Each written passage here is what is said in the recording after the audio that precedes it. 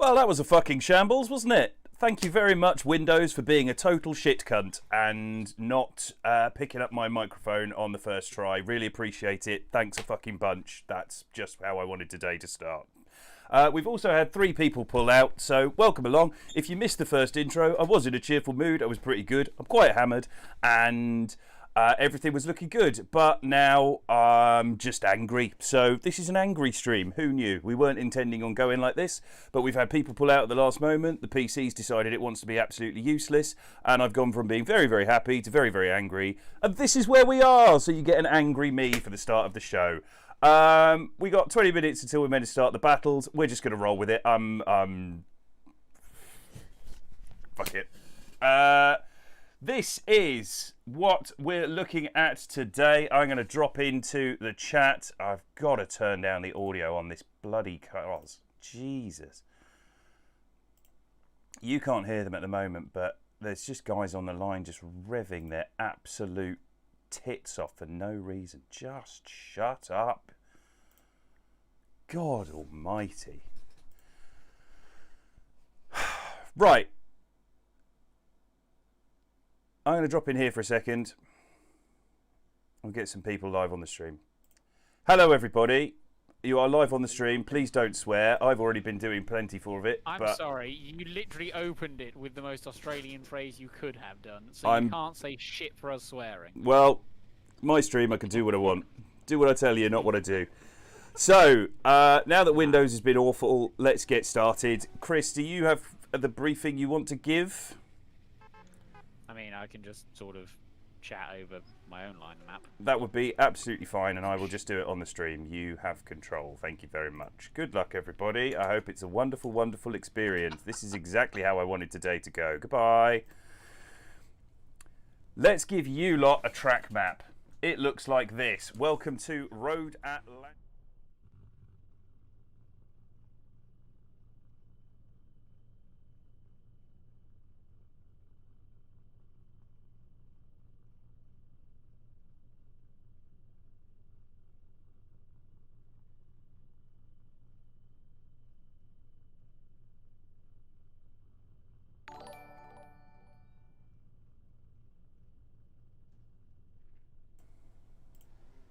So apparently Windows has reset, or this OBS Studio has reset all of my mics so that every single slide overnight after it was working last night, every single one of them has stopped working on each individual slide, and I've not touched a thing.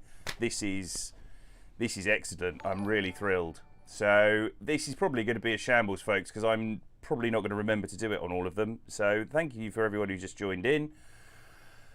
Hopefully we'll manage to get it sorted. This is just the tiniest bit ridiculous. Anyway, let's get on with this. One we have an enormous braking zone here into turn 1. What you can't see on that screen is that there is a massive, massive run-in on the way down off the top of the side of the map. So where you see that big red block on the right-hand side of your screens right now, about 500, 600 metres up to the top of the hill there for the run-in on that track. So that is a huge decel, and it starts at the end of the 3, 2, 1 cones. So the 1 cone is our last cone on the slowdown there, and it's a big flick initiation. There is no outside zone there, so the guys can just get rotated onto it. We've told them they can't cross over the middle of the line. Got to stay on the right-hand side of the track. They rotate hard up to angle into that section, full decel on the slowdown, coming into inside clip 1. That is the crucial bit there, is inside clip 1 is at the end of that slowdown. We want them on throttle, pushing hard forwards into inside clip 1. Inside clip 1 is also clip 7, inside clip 7 on the way back out. So they go through clip 1. Lead cars aren't allowed onto the rumble strip there. You'll be watching for that all night. So they're not allowed to touch the rumble strip as they go through that section. The guys in the chase position are allowed to roll over the inside of that rumble strip, but we want the lead to go round it. Now you'll see that what we've got as drudging criteria is very, very different to what we're seeing from FD, because we are trying to push these guys onto a specific line that allows them to get the best chase run. Everything we do is focused on getting a good chase run. So when they do the transition, that lead car to go to clip 2, another inside clip at the bottom of the map there, they are not allowed to go onto the rumble strip again there. We're trying to make sure that that lead car goes around a sweeping arc and the chase car can dive up the inside so that they can really get up onto the door. From there, they come up the hill, this big long sweep up the hill, and then it's a hard right-hander decel down in the middle of clip 3. Outer zone 1 is clip 3 there. We'll call it clip 3 all night. So clip 3 is on the bottom left-hand side of your screens as you're looking at them now. It's got that little orange line that marks the outer zone. 2 cones, that's all one clip, clip 3. You flow through there. They've got to be on throttle into clip 3, and then they can start their decel as they go through it. We want these guys braking late and aggressive and fast and pushing up into the keyhole. And the keyhole has clip 4 at the top. While clip 3 has a rumble strip that the lead car is allowed onto, there is nothing at clip 4, just a cliff edge of misery that takes you down into the dirt. So they've got to push up into clip 4, drop off the side there if they get it wrong, but we will be marking that down very heavily, and then they push forwards at high angle up into inside clip 5. Inside clip 3, clip 5. As they get into clip 5, one of the things that we've specifically said to the guys is the lead car must then hug the inside line until the transition. So we want that lead car pushed up onto that white line all the way down. You can't see it here, but when you see on the track, there's a white line that runs from clip 5 round and down on that side, and we are trying to get them to run along that line to make sure that they have good movement through the course that allows the chase car to get close. So the chase car can then drop back and transition early, and the lead car is expected to transition quite late along that line and push out into mid-track to then dive forwards up onto clip 6, that inside clip 2 but going back the other way. The point of this is that it gives the guys in the chase position a really good chance to get up onto those doors.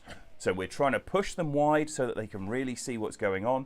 We want them to be able to get up onto that door, and it means that the lead car needs to be the one that is way, way, way out towards the middle of the track, just to give them room, just to give them that chance to have the best chase possible. And as we said a minute ago, everything we're doing with the setup of this track is to get the best chase possible. That's all we care about. So from there, they push up onto that inside clip 6. The lead car should hold the left-hand line and then transition fast across to clip 7, and the guys are going to tuck up onto the inside edge there and push hard up onto them. The finish line is around the corner on clip 7, back up to the start straight. It's the end of the decel zone from clip 1, and it's going to allow them to push right out onto the curb. That's what we're looking for as we go through this section. So that's the clip line, that's the braking line. You can see we've only got the 2 decel zones, and what you'll remember from FD last week, there was a big incident in the final where Matt Field and Odie Buckcheese had a coming together, and our judges have discussed this, and looking at that battle, we would have judged that differently. As you can see from this throttle map, yes, we think there was collision in turn 1 between Odie and Matt Field. We think that the main collision was caused by Matt Field using foot brake and handbrake going through that transition. That is what we would have penalised, and that is what we will penalise today. The whole thing is set up to encourage the chase driver to push hard. How do we do this? Well, these are our battle rules. They look like this. What we want from the battle is drivers competing in an elimination head-to-head face-off. Each battle consists of 2 runs. Each driver will lead and then chase once per battle, and because we don't have qualifying here at the moment, that is decided by pure random draw. So 32 drivers, the top 32, the first 32 that apply for our positions. Day and night, thank you for the follow. The first 32 that apply for our battles, they get through, and then we do a random draw. We have a reserve list of drivers who we are having to work through. We have had some people pull out, pull out. So we randomise them rather than a qualifying format at the moment. So it's done purely using random.org and then put into the battle tree. The judges choose a winner based on the combination of both runs, or can opt to have to battle again. Now, the battle being judged this week is by 3 judges. We have Chris Ennis from Eclipse Motorsport, one of our sponsors. Thank you to Eclipse Motorsport. We have Caleb Dauphiné, VDC competitor and all-round generally nice human being. And we have Chris Viltovsky, head judge of VDC, DMVC judge, and one of the go-to consultants for virtual drifting in the world. And whereas Caleb Dauphiné is Mr. Nice, Chris Viltovsky is Mr. Brutal, and you will undoubtedly hear from him later on in the stream. He will not be nice to our drivers if he thinks they've done a bad run. The reason that I am not judging this week, partly because I've been trying to get a full 3-judge team anyway, is because I lost a bet last week, which I'll explain in a minute. You'll hear more about that as we go forward. This is what we're looking for from our lead drivers. So the lead driver must run as close as possible to a perfect line as per the driver briefing, which they're getting at the moment, and as per the track map, which you've all just seen. They must ensure that the run is easy to chase. This is a must make for an easy chase run by having a good solid lead. If you are unchaseable, you lose the battle. It's as simple as that, and we will come back to the map if we need to highlight that point. They must conform to the throttle map as per the briefing, which you have all just seen. There are only 2 areas where these guys are allowed to really slow down. The rest of the time, they've got to push hard. So, that's what we want from the lead driver. What do we want from the chase?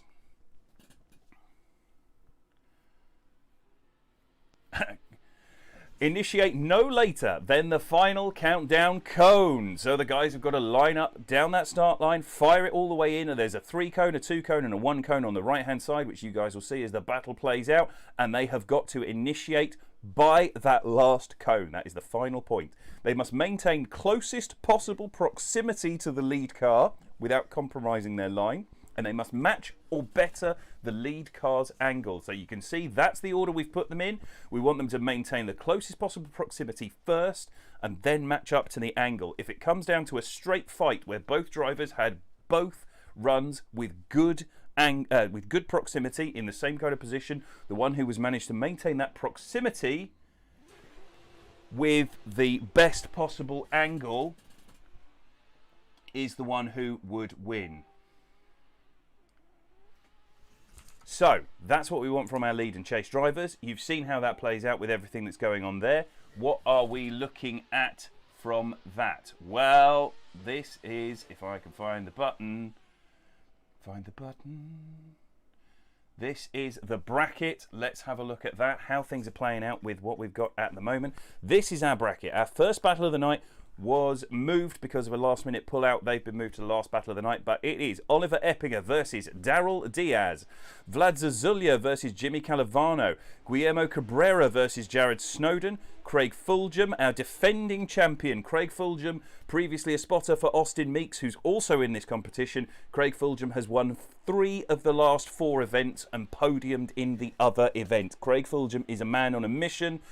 and I am really excited to see him drive here. He messaged me during the week and said, by the way, this is my favourite track ever. So anyone who can beat Craig Fulgham this week gets my big old seal of approval. He's taking on Zach O'Sullivan. Zane Fairbrother then versus Chuventli Maurizia. Alexander Yegard versus Cormac Gard. Steve Smith versus Robert Kwiczynski. He's a last-minute stand-in. Hopefully he's feeling all prepped. Jack Light versus Tim Sire. That is one half of our bracket. On the other half, Danielis Parangauskas versus Roman Garega. Austin Meeks versus Johan Garcia. Dylan Fink versus Charlie Weaver. And then we've had another last-minute pullout. Was meant to be one of our newer drivers who's just come into driving with Tsujigiri versus Ryan Sider. We'll confirm that battle as soon as we know which of our stand-in drivers is taking that slot. Tyler Leach versus Augusto Ferreira. Lewis Monks versus Chris Lycup. Bobby Hill versus Ryan Ferguson, and then Ian Koenig versus another person who has yet to be confirmed. We're just working our way through the list, making sure we've got a full set of drivers now. That's where we're at. That's how things look. So, what do we think of that so far? Let's put it on to this screen while we talk about it. So, you guys get to enjoy that, and let me explain why that's where we're at. Last week, during the stream of Formula D, I very confidently said, Jared's sounding rusty. I wonder what's going on there. And someone pointed out that Jared often does events 4 or 5 shandies deep. And I said, I bet I could do that. That would be easy. So the guys who were watching the stream at the time decided to take me on for that, and I said, if we get the Patreon to €300 a month, I will do this stream drunk.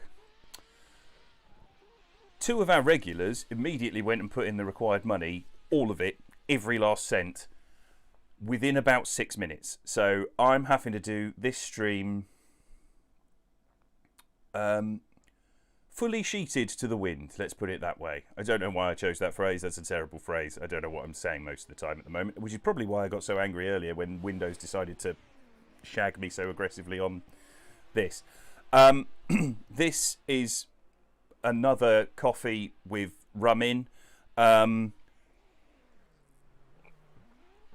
been starting off with these. I've been trying to get caffeinated enough so that I stay in a good mood whilst also being drunk enough that I'm following through on the bet. There is quite a lot of rum in that. And I should highlight, as Alexander Yegard has just pointed out on the chat, it is 8:25 in the morning. I've been drinking for the last hour. And as soon as that's done, to keep a breakfasty theme, I'm moving on to Bucks Fizz. I've got 2 bottles of Prosecco and some orange juice, and I'm just going to work through those for the duration of the stream. So if the quality deteriorates over the course of things, then that's not on the drivers. That's because I lost a bad bet, and I'm sad about it. It is 25 minutes past 8 now, 26 minutes past 8 now. Drink more. As soon as I mentioned that I've got a drink, the guys just blew up in the chat. This is how the track is looking right now. We've got guys out there practicing. We've got guys out there practicing. It's looking really good. Chris Lycup, Formula D driver, he is out there competing today. Austin Meeks, Formula D driver, he is out there competing today. We've got a really good lineup of people for you. We've got former champions from virtual events. We've got former champions from real events. We've got high-level competitors. We are ready to go. We have got the last 4 minutes of practice, and then we are going to get started. This comp better hurry up. I got alcohol to consume. Thank you, Jimothy. It's good to know that you're drinking along with me. We should make a drinking game of it. Every time there's a 0, you got to finish your drink. Every time I accidentally say Jared Diender's catchphrase, I have to finish my drink. Every time we go one more time, you have to, I don't know, stand up, shout "God save the Queen," and then neck your drink. I don't know. Well, let's make something of it. If you guys want to drink along at home, that's the best phrase I could have come up with for this thing. This is fundamentally drink along with drifting. Welcome, drink along with drifting. Every time I drop a tyre, I take a shot. Good, I like it. Yeah, every time someone zeroes out, someone take a shot. 3 fingers for a 9-1 advantage. I think this could be chaos. It could be really, really good fun. I'm going to drop into the judges' chat now, just so that we know where we're at and whether we're ready to go.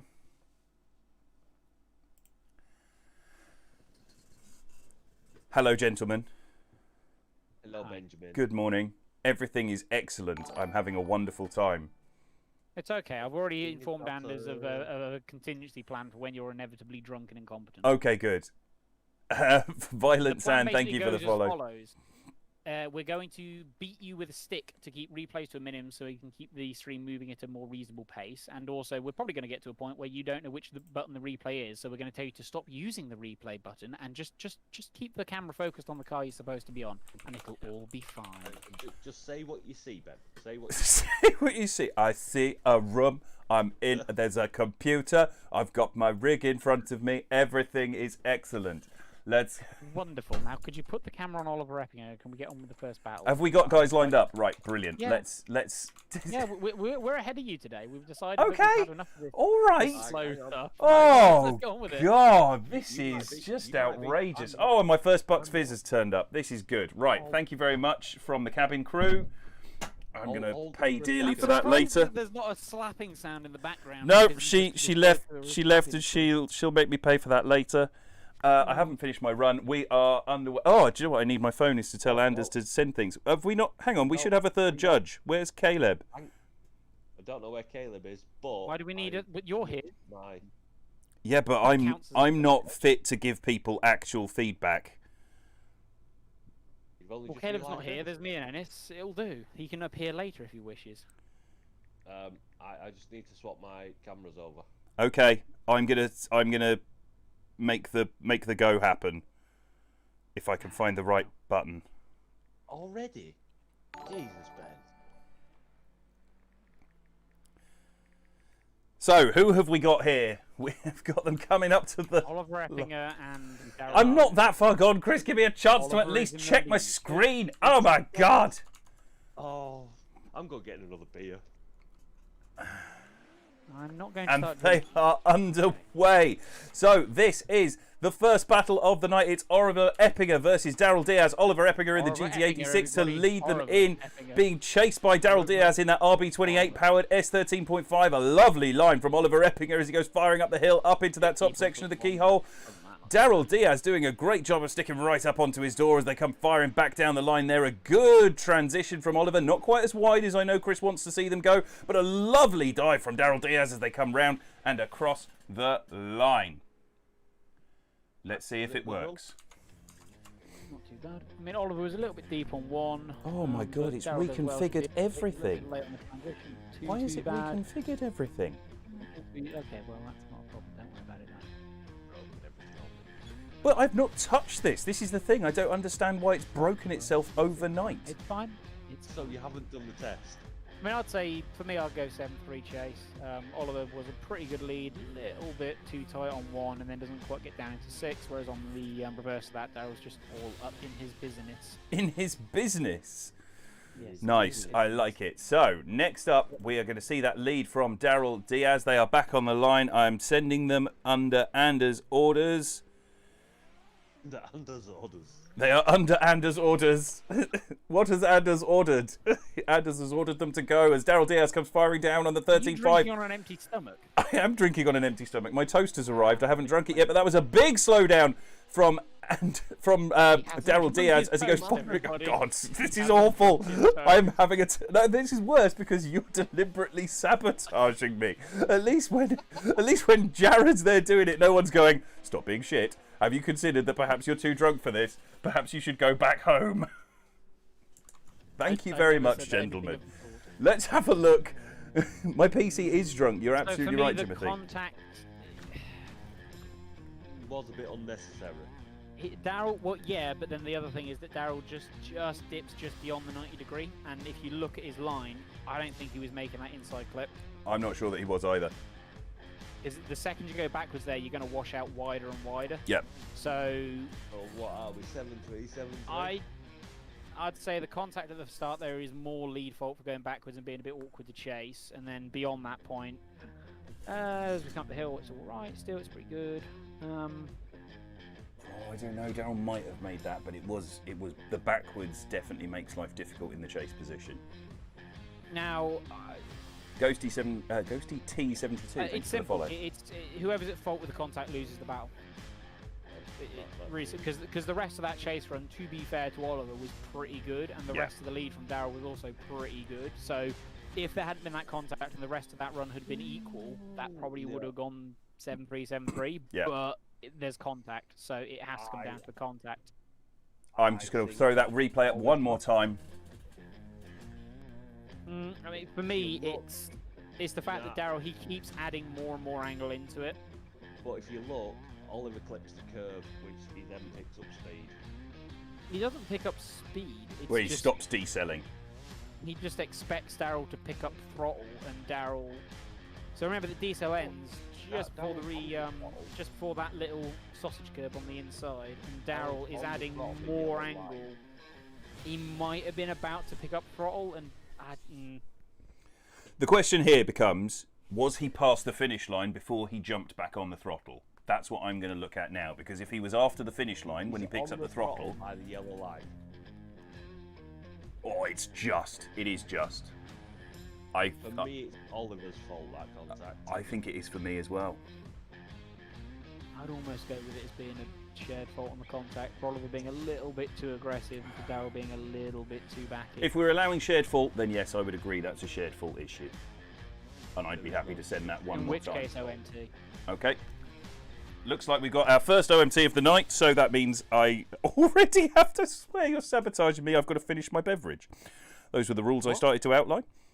Oh, hang about. What are the rules? Time. Yeah, shot for every one more time. No, I've got to finish my drink every one more time. Yeah, so shots. We're playing drink. Shots is the only logical answer. We're playing drink along with drifting. So if you're at home, congratulations. You may now consume your beverage. Oh my God, there's a phrase I haven't heard since I was a student. We're not playing international consummation rules here, Christopher. You're allowed to say drink, drank, drunk, or any derivatives thereof. No. We genuinely did say consume your beverage. Consume your beverage. That's the one. Right. Anders is asking me other questions about things. Oh my God, Discord! I don't care about your update. I just want to send a message. Why? Everything fighting back. Right, they're back on the line. Here we go. Daryl Diaz and Oliver Eppinger. This is their one more time. Oliver Eppinger off the line in that GT86 coming flying down the hill. This is going to be a big initiation. Can Daryl Diaz keep the fight up with him? Yes, he can. Absolutely surges back up onto that rear quarter. Oh, that was an incredible transition. Slotted right up under the seat. They were practically docking as they come firing up into the keyhole and now back down through this big transition. Crucial. Does Oliver give him enough room? That was tighter than we'd like to see as they get back on the throttle. Now Daryl Diaz surging up onto the inside. Is there going to be contact across the line? That was a hell of a run. Better. Basically, just Oliver just cleaned up his lead. He didn't drop it as deep as he did on clip 1 on the first run, and was just a bit tidier throughout the rest of it. To be fair, Daryl also does make the most use of that and just goes for the duel. Again, though, because of the fact that it's a clean lead run, again, I'd go with the 7-3 again to chase, because it was a great chase. But again, credit there to Oliver for just tidying up that lead run, just those little bits that we asked to see, and And that's what we wanted to see. The Riding Dead, thank you for the raid. Good to see you and your party of 19, even if it did come up and say he's now raiding with a P, so I hope you're not peeing all over me. And Lou Lee, thank you for the follow. Let's get these guys back underway. Let's see what happens as they are ready to run again. This is our rerun of the fun. It's now Daryl Diaz in the lead position, firing down the hill in that RB28 powered 13.5 with Daryl Diaz in the lead and Oliver Eppinger coming in on the chase. Is Daryl going to hold it off 90 degrees this time? Yes, he does. He gets on the gas early and Oliver Eppinger has to cut a lot of track to get that proximity back. This 13.5 is absolutely dialed in as they come up through the keyhole. A great line from Daryl Diaz there. Oliver Eppinger trying to keep the proximity through that. That's a big slowdown on transition from Daryl as Oliver Eppinger surges up onto the door and back through the transition again and across the line as Oliver Eppinger loses angle to maintain that proximity. Oliver definitely had the better lead. Smoother, and it was a slightly better line overall. I don't think he had the better chase though. No, but that's the point. Is you Lead can't versus have lead, as chase versus clean- chase. Yeah. So you can't have as clean a chase on this without as smooth a lead. Coming out the horseshoe, I think Daryl loses a little bit of momentum, but not too bad. And then the only thing that sort of gives it away is that as he goes over the line, he's dropped a tyre, and then continues to keep that tyre off down the back. That is true. I mean, Who dropped the tyre though? lead. Daryl dropped the tyre there. For me, that was a much better chase from Daryl and a much better lead from Oliver. Yeah. But for me, the thing is that Oliver didn't put a foot wrong in lead, and in chase, he makes a couple of little errors to maintain proximity, and Daryl is still not on a perfect lead himself. So for me, I would just edge it to Oliver. So 7.3 first run, and then 7.5, 2.5 on the second run, kind of thing. Like, really small margin, but as I said in briefing, this track is the only way you get a really tight chase, a really clean chase. Is with a good lead. Is with the lead nailing everything Yeah, they're supposed to do, absolutely. and that's what Oliver did. That's why Daryl was able to get on his door that well. Whereas Okay. on the reverse of that, Daryl wasn't as clean. So for me, it goes to Oliver. I can already tell that Chris Ennis thinks it's a one more time, but I'm going to ask the question. So that's one vote for Oliver from Chris Viltovsky. Christopher Ennis, your vote, please. Man has gone silent. He's thinking Tonight very on hard. Tsujigiri, Christopher Ennis says yes. No. Oh! No, as in no to one more time, Or no, as in no to yes? saying yes. Or just to mess with my brain. Give us an answer, Chris. I am gonna go one more time. Cool, Ben.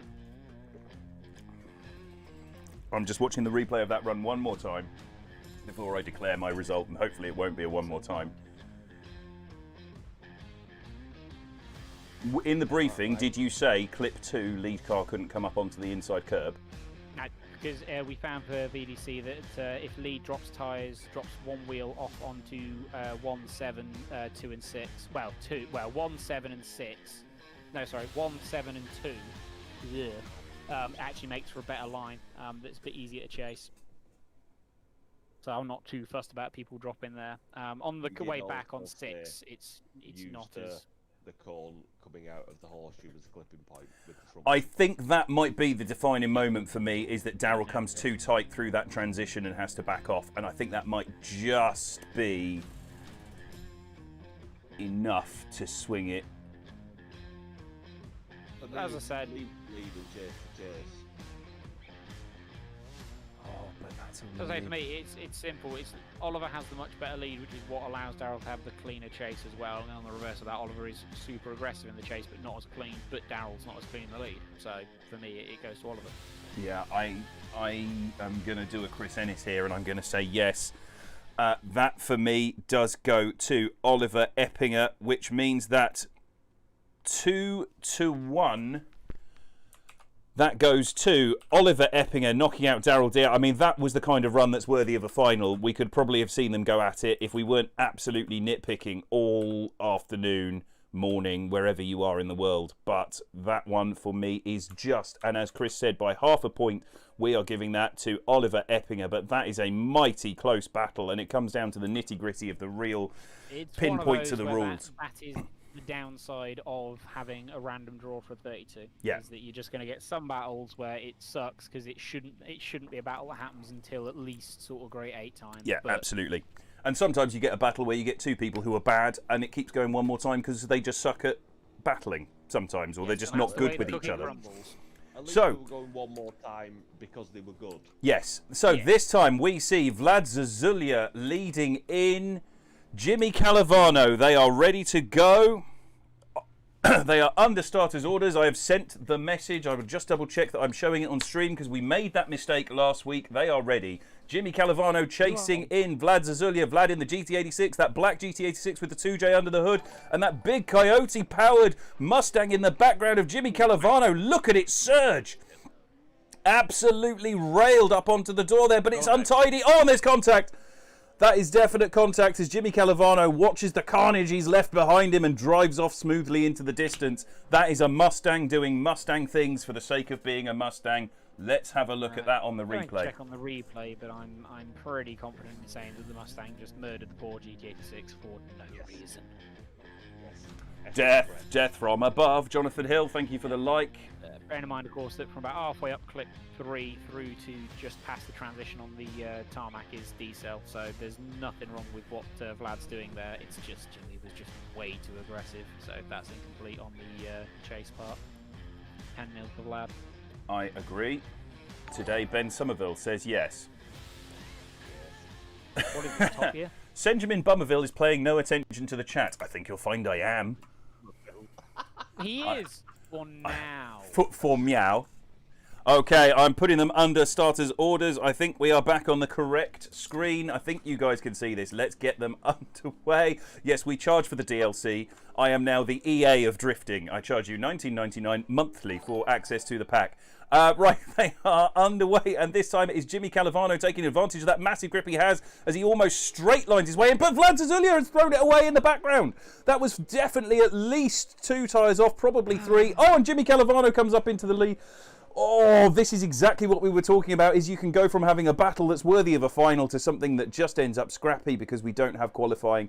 We don't have time for it at the moment with the current format, but there, look how much Jimmy Calavano loses out in that final section, but it's not going to matter because Vlad Zazulya had a nightmare in that first corner.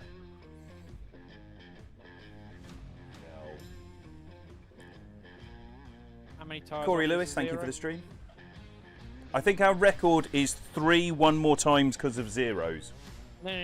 How many tires off is a 0? 3. I'm not convinced that Vlad was 3 off, to be honest with you. We'll have a look at it again. It's hard to see because of the angle, but looking at the attitude of how he came through there, I'm not convinced he went 3 off. Definitely 2. I don't. Let's have a look at that again. I don't think he went 3 off. Which then isn't an incomplete, which then means that... Yes, he did. Let's have a look. Yes. 1, 2. Yeah, there's 3, maybe 4. No, incomplete to incomplete, one more time. Don't need to drag it out. Oh, good. Just go in. OMT and tell them to be better. Yes. Don't be shit. Be less Rahubish. Let's go again. So, we're going to rerun the fun on that one. And that, we all know what that means. If you're playing Drink Along with Drifting at home, Santé, brothers and sisters. Let's have a wonderful time. You really need to get a bottle of like whiskey or something just so you can do shots. I don't like doing shots at not even 9 o'clock in the morning. Yeah, but I mean, you've got to finish your beverage as it is, so what's the difference, right? It tastes better on the way down. It's more breakfast appropriate. I'm eating my first bit of breakfast, and it is a nut bar and some toast with honey on it. I don't feel like doing shots of whiskey is an appropriate way to spend my morning, Christopher.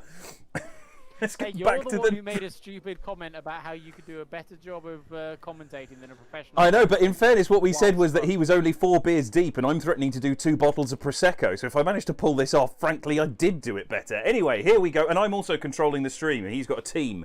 I've got you 2.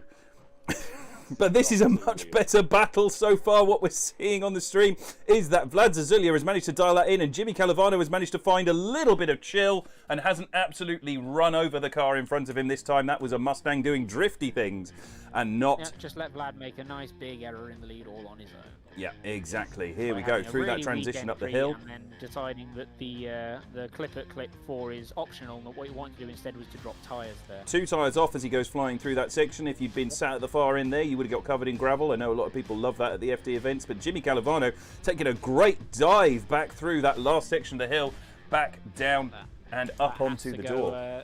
Strong 8-2, possibly an argument for a 9-1 if we're being really harsh about the tyre drop. Anyway. They are back under starters' orders, and as Unger has control.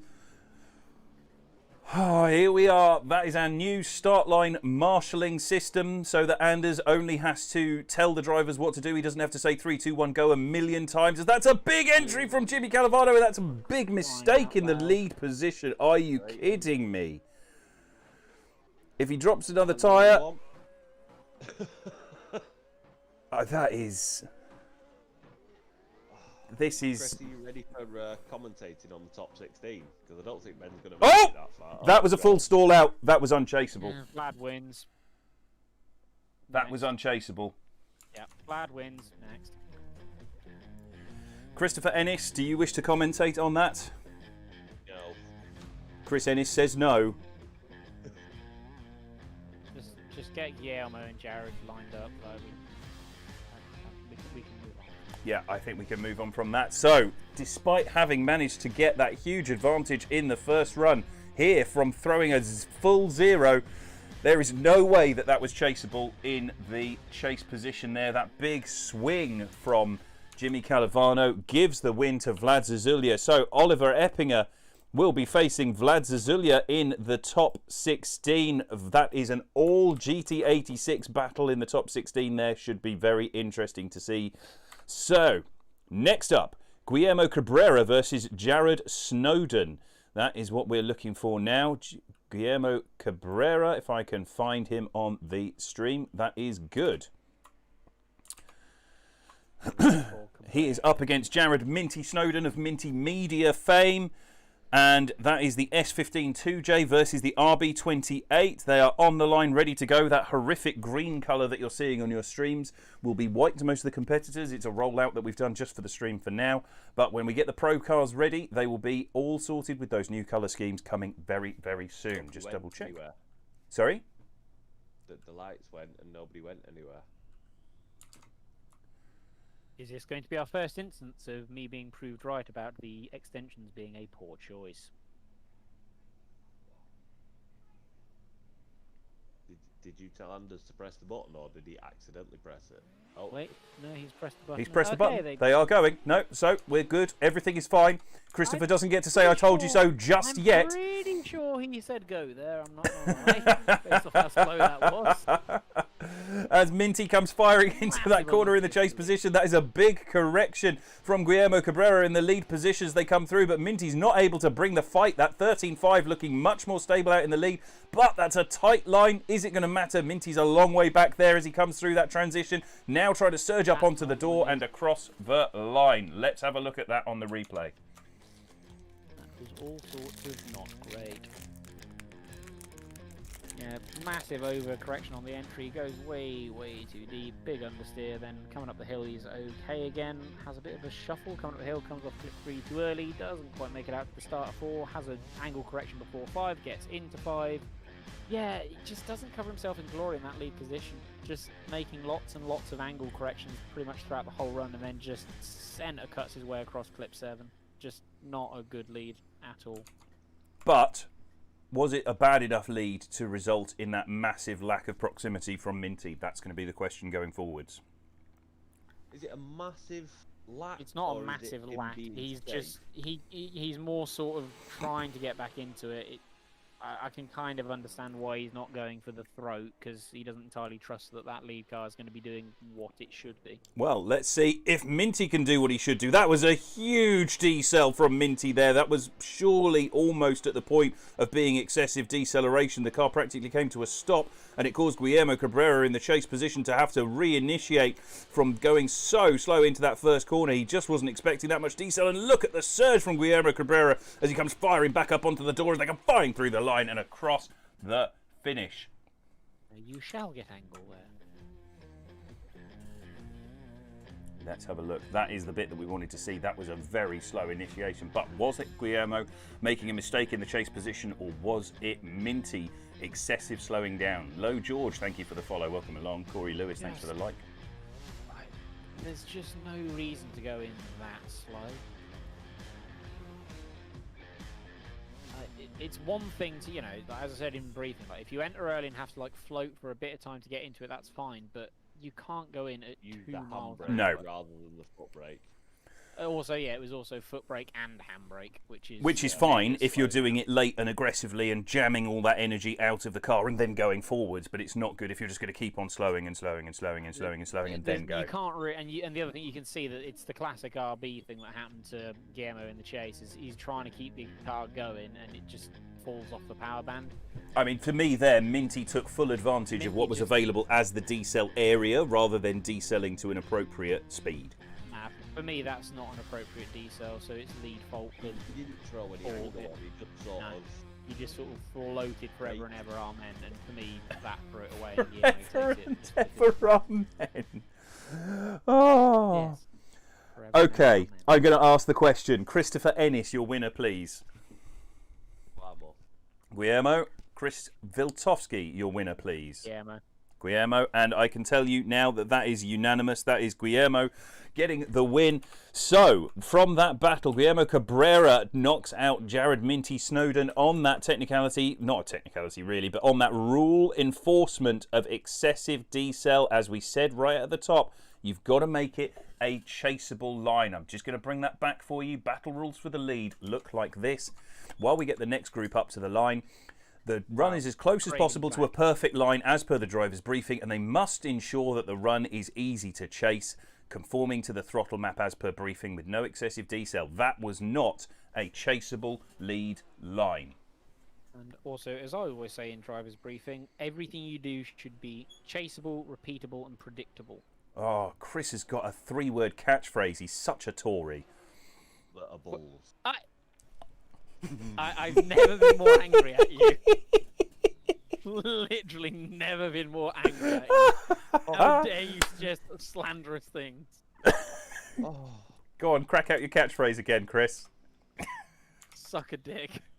See, the lights went off and nobody went anywhere that That's because the lights were just turning off. Here we go. So this is Craig Fulgham in the lead position. Our defending, reigning, multi-champion Craig Fulgham versus Zach O'Sullivan. I am putting them under starters' orders. They are in identical cars. This is the Stefanov commentator versus the VDC Rookie of the Year. Yes, that is true. This is the VDC commentator versus the VDC Rookie of the Year in the Stefanov replica car. That 2JZ powered RPS 13 firing into that first corner. A lovely lead line from Craig, but this is a great, fantastic proximity chase. And there's a wobble by Craig. Is Zach O'Sullivan going to be able to take the win against Craig Fulgham? This would be a massive upset from the last few weeks as Zach makes that transition, pushing up onto the door. Craig's wobble up the hill could end up being the defining factor as we come through and across the line. Was it? I don't know if it was a wobble. I didn't think he was going to. Craig had a really slow transition through 1 into 2. He just didn't quite get the car hooked up. It was just a bit bizarre. Johnny asking if I'm Looks like he yet. gets off power actually. Gets off power late through the transition because I think he thought the car was going to over-rotate and then it didn't.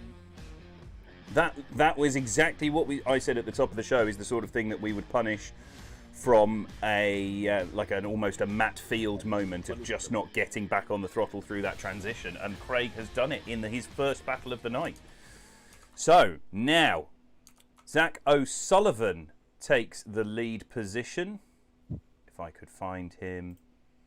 JSI. Oh. JSI. Yes.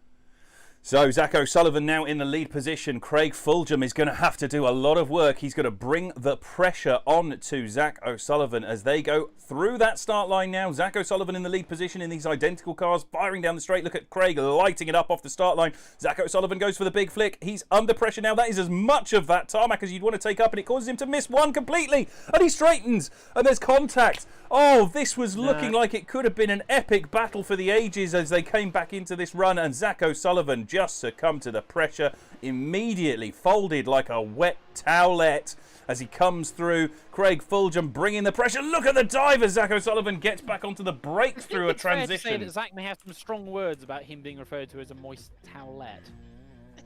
I said a moist what owlet. What I will say is that was a very, very clever piece of chase driving by Craig, because he was well within his rights there to sort of try and maintain the line he was on, which does in effect cut Zach off. But the fact is that Zach was so far offline that it's legitimate for Craig to still, try and keep the momentum going in the car. So the fact that that causes Zach to straighten isn't Craig's fault. That's Zach's fault for being completely offline. very clever piece of chase driving and a very clever bit of understanding with regards to judging in drifting, which, not that I'm, talking up Craig at all, but equally he has spotted for FD. He has spotted an FD. He does understand drifting from that competition perspective, and it's a very clever use of knowing what you can and can't get away with in a judge's eyes, which does absolutely give Craig the win, which does mean that Craig is a very lucky boy. Yeah, I mean, you can really see there, just as you were saying, it was coming back up in the replay, and you could see absolutely how much Zach was offline there. That was almost into the gravel. He only just managed to pull it back and slow the car down enough before then, and Craig was just holding his position and prepared to get back on the throttle in the usual place. Oh, I mean, that's just playing the rules, which is, I guess, what we'd expect at a competition level. So I'm going to ask the question. Chris Viltovsky, your winner, please. Craig, for the aforementioned reason. Chris Ennis, your winner, please. I'm sorry? Craig. Okay, that is 2. I'm going to make that unanimous just from gaming the rules there. That is Craig getting the win. And I know that the chat is going to be livid in a second, but Chris explained it perfectly. That was Zach absolutely offline, unable to be chased there. Craig was holding the correct line, ready to get back on the throttle. He blocked the transition because there was no way that he could have predicted that Zach would be that far away from the judged line. That is a mistake from the lead, causing contact because of the chase, holding their position. It is not... Like, I know, I can feel your outrage, I can feel you judging me. My face is here. They're hiding behind some anonymity.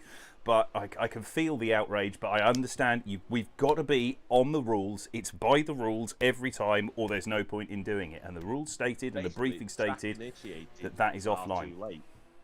Yep.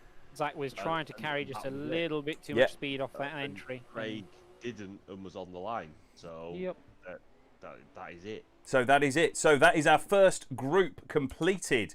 And that is how it plays out. It is now starting to get the orders of things sorted as Anders brings them back in. The next group will be joining us. And this is how we have played out the first part of the bracket. That is Oliver Eppinger getting that weird win against Daryl Diaz in the first run by half a point. Vlad Zazulya getting a default win against Jimmy Calavano, so they will face off in the top 16. Guillermo Cabrera defeating Jared Snowden. And then Craig Fulgham getting another weird win over Zach O'Sullivan by using the rules, exactly the letter of the law, to his advantage. Next up, our second group of 8 joining the server now will be Zane Fairbrother. I will just check that I have sent this to Anders so that we can move on. Yes, cool. Zane Fairbrother versus Joventli Maurizia. Alexander Yegard versus Cormac Gard. That should be an amazing battle, and I've probably jinxed it with the commentator's curse. Steve Smith versus Robert Kwiczynski, and Jack Light versus Tim Sire. That is the next set that you have to look forward to. While they load in, on the other side of the bracket, still to come, Danielis Parangauskas versus Roman Gorega. Austin Meeks, who Craig spotted for at Formula D, versus Johan Garcia. So that's a Johan Garcia taking on Formula Drift's Austin Meeks. Dylan Fink versus Charlie Weaver. And we believe that will then be Brandon... taking on Ryan Sider there, but I will confirm that. That is still yet to be 100% confirmed. Ryan Sider facing someone yet to be confirmed. Tyler Leach versus Augusto Ferreira. Lewis Monks versus Chris Lykup, another Formula D driver from the top of his game, coming in and joining us this week. Bobby Hill versus Ryan Ferguson, and Ian Koenig versus another to be confirmed driver. While they're loading in, once we get through this half of the bracket, we will have those drivers locked in. And I think we are almost ready to go. Anders. Yes, seems like we're missing 2 drivers from this group. Excellent. Zane Fairbrother and Robert Kwiczynski. Yes. Say it, Anders. Say it. Robert. Okay. So that means we get to call our next driver on the list. So as we're here and we're doing this, I'm going to slot in Brandon Hogarth against Ryan Sider so that we know that one's locked in. I know Brandon is available and has said that he's ready to go.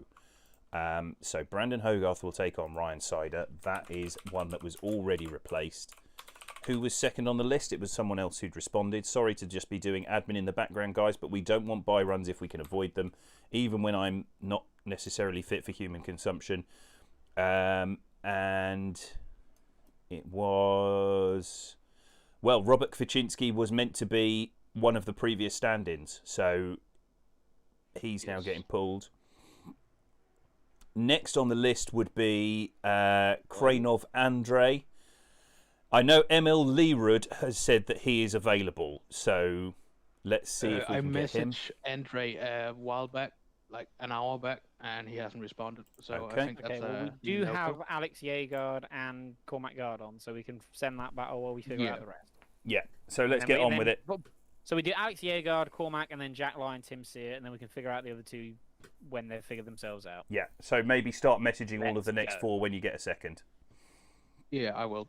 Thank you. Right, let's get this next battle up and running. So that means that whilst you've been watching that on the stream, we have now confirmed that Zane Fairbrother is a no-show. His 5-minute rule starts now. I say now, and I don't have my watch up. That's a timer, 5-minute timer. His 5 minutes starts now. That is him officially called to the line and not turning up. So, Choventli Mauritia may well end up facing someone else. We will decide that in a minute. In the meantime, Alexander Yegard will take on Cormac Guard. Robert Kwaczynski has not yet been called to the line, so we don't call his 5 minute just yet. But Robert is there. Robert has joined in, so that's good. But Zane Fairbrother is a no-show at the moment. His 5 minutes has started. Let's get these guys back underway. Robot is here. Apparently. Yep, I just saw your message. Yeah, Thank you. See him, so calm. Send Alex whenever, mate. Oh, never mind, he's gone. Okay, calm. Alexander Yegard in the lead position. I will message Anders to put them under starters orders. If I can find the button. Come on. They are ready to go. Alexander Yegard in the lead position, taking on Cormac Guard. It's an all-red car battle.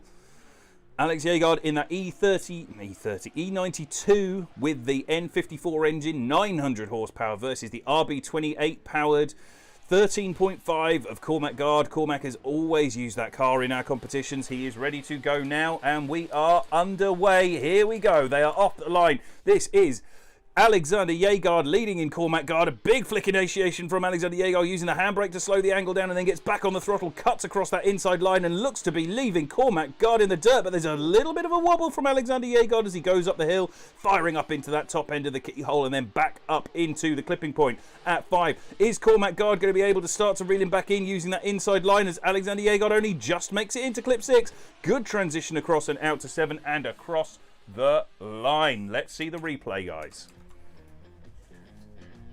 That's not the most convincing one I've seen. Alex is he's 2 tyres over the rumble on 1, and that's what causes the separation going up the hill. He then has an angle correction at the start of 3, then slows down pretty early, but it's not too bad. It's not an issue because Cormac's not there. I mean, for me, the separation is caused at the beginning because Alex is offline because he's putting 2 tyres across the rumble, which, as I said, people, you can put 1 there, you can't put 2, and he's put 2 out over it. So for me, the separation is caused because of that, and then it is very hard to catch up after that. So I would still go with that as being a slight advantage to Chase because Lee just doesn't do what he's supposed to. I'm putting them under starters orders. Chris Ennis doubtless has an opinion, so we will come to that in a minute. They are under starters orders and ready to go. This is Cormac Guard now to lead in Alexander Yegard. Alex jumping the line slightly to make sure that Cormac doesn't get away, as he's a very fast driver off the line when he wants to be. Coming firing down, that's the flick initiation from Cormac and a weird double initiation from Alexander Yegard. Almost contact there and he has to back out. I think he did it.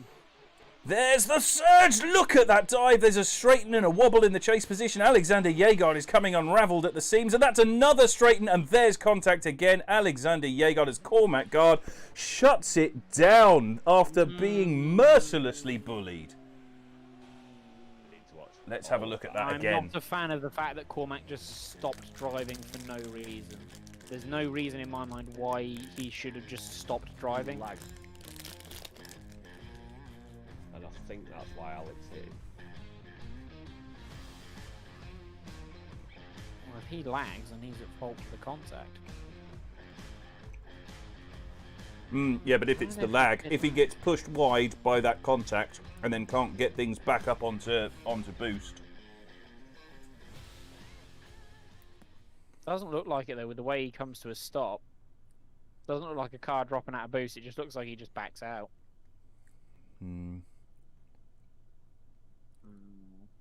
Irrespective of that, though, at that point, Alex is pretty much driving at Cormac's door, so it's pretty weak from Cormac. But I don't think that there's anything really that you can say much. I'm not a fan of when people just shut it down after a bit of contact, and that does look like that is what Cormac did. But equally, Alex in that chase position he's nearly driving just before the contact, and then to try and get the car into drift, he then has to pick up a load of speed, which then causes the contact. So the contact is entirely his fault. And then on the entry, it was brave from Alex, but it was just too aggressive. I think there's an argument there that almost Cormac was trying to shut it down to stop it from spinning out if he'd stayed on throttle, because it whacks him not just wide, but throws a load of angle on as well. Yeah. So I think he might have just lifted off to try and get it gripped up, and because his speed came down so much, it then dripped up too much and dropped out of boost. As I say, like, I'm not a fan of people doing that sort of thing. I'd rather see him like at least try and hold on to it, or just keep the foot in it and sort of just spin out or whatever. But it's incidental at the end of the day. Alex is entirely at fault for that contact. He was basically straight, and also he had caused contact earlier in the run. So yeah, Cormac takes the win either way. Cormac taking the win from Chris Viltovsky. Chris Ennis. Watching it one last time.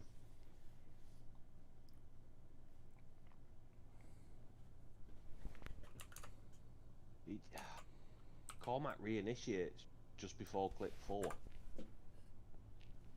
Let's have another look at it.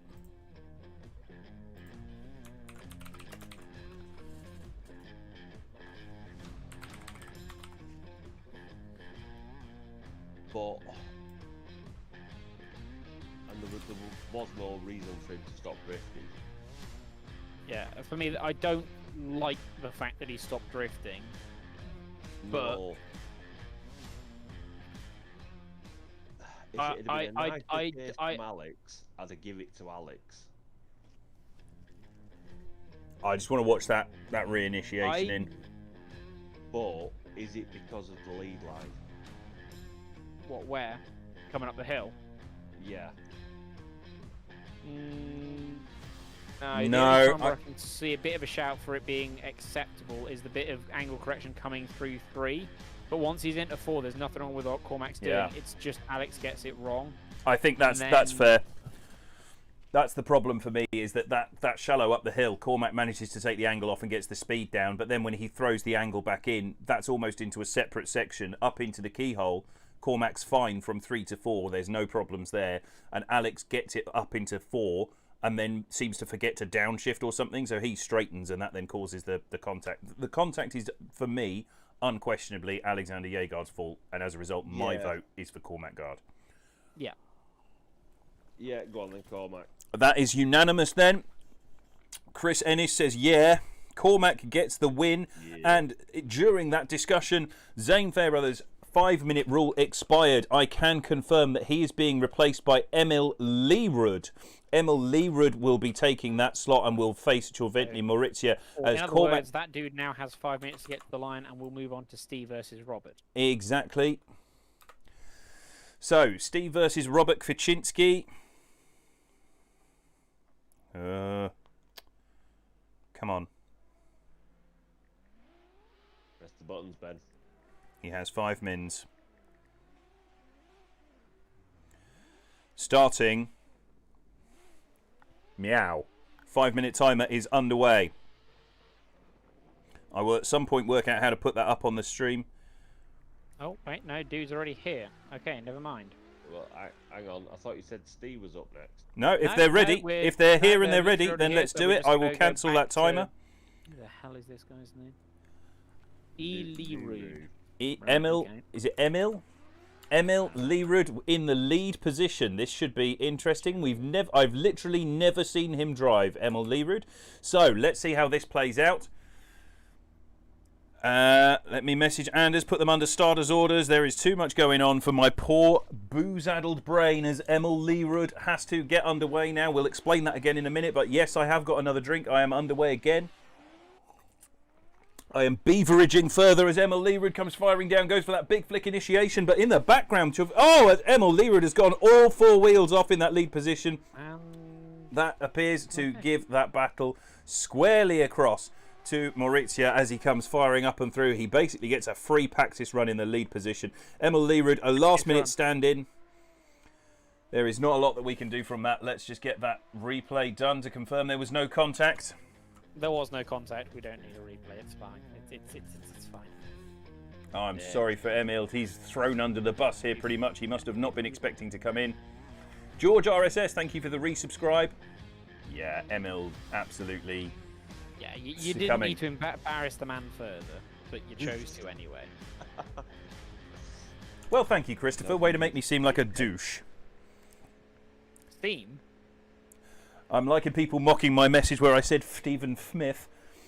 Let's get them back underway. Giovanni Maurizia now being chased in by Emil Leerud. They are under starters orders and they are away. Here we go. Firing. Don't fall over, Beveridge. Here we go, firing down the line. That is a big initiation from Giovanni Maurizia as Emil Leerud in the background. That is such a shame. He's going to be livid that his first display looked like this, and it's resulting in an inactive chase after that straighten. Although Giovanni Maurizia seems to have decided that clip 4 is totally optional as he uses all of that angle from the E92 to hook round and through. That is an absolutely flyaway run. Properly aggressive, but totally sacrificing clip 4. Let's switch across just to the replays, just so we can get a result. I am going to ask the question straight away. Let's give it to Maurizia. We can just next battle. Let's move on. Chris, Ennis? Yes, next. Yes, I think sadly that can only go one way. There's no real need for explanation there. I don't think anyone does need that explaining. Emil, thank you for coming. Thank you for standing in on a little short notice. We are very sorry that you were suddenly thrown under the bus like that, but hopefully you will sign up early enough to get into the battle early next week. Let's move straight on to that. But he was here, so he has won compared to some other drivers. That is true, and I have just realised more glory than certain people who didn't even bother to show up. And I've just realised that somehow I've managed to spell Giovanni Maurizia's name as Giovanni Maurizio, which is not his name at all. And that was while I was sober last night to doing all of the battle tree. So, you know, it turns out that my brain is not at its most successful pretty much regardless of anything else right now. So, here we go. We are on to the Stephen Smith battle. It is an all 86 battle. Let's get them underway straight off the bat. It is Stephen Smith to lead in. Robert Kwiatkowski, one of our other late last-minute stand-ins. Steve Smith in the lead position, off the line in the Nightmare Before Driftmas livery that Chris Viltovsky loves so much. It's like a bad acid trip, and we genuinely appreciate it, except for Chris, who hates it with a fiery passion. That's a good initiation from Steve Smith as he gets hooked up and starts to go away. Good initiation, but sure. As that is causing Robert Kwiatkowski all kinds of errors in the background. I think there might have been contact there as Robert comes up the inside line there, and everything about this has gone from bad to worse for Robert Kwiatkowski in the chase position. We're definitely going to have to use the replay for this one as they come firing back through. A good line from Steve on the last corner, straightening up across the line, but not before it. Let's have a look at that carnage and how it ensued. The entry that Steve did was just weird. I thought that was a perfectly acceptable initiation. It was just so far to track right, he just doesn't really give himself anywhere to go. It's that bit up the hill that I wanted to see because it looked like there was a straighten from Robert Kwiatkowski that then caused him to fire forwards into the back of Steve. But... So Robert understeers and then he's okay, and then he's out the back of 4, Steve goes off track. I know, I think he was punted going up the hill. That's what I want to have another look at before we move on. I just want to see that one more. I think there might have been contact, but because of the stream lag, it's hard to see. No, let's have a look again. Camera changes. It also is the camera changes, which doesn't help anybody. Yeah, that looked like contact to me. It looks like a little bit of lag, and unfortunately, whomever lags is at fault. And it, to me, Robert is the laggier of the two connections, so I put that as Robert's fault. Okay, Oh, well. let's get the second battle underway. This could be a potential default win for Steve Smith, but he's got to get this second run clean enough to be absolutely allowed. He has had some issues in the past. He's still getting used to this new car, this GT86. Steve is one of our new to competition drivers, using Tsujigiri as a way to get his experience up, and that wasn't a bad initiation from Steve, but he's just being left behind in that lead position as Robert Kwaczynski comes firing up the hill into that keyhole section. It's a chaseable lead for sure. Steve just getting back into it, but it did look like Robert had a very straight line initiation. I'm going to want to go back to that in a second as Steve comes firing through and across the line. It's not an inactive chase, but I can already tell Chris Wiltowski has things to say.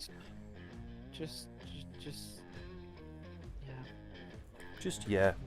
Who's the winner in this one, Chris? Not much about that was good. Really wasn't much about that was good.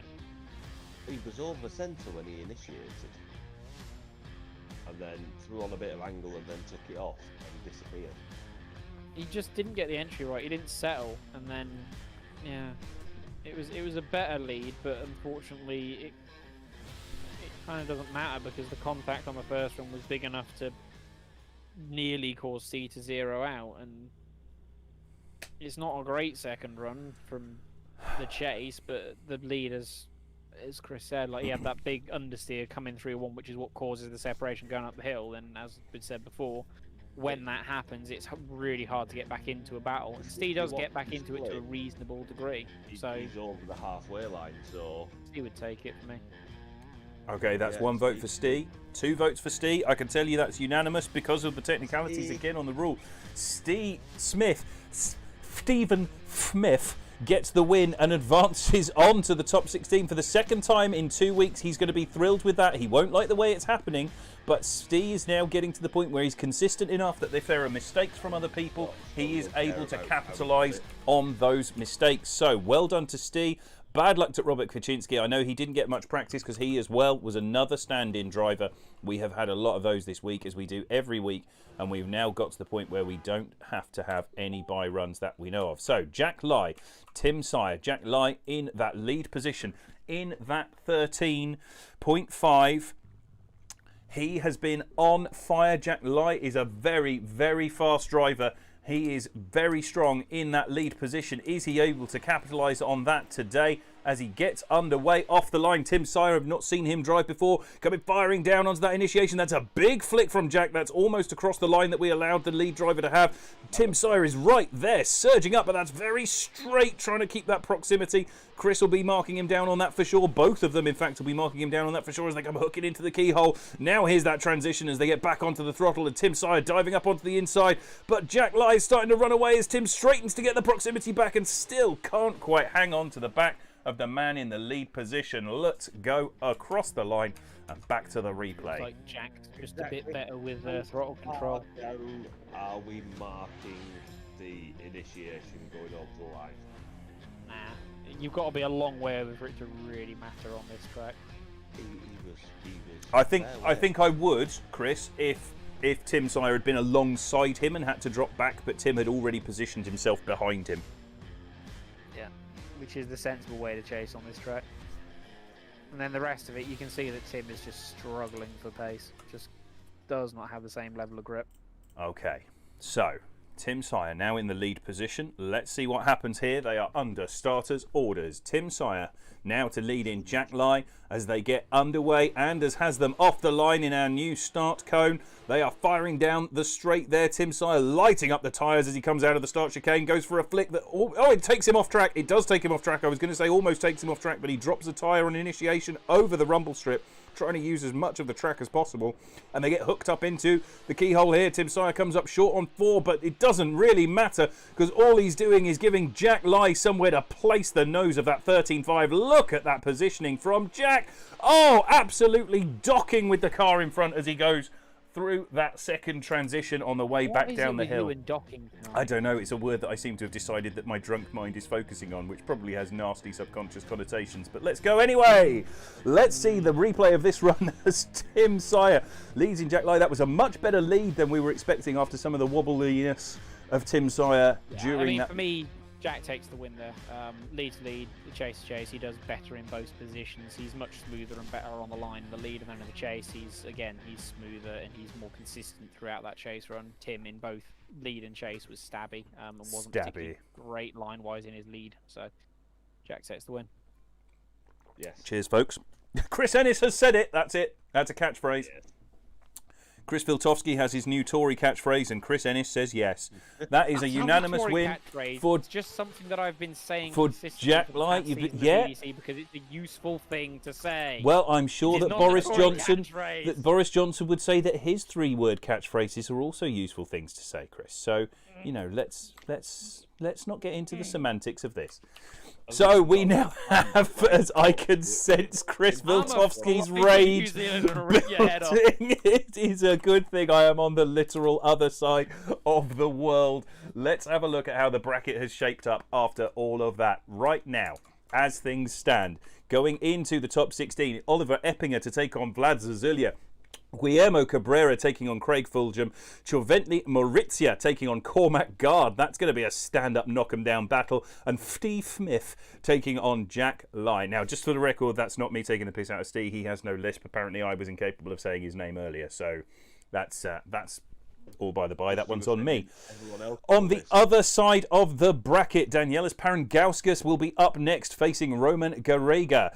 Austin Meeks, Formula D's Austin Meeks takes on Johan Garcia. Dylan Fink will take on Charlie Weaver. Brandon Hogarth standing in to take on Ryan Sider. Tyler Leach against Augusto Ferreira. Lewis Monks versus Chris Lycup, another FD driver. So there is a possibility later on of an all-FD driver face-off.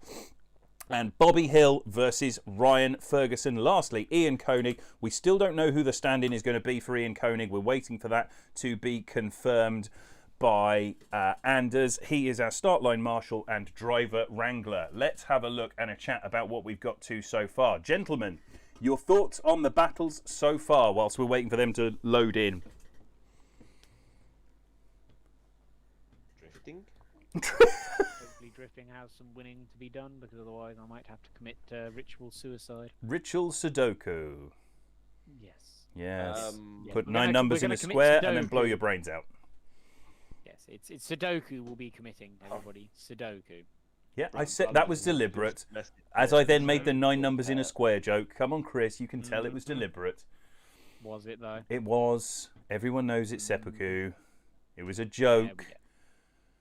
Look, just because you're a Tory now doesn't mean that you have to be so humorless. Is Chris pulling that face again? I can feel it. I can feel it. I can feel his face of universal disappointment in everyone. Yeah. No. It's my universal face of anger and wondering how I can get to New Zealand in the most efficient manner possible. I would give you a clue on that. It's called flying. I mean, it's definitely but there's got to be a fast way of doing it. Not my question now, I'm thinking, is do I know anyone with access to a F4 Phantom? Yak83, thank you for the follow. Welcome along as we wait for these guys to get loaded in. I am going to just chase up with Anders whether we have someone to fill that final slot. Be better in a Panavia Tornado, let's face it. Much faster aircraft with a much longer range. Right, who do we know with a Panavia Tornado? Well, not the RAF anymore. Sadness all round. Sadness abounds. So, guys, on the chat, thank you very much for staying with us. We hope you've enjoyed the top 32 so far. What have you enjoyed? Which has been your standout battle? Who do you think is going to take it tonight? I know there's a lot of support for Craig, or as I took to calling him last week to really wind him up, Greg, because I always think that Americans sound like they're saying Greg when they say Craig. So, Greg Fulgham. He is obviously got a lot of support. Greg! And also there's some good support for some of the other drivers. Who do you think is going to make it to the final tonight? Who is going to be our eventual winner from what you've seen so far? We're waiting for people who get... What is Ryan saying? You mean Linus Tech Tips? What? No, just ignore him. Just ignore him. Ignore him. What? I have no idea what the reference is. I don't understand the reference either. I don't understand it at all. VP Stancer Dancer 17, thank you very much for the follow. Alexander Yegard is there with his confident face going, I will. Alexander Yegard, I'm looking forward to seeing your victory. Let's see how that plays. Hang on. Did you make it through? I thought you got knocked out. Yeah. Gonna jump. Gonna jump. Yeah, I was just gonna say we're getting gonna a have bit to like that, jump in but- a bit. Could you start a timer for Roman? For Roman. Okay, this is it. This is Roman's 5 minutes starting. So get Austin and Meow. Johan on the Yeah, line I then. know. That is underway. Do it, Anders. Do it. Oh, Craig's profile picture looks like Linus Tech Tips. Did you know that Craig was a male model in the 1970s? That may not be a fact, but it is true. And let's move straight on to the You next realise battle that then. he will actually quite enjoy that as an idea. Yes, I Not know. the 70s bit, but the male model bit. Craig put on 42 pounds during lockdown. Fun fact. I mean, I feel that's Didn't we all? unlikely 'cause- well, to make you feel slightly bad about yourself, Ben, given that he's a diabetic, that would be real bad for his health. So how do you feel right now? I feel subhuman. Which is exactly what you were hoping for. So my drunk ass is a dick. Let's move on to our first Formula D battle of the night, of the morning, of the last 20 minutes. Let's get this underway. This is Austin Meeks leading in Johan Garcia. They are going to be under starters orders now. Here we go. Anders has them under control, and Austin Meeks, it's his first time competing with us. Formula D's Austin Meeks. They made it through the chicane. It's good. It's a good start as they come firing down Johan Garcia in that GT86. We know it's heavily gripped up as Austin Meeks drives a track that he's driven so many times in real life. But look, Austin Meeks is using that full inside line, dropping a wheel over the inside edge and a wheel over at clip 4 as he comes firing up through there. This is not Austin Meeks on full performance at the moment. You may not like it, but this is what peak performance looks like as Johan Garcia surges up onto that rear quarter and across the line. Oh, Austin. Learned far too many habits in FD. I mean, if you're saying that he learnt bad habits in FD, you're also slighting Craig as his spotter, so... I think we can all say that the... you just No, start that I think what fight, happened and I'm here gonna is that back away Austin slowly. suffered because Craig wasn't there spotting for him. That's the thing. Maybe Craig should have been the driver. Turns out Craig is the backbone of that team. Christ, Chris.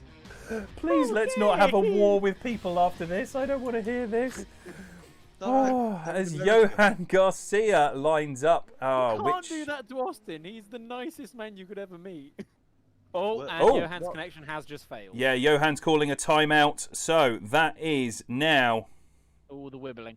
The wibbling is real. Wobbling. He is phasing all over the shop. Oh my god. So, that is another 5 minute called. That's the 5 minute called for Johan Garcia. So we will move them back. We'll come to the second half of this battle in a bit. We need to remember, because I won't be able, because of the limitations of this system, I won't be able to easily move back to this replay. So we need to remember that that was wheel drops from Austin at 2 and at 4. But we're going to move straight on to the next battle. That is Dylan Fink to lead in Charlie Weaver. Dylan Fink, I don't think I've seen him drive before. I can't remember him being with us last week. But he is going to be taking on Charlie Weaver, who has moved to a new car for this week. Dylan Fink going to be leading in Charlie Weaver, who's now moved from the Mustang to the RPS 13 2J that we just saw Craig Fulgham in. Look at that lining up there. They are ready to go. And they are now under starters orders. Yeah, Johan's ping went to 12,000 apparently. That was the reason for him calling his 5 minute there. That is understandable. So what you're saying is, Ben, is that it was over 9,000. Craig's saying he's actually in TeamSpeak with Austin right now, so he is actually giving him tips as this. And look at Dylan Fink. Look at he's going. Oh, he's really oversent it, and that's going off there. Headed off to the beach, having a look around, wanting to see where he could go and make a sandcastle. And that is then Charlie's got to get round, but we know we go first 0. It's no longer a case of the chase has to continue the run. Charlie has the advantage from that run as he carries on round. Dylan Fink wanted to go and make sandcastles down in the sand pit there. We'll get them back up to the line. Just want to double check that there is no contact.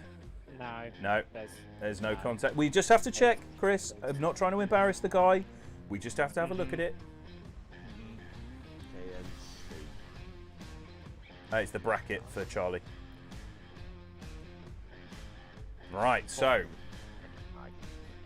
Charlie Weaver will now lead them in. Are we going to get a full pull?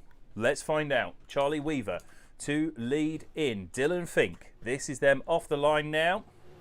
Oh, Charlie almost jumped the line there. But he did manage to stop the car again before going. But Dylan Fink is right with him as they go for that initiation. That is one of our 5-minute rules is just coming to an end. Oh no! Crying out loud.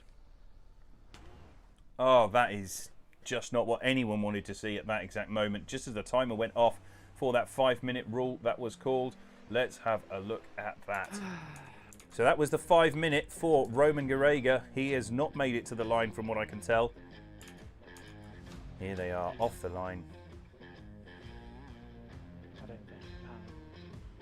Nobody wants to see that again. He just... He grips up. He grips up. It looks like he just sat on the handbrake and then just dropped the handbrake and went to go on the throttle and didn't bother with a clutch. And it was like, I'm not a V8, and just gripped up. One more time.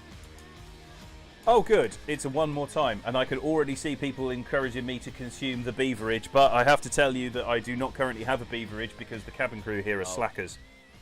So what I'm hearing is you need to get a bottle of spirits and start doing shots. Stop the competition.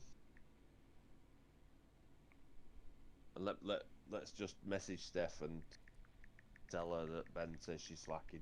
I would message Steph, but I don't have her on Facebook, so that could be different. Bottoms up. No, I would love to bottoms up, but I'm currently dry. What I'll do is I'll get the next one and I'll drain it, and then I'll have another one. So that's fair. How's that? Sure, maybe.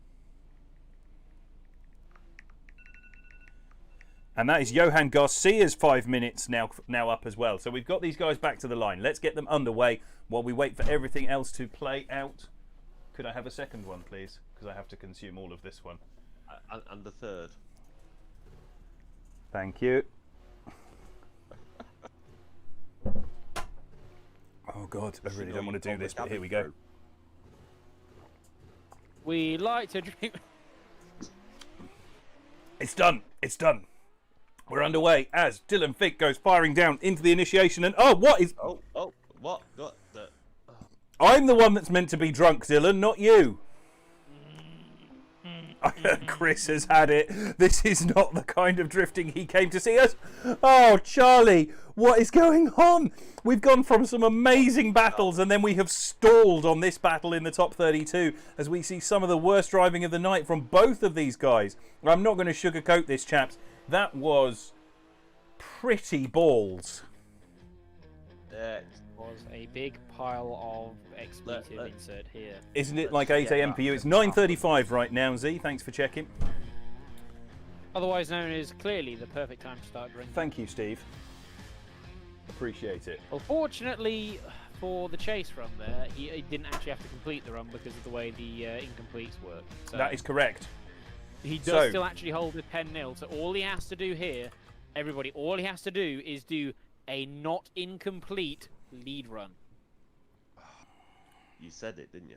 I've said it because I'm just inferring that this shouldn't be a particularly difficult task. Should we just call it one more time now? Don't think I can finish another. Given that Dylan Fink is currently sat in the pits doing... I don't even know what he's doing. He's just sat in the pits. I think we can safely assume that he's forfeiting because man is still in the pits when he shouldn't be. Caleb Dauphiny is here, ladies and gentlemen. Hello, Caleb. How are you? I'm good, and I sincerely apologize for being almost 2 hours late. That's okay. It's fashionable. That was someone on the West Coast who's dying inside slightly, despite the fact that it's currently like 12. Are you okay?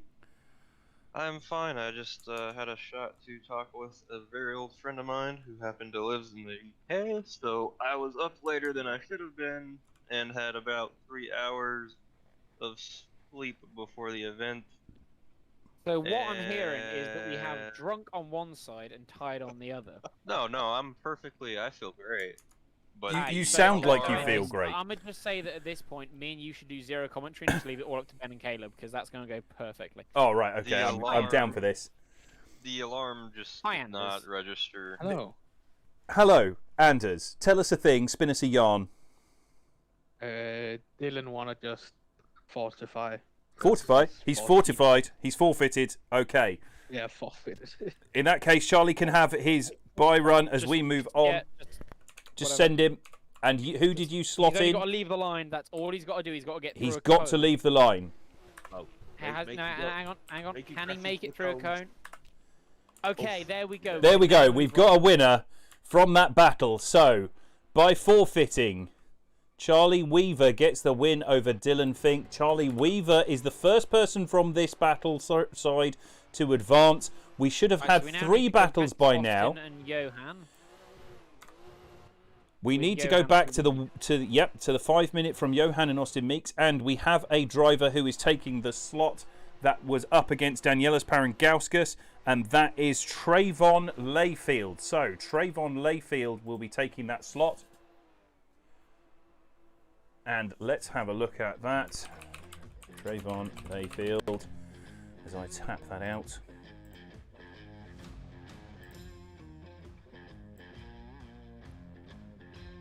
Trayvon Layfield will be slotting in against Danielis Parangauskas. In the meantime, we should be going back to see.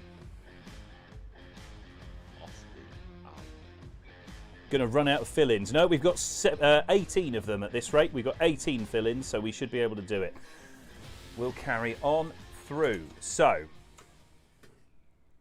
Okay, I've just gone back and watched the first half of this battle just to remind myself, and to be honest, I'm going to go with that as a 5-5 because it wasn't brilliant from anybody. Okay. So, let's get all this. to play for. It is all yet to play for. This is Johan Garcia. He's 717, yes?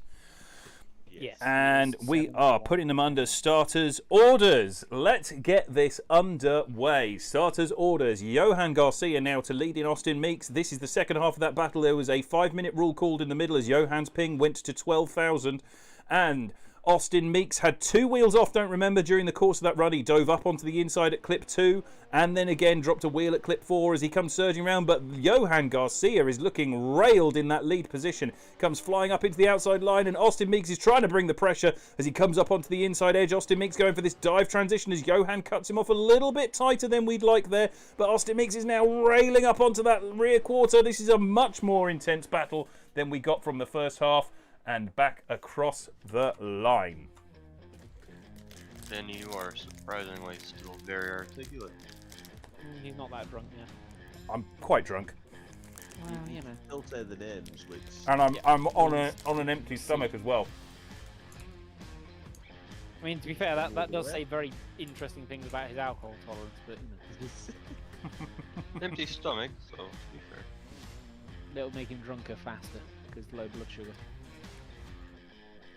So, Muffin302 has followed. Thank you very much for the follow, Muffin302. Thank you for making me feel hungrier than I already was. Gentlemen, I'm going to ask you for a vote. I'm not going to ask you, Caleb, because you missed the first half of this battle. I will take the deciding vote on this one, potentially. I'm going to ask you, gentlemen, for your results. Christopher Ennis, tell me a thing.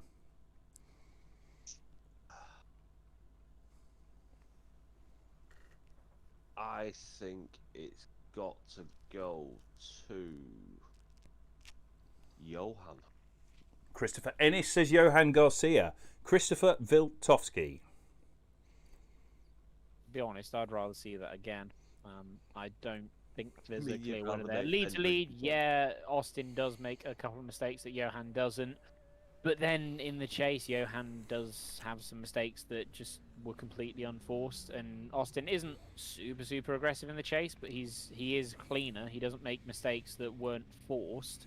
And he does get into the fight more quickly than Johan did. So for me, I'd like to see that one again and see a full pair of runs back to back. Do you know what the worst bit is? I'm about to do this to myself because I'm now going to have to finish that beverage. That was the rule with drink along with drifting. That is a one more time, and I can't believe I've just said that. But we do get to see a different battle in between this point, so we're now going to see Brandon Hurt. Nope, no, we're not. They reversed in perfect synchronisation, pulled away from the line there. That was beautifully done, boys. Well done. I'm genuinely quite impressed with that. But the rules are the rules, and I did say I would do this properly.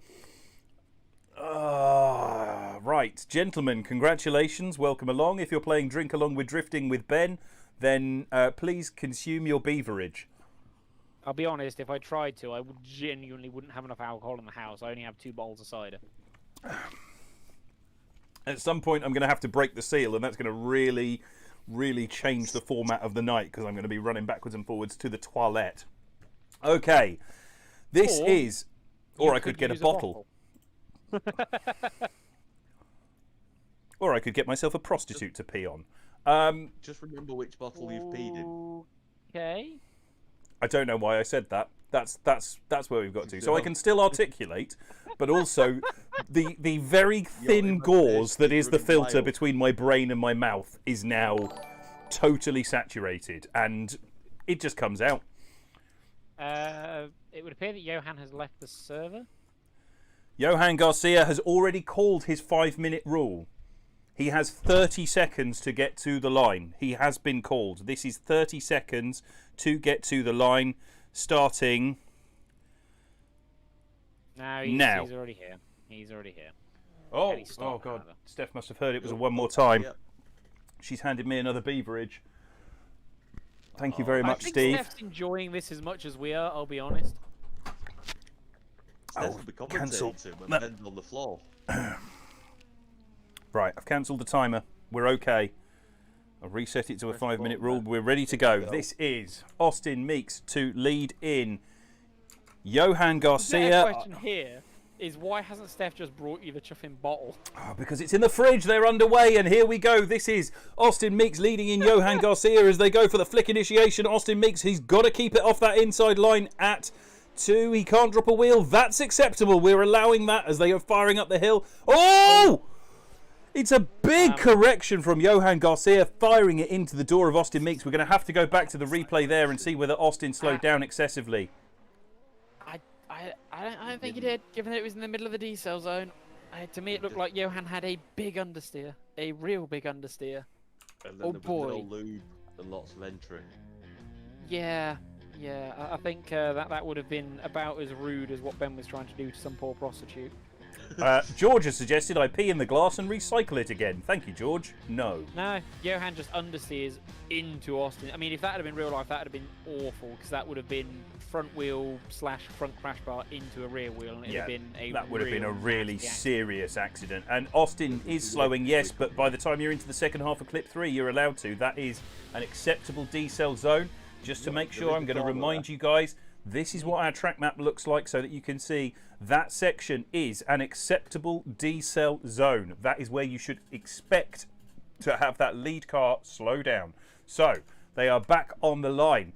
Is this going to be Austin Meeks' lucky day? Johan Garcia in the lead position now. All Austin has to do with that advantage is make it to the end of the run in an active chase, and we don't go again. My bladder and my poor brain cannot handle another one more time in this part of the battle tree. We are underway as Johan Garcia goes for a very shallow rotation to angle. Austin Meeks tries to get the power down, cuts the clip there to try and keep the proximity because he knows that Johan's doing strange things. Big rotation to angle there from Johan as he comes up into the keyhole. That's looking really good. Austin cutting the track. Is he going to be able to hold it back enough as Johan gets a wobble through the transition there, having to check up to get things under the line. And there's Johan across the line now with Austin right on that rear quarter. Let's have a look at that again. That's Austin takes the win there for me. Had no need to drive that hard in the chase, and still did, because he is a madman. I'm going to ask the question. Caleb Dauphiny, your winner, please. I think I was judging that one. Yeah, that'd be awesome. Caleb's still asleep. No, I'm not asleep. That was a Christopher genuine statement. That was not a joke. Christopher Viltovsky, your Already winner, said Austin. please. Christopher Ennis, your winner, please. Austin. That is unanimous. Austin Meeks manages a recovery drive from the one more time, takes the win and advances on. Johan Garcia, well fought. Some errors there in that one more time, but a good fight in the first run through as we go now to... God, I don't even know. Is this Brandon Hogarth and Ryan Sider? Yes. Yes, it is. That is Ryan's horrific Right. new machine. Okay. I messaged Brandon the password and he said, "Get ready for the shit show." So it's gonna go well. Brandon, as one of our stand-in drivers, I know he's not had match practice here. He's also coming out from New Zealand. He's down just to the south of me in Topo. He's a great lad, really nice guy, good driver. He's not a massive pro car driver. He's normally more into his street cars, but he always puts on a show. Ryan Sider in a new livery for him on the stream. You can see on the back there, that's powered by Gamer Girl Bathwater, and when it pivots round on the stream, you are going to see his new livery features a massive cartoon Belle Delphine on the bonnet. It's horrific, and I love everything about it. Livery? No, he did it himself. As Brandon gets the initiation, gets back on the power, Ryan's bringing it up onto his rear quarter. Brandon trying to keep it under control, lifts off a little bit during that transition there. Now slowing down as he comes up, doesn't quite make it out into 4, but Ryan is way more aggressive than he needs to be for this battle. And oh no! Ryan just punted Brandon straight off the track. Now we're going to have to go back and have a look and see if that was Brandon's fault or whether Ryan just got aggression monkey all the way through. Let's have a look at that. I think what happened there is Ryan decided that despite the fact that he was having to try and deal with the fact that he's got 140 millisecond ping time, now I don't need to worry about that. I'm just going to run the man over anyway. Is this going to be one of the big upsets? As over aggressive, just kind of everywhere. Oh, I think that might be the full MDK from Ryan Sider. It's just way too aggressive. Like you have to account for connections. Like there Okay. are sometimes it's one of those issues like where there are times where in VDC Victor Alves he's lost a couple of battles because he just can't be that aggressive in chase because of his connection, and that's the perfect example of why you can't be hyper aggressive in chase if you're having to deal with a slightly higher ping. Like, And these you guys just have gotta fairly be- even ping. This is actually a pretty good mid-ground for them. A guy from New Zealand and a guy from the UK able to face off on an American server. It's going to be pretty balanced. which is to say pretty bad for everybody. Yeah. So that just means you need to be in formation all the way through. I can now turn off my judging brain. So they are under starters orders. Ryan Sider gets off the line. He is going to be livid with himself from there as Brandon Hogarth. All he's got to do is make an active chase. Look at this, both the speed difference and side difference from the run in there. You can see the size of that Mustang as I can't even see what Brandon's done there. I think he's thrown it away. I think we're going to... Oh, Brandon, if you make us go one more time. He's done it. He's done the thing. Oh, it's a one more beverage. I know he absolutely has because you can see him driving up the hill. I watched him and he spun. Brandon, Actually- you and I are going to have words, my friend. We're going to have words. Days. Oh. Rack 'em and send 'em. I'm not gonna lie. Re-rack 'em. Rerun the fun. There is no question there. Caleb, just to confirm. Mm-hmm. Caleb says, mm-hmm. I'm getting F's in the chat. Caleb is a sassy black woman. Oh no, I'm just eating some of these. Drink up, Somerville. I'm seeing it. I'm seeing it. It's happening. What you down in this time, Ben? I'm still on the Bucks Fizz. I've got 2 bottles of Prosecco and a large amount of orange juice. Jesus. Nice. That's not going to be nice when it comes back up. I would really at some point like to finish my breakfast as well. That is how much I've got through this nut bar. Just to there. So I'm still basically drinking on an empty stomach. Okay. Down the nut bar. Because I'm Just doing eat the it. commentary. Just eat the nut bar. I'll eat your nut bar. I don't know what that sentence was. I'm sorry. Eat my nut bar. Right, chat. So We're all under I'm starters gonna say is, like, orders. you guys can bait him from one side. I'll go for the other. Oh, God. Come on, Brandon. Do us a run. Don't be rubbish, please. I beg of you. As Ryan goes in. Oh, and Brandon's off. That is 4 wheels off. That is just... That line would make Colin McRae proud. That was the full run wide, no, take the I mean, take the safari line. That was the full safari line in every respect. I'm going to show the replay. Do you know what? No. I like you, Brandon. No. I like you enough No. to humiliate you. This is a proper Kiwi. What the hell were you doing? That's a sucking cock reference. That's like a dick reference. You did say it's going to be a shit show. I did say right from the start. I mean, look at what happened. My Windows has reconfigured my my OBS Streamlab, and everything has been rubbish from them. And I opened the stream with a drunken Australian/Kiwi style tirade. I mean, this was bad from start to finish. Right, we're sending them. This is the second half of the One More Time battle. Ryan Sider in his new Belle Delphine. Yeah, we say battle with bunny rabbit ears. As we get into this, Steph heard the One More Time and she immediately brought me another beverage as Ryan Sider. Thank you, Steve. As Ryan Sider goes firing in, this is much more what we were expecting to see. Look at the pace that Ryan has in that big old Mustang. Belle Delphine would be moistening at the general loin area at the sight of this incredible movement. As Ryan shakes his hips through that transition and gets back on the throttle. Big transition. Oh, don't throw it away over the line, Ryan, as we get round and across the line. Chris, was that an unchaseable lead at the end there? Well, it doesn't matter because Brandon was so far back that you literally couldn't see the man. Yeah, but we could have another One More Time. No. No. No. No. Just no. Right, I'm going to ask the question. Chris Ennis. Ryan wins, Drifting loses.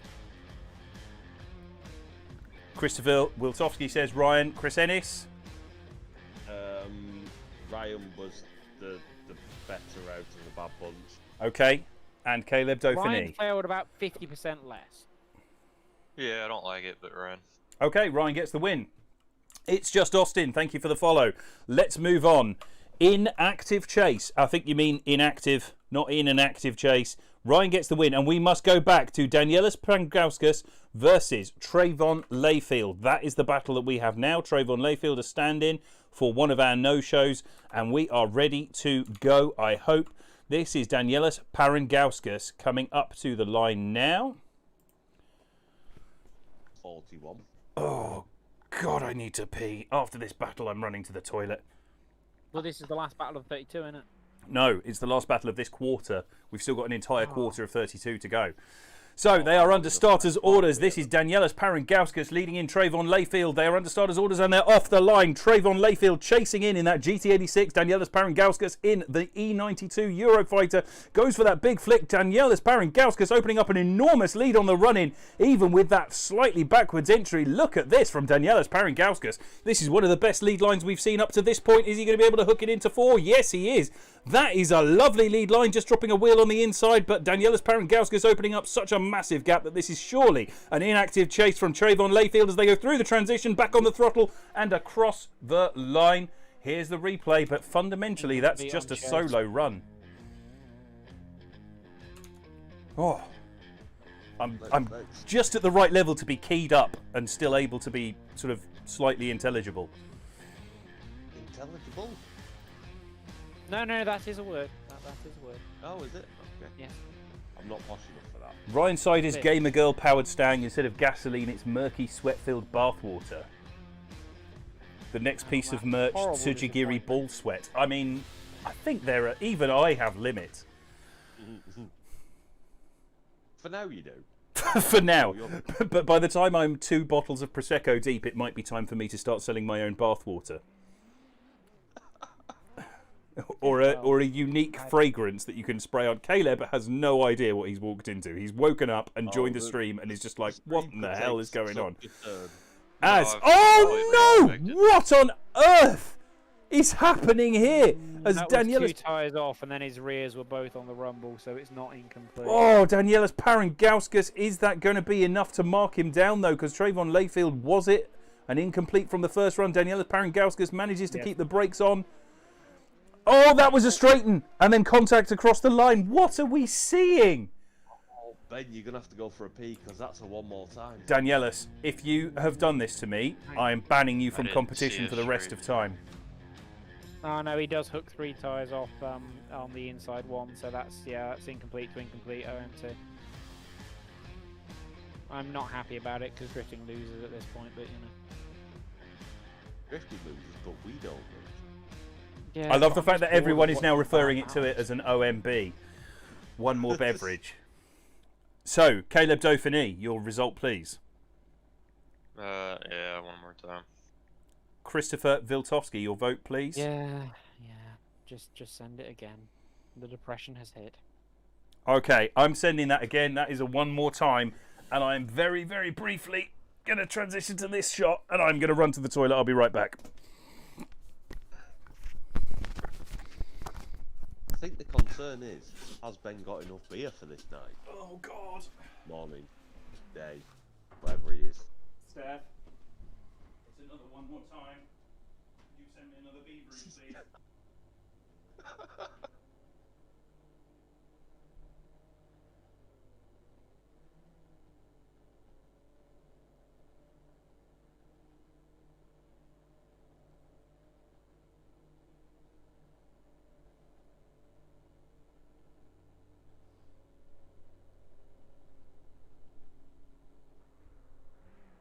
So, how's the other half of the 32 been going? About equivalent to better. this, or? No, there were some good battles and some bad battles. It's one of those where, because of course it's a random draw, you ended up with Zach and Craig battling in the 32, Oliver and Daryl Diaz. It's one of those where there was a couple of really good battles that should really have been, Great 8 Final 4 sort of battles at least. Mm-hmm. But, such is life. Of course, Zach did decide that in his lead run, the thing to do is to just completely wash out off turn 1 and just incomplete himself and hand the win. Ah. Yeah, so, that does mean that the VDC Rookie of the Year was beaten by the VDC Commentator. That is true. Yes, it is true, and I shall never let Zach forget it.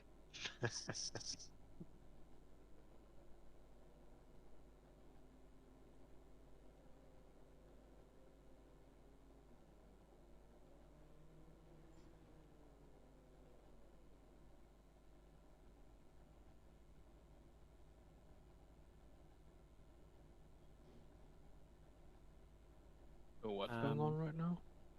We are... Ben is peeing, so Yeah. I mean, he is actually on. He is actually on. Well, he's technically on the wrong car for stream, but I mean,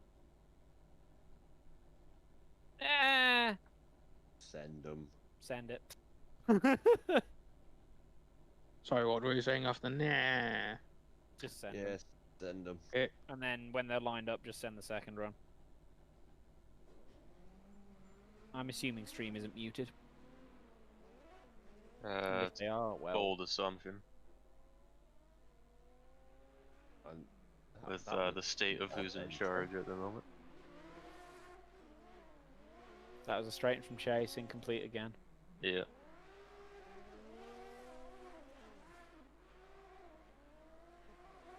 He's on the grass.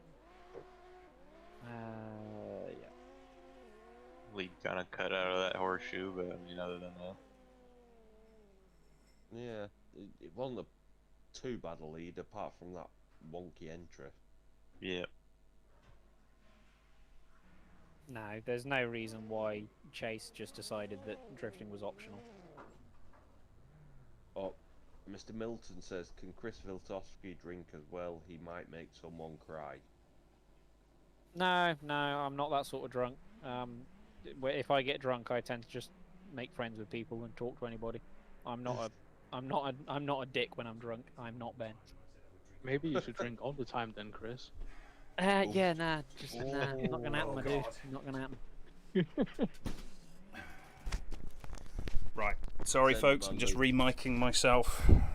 I mean, just send the. And then I will consume the beverage. Right, I am back. It is top 32 time. Before we continue, they are underway. Don't worry about it. It's This fine. is This is the the second second half one, of the by the way, battle, and Daryl is again sitting on a 10-0 disadvantage. So all Darius has to do is just finish. Sorry, Danielis has to do is just finish the run. Okay. You've missed very little. I missed very little. That's okay, but I also just consumed the entire beverage that I'd just been bought as... Oh, wow. Everything is bad as they... Folks, he's gonna need a sick bucket.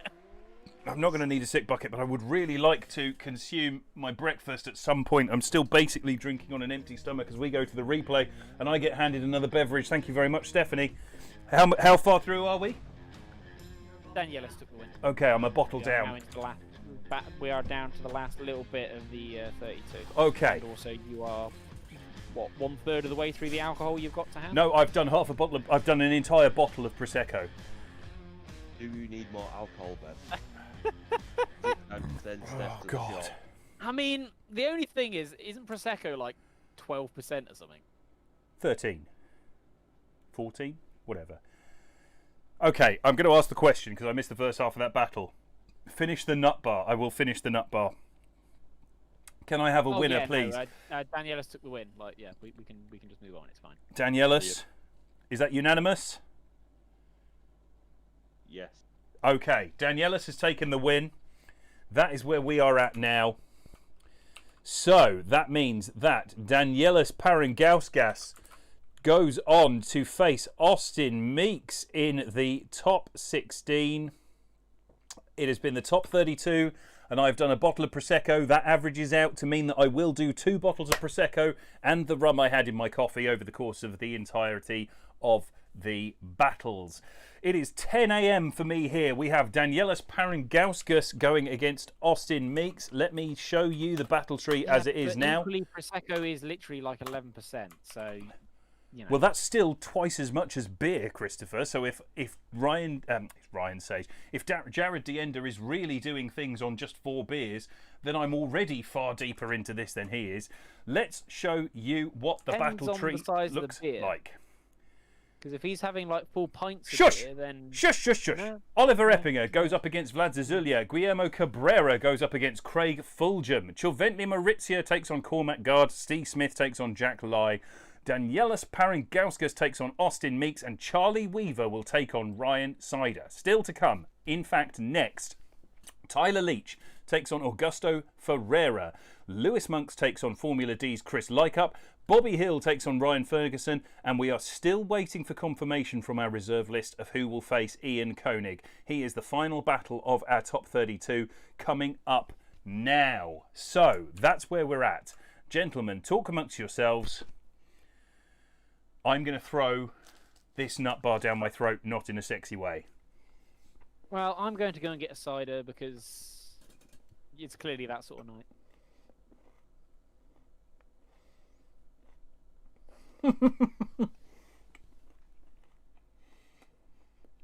Brandon calling my drinks pussy drinks. Thanks, Brandon.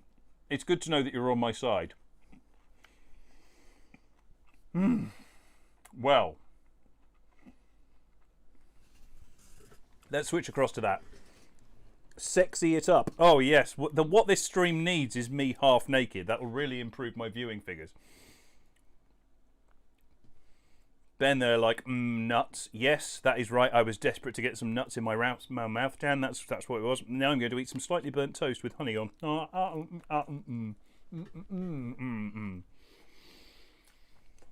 This is the weirdest stream we've done. Yeah. But the entertainment value here is unparalleled. Where's the hot tub? Yeah, what I'll do is I'll start doing my streams from the hot tub. I will get myself an actual bikini as well. I'm not going to do it like just there in my Speedos or something. I will do it. Gay, clearly. Well, seeing as the current fetish seems to be people doing streams from their hot tub on the Just Chat section of Twitch.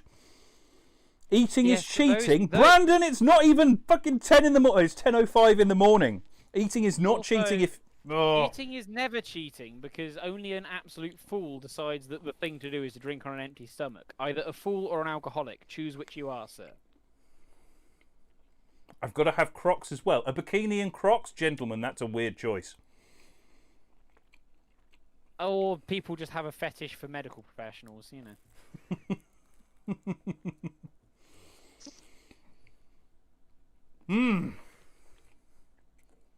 That was almost sexual a noise.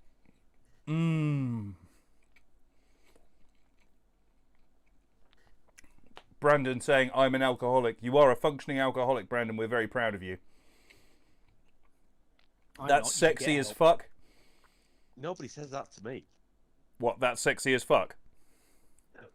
Know that they're proud of me for being an alcoholic. I'm proud of you for being an alcoholic, Chris. Oh, thank you. You go. You go, girl. We're all behind you. Dear Lord. Right.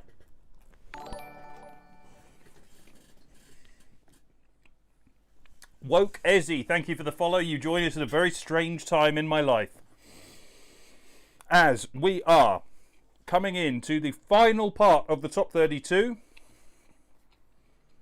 We're not even at top 16 yet. It is 10:07 a.m.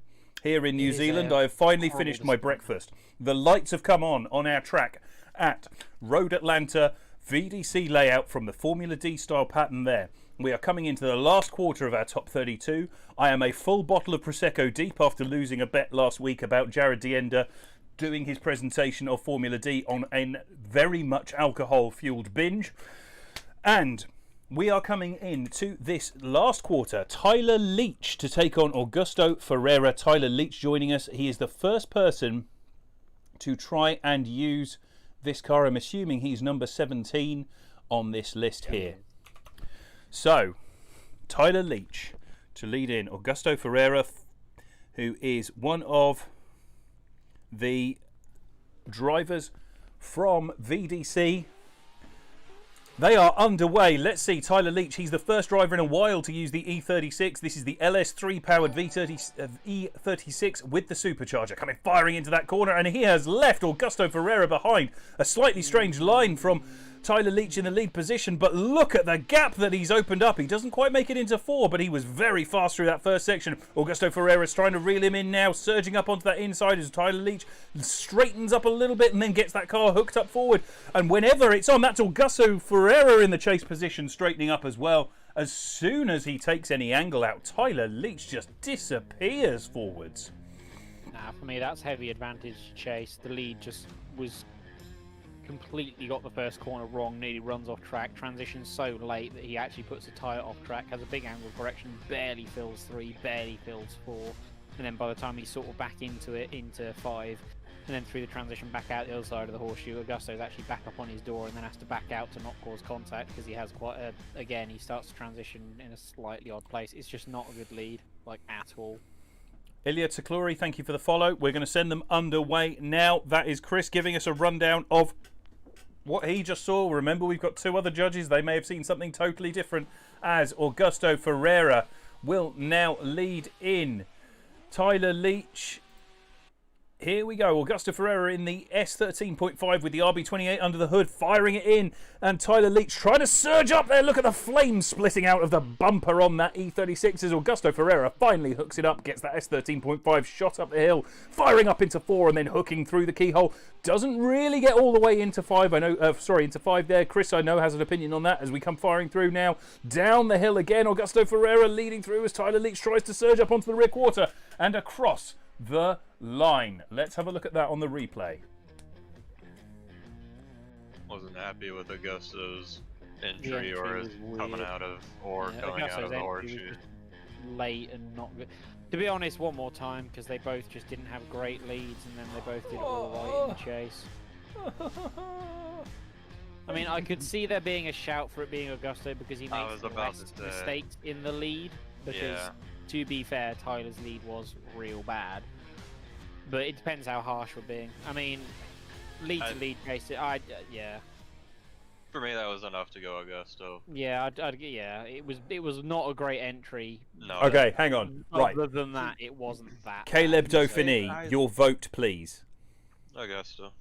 Christopher Ennis, your vote, please. One more time. Chris Viltovsky, your vote, please. I'd give it Augusto. It's just not as bad a lead run as Tyler's. There's just not as many mistakes. But there were lots of mistakes throughout the lead run. Realistically, Augusto just kind of made one, which was on the entry. And Okay. after He that, also it cut was on okay. coming out of the horseshoe, but Not badly. Okay. he was right on that cone. Remember, this is independent. These guys have no requirement to try and help me stay more sober. Not that I'm sober right now, but Augusto Ferreira gets the win and advances on to the top 16. I would really like if his name would centre up in this box that I'm trying to put here. Next up, Tell you what, Lewis I'm actually quite Monks. surprised by how nice this cider is. Good. I think Tyler's lead run was better. I think you need to get your eyes checked. Fortunately, there are 3 judges, 2 to 1. that is where we're at. Lewis Monks now takes on Formula D's Chris Lycup. This is another FD battle, an FD driver on an FD track. Chris knows this track. He's ready to go. I thought I was about to get handed another beverage, but this is Mr. Monks versus Mr. Lycup, and that is Lewis Monks out in the lead position in 13.5 with the S15 2J chasing him in. That's a good initiation from Chris Lycup. Chris Lycup, what are you doing trying to drive through Lewis Monks there? Was that excessive deceleration from Lewis Monks? That's what we're going to have to come back to the judges for. Thankfully, all responsibility for judging has now been safely removed from my drunken hands, like the gibbering idiot that I have turned into, as Lewis Monks gets a very tight line, slams on the brakes there, trying to shift down into a gear that gets that 13.5 lit up. That is all kinds of scrappy and across the line. Let's have a look at that replay. Chris Viltovsky, give me your thoughts, please. As you said, it was a very, very strange entry. I'm not sure it was excessive. It was slow, but it wasn't. It was fairly telegraphed as to what he was doing. I think Chris was just being a little too aggressive in the chase. As far as that others thing. But then as we come out of the horseshoe, there's a huge correction. It's just bad. It's just all sorts of bad. It's just bad. Okay. Drifting loses. Drifting definitely lost out there as we now go back. Chris Lycup, Formula D's Chris Lycup. Any second now. They are under starters orders. Chris Lycup off the line in that S15 in our alternative Mito Steel, slightly mocking livery that we did for very little money at all, is managing to get that initiation as...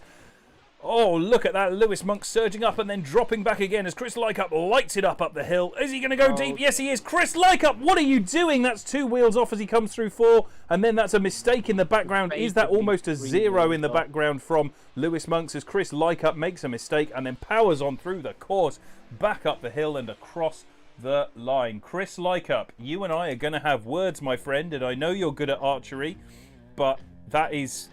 I will hunt you down instead. To me, I don't know about you two, but I almost think that Lycup went 3 off at the top of the horseshoe. Let's have a look. I saw fact, he 2 does. off. Oh, he does. His No, he front does. left- He goes 3 off. Front left goes off. Let me look. The front left drops over the edge. Oh, I'm commentating. It's not my position to influence the judges, but no, we're not going to talk about it. That looks, from a commentary point of view, as though that almost could be justified as 3 wheels off. And then the contact in the first run for me is it's not 10-0 either way. It's just a deduction onto whomever we're giving fault for, but it doesn't matter because Lycup goes 3 off independently on his lead. So 10-0 off the second run gives it to whoever Lewis. was, yeah, because Lewis doesn't quite 0 his lead. Just. I'll drink to that. The contact was Chris's fault. Yeah, well, mixture of I think Chris being a little too aggressive, and then I think dude in lead was a little bit slow, but not too bad. And then as we're coming back down the hill into 6 in lead, he does nearly straighten, but he's holding the momentum through, and he's not got full straight. So for me, it's not enough to give a 0. And then on that second run, yeah, Lycup zeroes himself out. So yeah, that's how. Yeah, I agree with that. Christopher Ennis, your vote, please. Lewis. Christopher Viltovsky, your vote, please. Master Monks. That's 2, so that's the win. But is it unanimous? Caleb Dauphiné, your vote, please. Lewis. That is 3 votes. It is unanimous. Lewis Monks gets the win and knocks out Formula Drift driver Chris Lycup. Lewis Monks will be made up right now with that result. That is a serious moment there, knocking out a Formula D Pro 2 driver Chris Lycup at the top 32 on a Formula D track. And I know Chris Lycup will be absolutely livid with that performance. We move on. Next up, Bobby Hill will lead in. Ryan Ferguson in that GT86. Bobby Hill opting for the RX-8 with the V8 under the hood, that Merc supercharged V8. I'm trying to be a high-functioning alcoholic as I put them under starters orders. The lights are coming on in in Atlanta, and the sun has set. It's getting darker. These guys are underway. Bobby Hill to lead in Ryan Ferguson as they come firing down the hill. Ryan trying to get up onto that rear corner. It's a big over rotation from Ryan Ferguson, then just crashing into Bobby Hill. Was that excessive decel from Bobby Hill as they come firing up the hill? This time into the horseshoe. Nice line there from Bobby Hill, just dropping a wheel and getting a little splash of dirt flying up in the background there. Slow transition, allowing Ryan Ferguson back up onto his door as they come firing through the transition now over that final clip and across the line. Let's have a look at that replay, gentlemen. It all comes down to the contact, doesn't it? I think Bobby was gonna go wide either way. Yeah, the problem is that the contact happens so early that it's very hard to say. Because the thing about that RX-8 is it's got so much bloody side bite, you can just chuck it and it'll catch that sort of thing. And my problem with that is that there's no need for him to surge that hard. Yeah, Bobby is wide, but... Yeah, no, I was just making sure that you saw that, but I will say I don't think that faults him for that contact. No, I think just Ferguson just went too hard. I'd give that as fault chase, and there thus is 10-0 to Bobby, because it did cause an incomplete. In that case, we're going under starters orders. We seem to have something from the judges. They've certainly got something that they consider to be the final outcome in their minds from that first battle, as now Ryan Ferguson must lead in Bobby Hill. These two very modern chassis, the RX-8 and the GT86, coming firing in. 2J versus V8. Bobby Hill almost on an inactive chase through that first corner, but starting to reel it back in. Look at the way he surges up onto that GT86, and we know that that is a very fast car through this course. Those 2J Z-powered GT86s. Bobby Hill getting the transition, sliding under that rear bumper of Bobby Hill as they go through there. Now back up onto the door of Ryan Ferguson and across the line. Yeah, that's enough for Bobby to take the win for me. Okay, Chris straight in there. Chris Viltovsky already gives it to Bobby Hill. Christopher Ennis, do you have an opinion, please? Mr. Bobby Hill. Mr. Bobby Hill, that is a win for Bobby Hill. Is it unanimous? We go to Caleb Dauphiné. I think Ryan had the better lead, but yeah, it's not enough to offset a mistake so far. So on the basis of fault for contact in that first run, our three judges give it to Bobby Hill. Bobby gets the win and advances on to the top 16. Well done to him. He'll be joining us in the top 16. We do now have our final battle of the top 32. The irony here is that Anders has just messaged me and said that he cannot get hold of Ian Koenig. So, the stand-in for Ian Koenig is Zura Diasamidze. Zura on the server. Diasamidze is there. Yeah, but that's the that's the reserve for the other guy who didn't show up. So do we have anyone to battle this guy, or are we just going to give him a byron because we're not sitting around holding our dicks? And now Ian just said he's here. What the actual fuck? Okay, well, Ian is now called to the server. This is his time up. He can take his 5 minutes now. We're going to set that timer off. No. Ian has 5 minutes starting now to get to the start line. That is his 5 minutes called. He doesn't get another one, so if he needs it later on, he's in real trouble. Are we running out of people? No, we're not. No paddle. No, we're not. It is. The last Pretty battle. lengthy list of reserves. Yeah, we've got a lot of reserves. Ian Koenig is our lead driver here. He has 5 minutes to get to the line. Let's just see that replay one more time from the previous battle while we're waiting for him to join in. Are you guys enjoying this evening? It is an interesting night. Those of you who have just joined us, thank you very much for coming along. Twitch Xan, thank you very much for the follow. You are witnessing me, watching me drinking aggressively during the course of this presentation of the Tsujigiri Global Drift Challenge Friday Face-Off. That's what we're calling it now. This top 32 battle that is open to all comers. I am drinking aggressively because I somehow managed to blab my mouth off and talk my way into this situation during our Formula D stream last week, saying that I could do anything Jared Dienda can do because, you know, Somehow I think I'm some big old swinging penis. And here we go now into the final part of this top 32. My ego has caught up with me. I'm an entire bottle of Prosecco and 3 shots of rum deep. I'm on to the second bottle of Prosecco and we're still going strong, and I'm just about managing to pronounce half of these names pretty reasonably. Guys, are you having a fun night? Not really. I mean, yes. Christopher Viltovsky is here bringing the misery. That's good. Chris Ennis, are you having a fun night? Always. Always. Look at that. Christopher Ennis says always. The truth there is that you were talking over Chris so aggressively that he gave up on whatever he was actually going to say. Sorry, Chris. Tell me what you were actually going to say. I was going to say, are we putting money on whether Ian has loaded his setup or not? Oh, nice. Yes. So Ian generally forgets to load his setup. He is here now. Let's find out. He is on the 160s, so probably. This is a bonus. It's been a while since we've had Ian Koenig remember his setup. He's now forgotten it 3 times over the course of this year.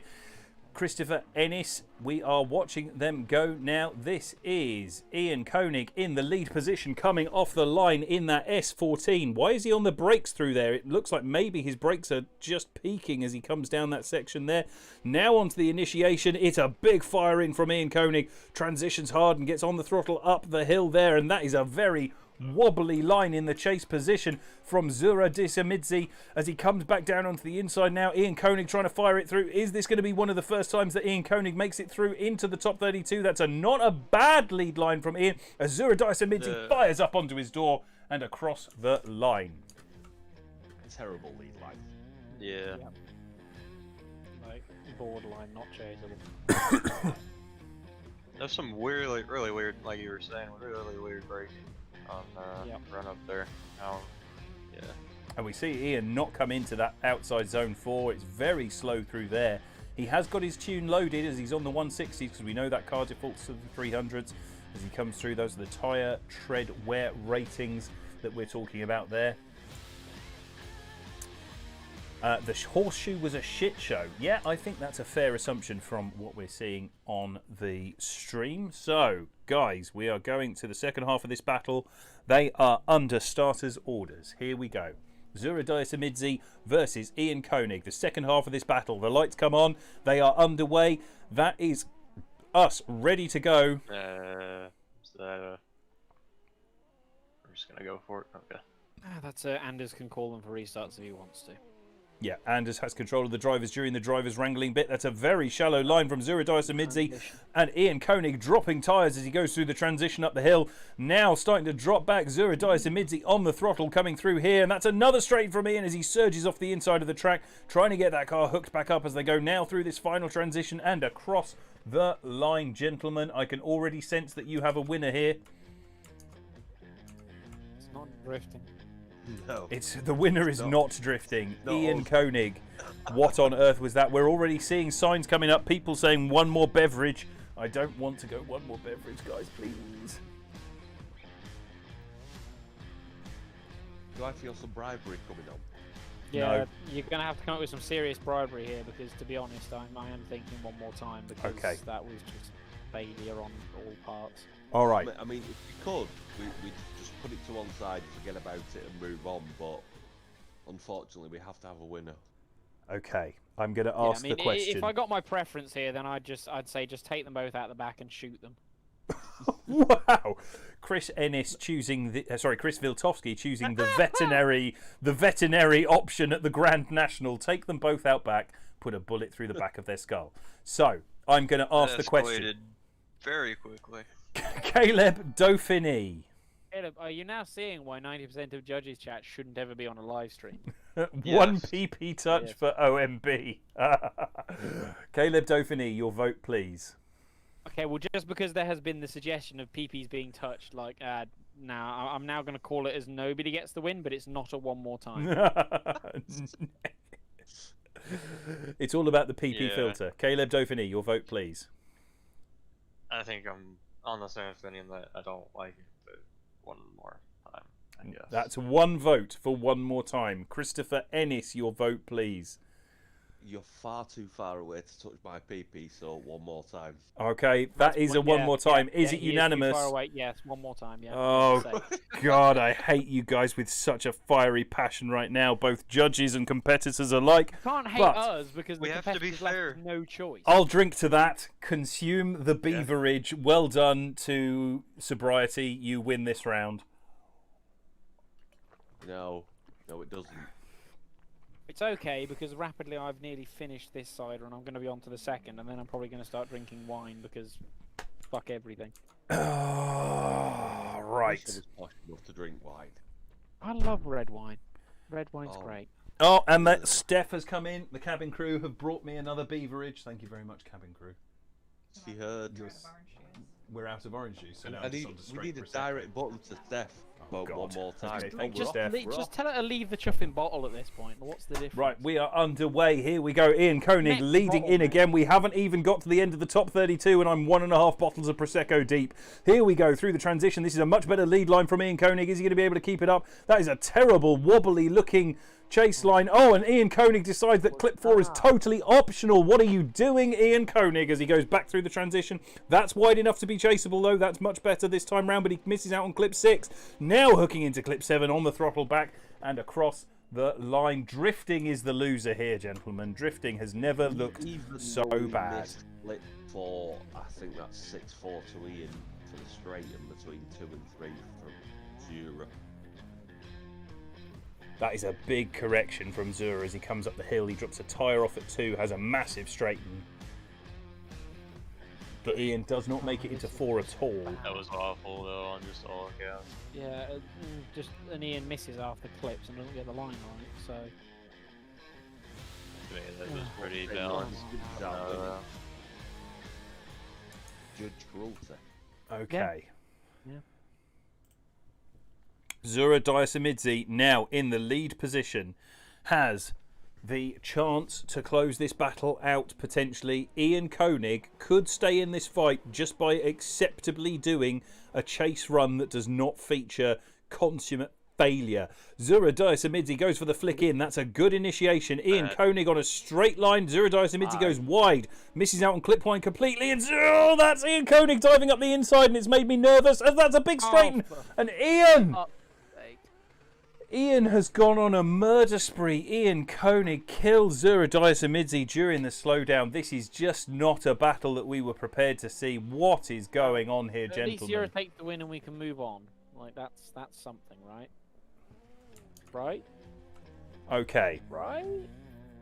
I mean, we could go one more time. On what justification, Christopher? On the justification that he wants Ben to get even more. Thanks. I'll remember this moment, Christopher Ennis. No, you won't. I know I will. And if nothing else, no, it's you on won't. film. You'll watch the VOD back and then realise what happened. No, but I'm you still won't sober enough to it. remember this. Well, You'll know. yeah. I am a long way off being too drunk to remember this. Then we need to send Steph to the shop. I Yeah. think we do We because need I'm to- now we out need of to have a orange whip round, juice. lads, and send Steph down to the shop, Right. to get him a couple of bottles Stop! of vodka. Caleb Dauphiné, your winner, please. Zura. Chris Ennis, your winner, please. Jura. And just to round it out, Chris Viltovsky, your winner, please.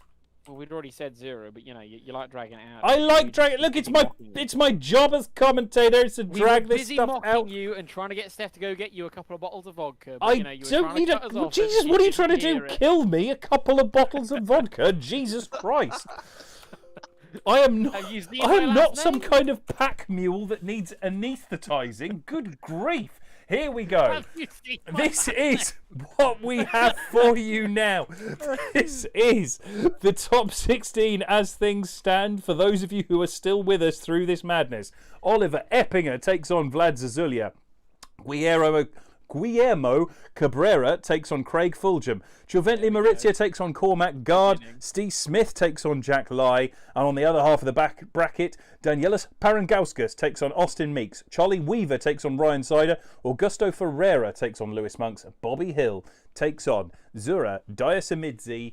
Yes, some of the words are starting to become just the tiniest bit slurred, and yes, You see, the beautiful the bracket. thing here, Ben, is of course there is this wonderful thing with alcohol, which is the delay in you getting drunk. No, I'm aware We're of this. starting to hit this point now where you're starting to feel the effects completely, and it's wonderful. And that top 16 sounds like a lot of one more times.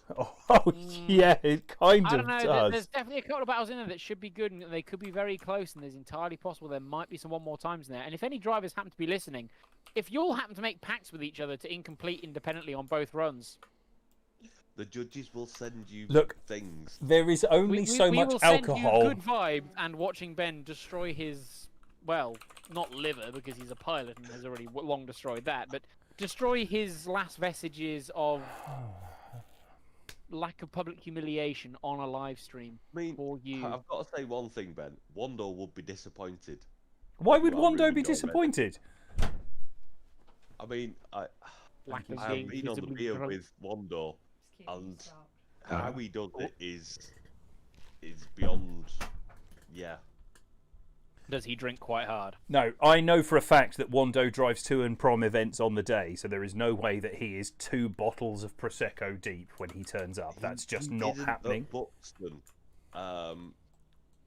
I went to bed about 5-ish, and I know he fell asleep when he rang his missus when he went and got in the car. Okay, yes, but Wando in that instance would have had a night's sleep. He can do it hungover.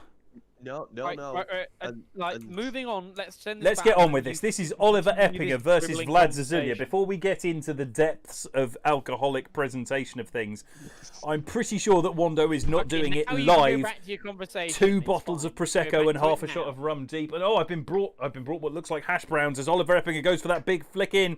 Vlad Zazulia looks lost behind What somehow. looks He like ended hash up browns, everybody. in He's now the seeing GT86 double with the and nightmare. he's Shut sure up, that a hash Christopher! brown In the is a hash GT86 brown. with the nightmare before Driftmas livery. Shut up, Christopher!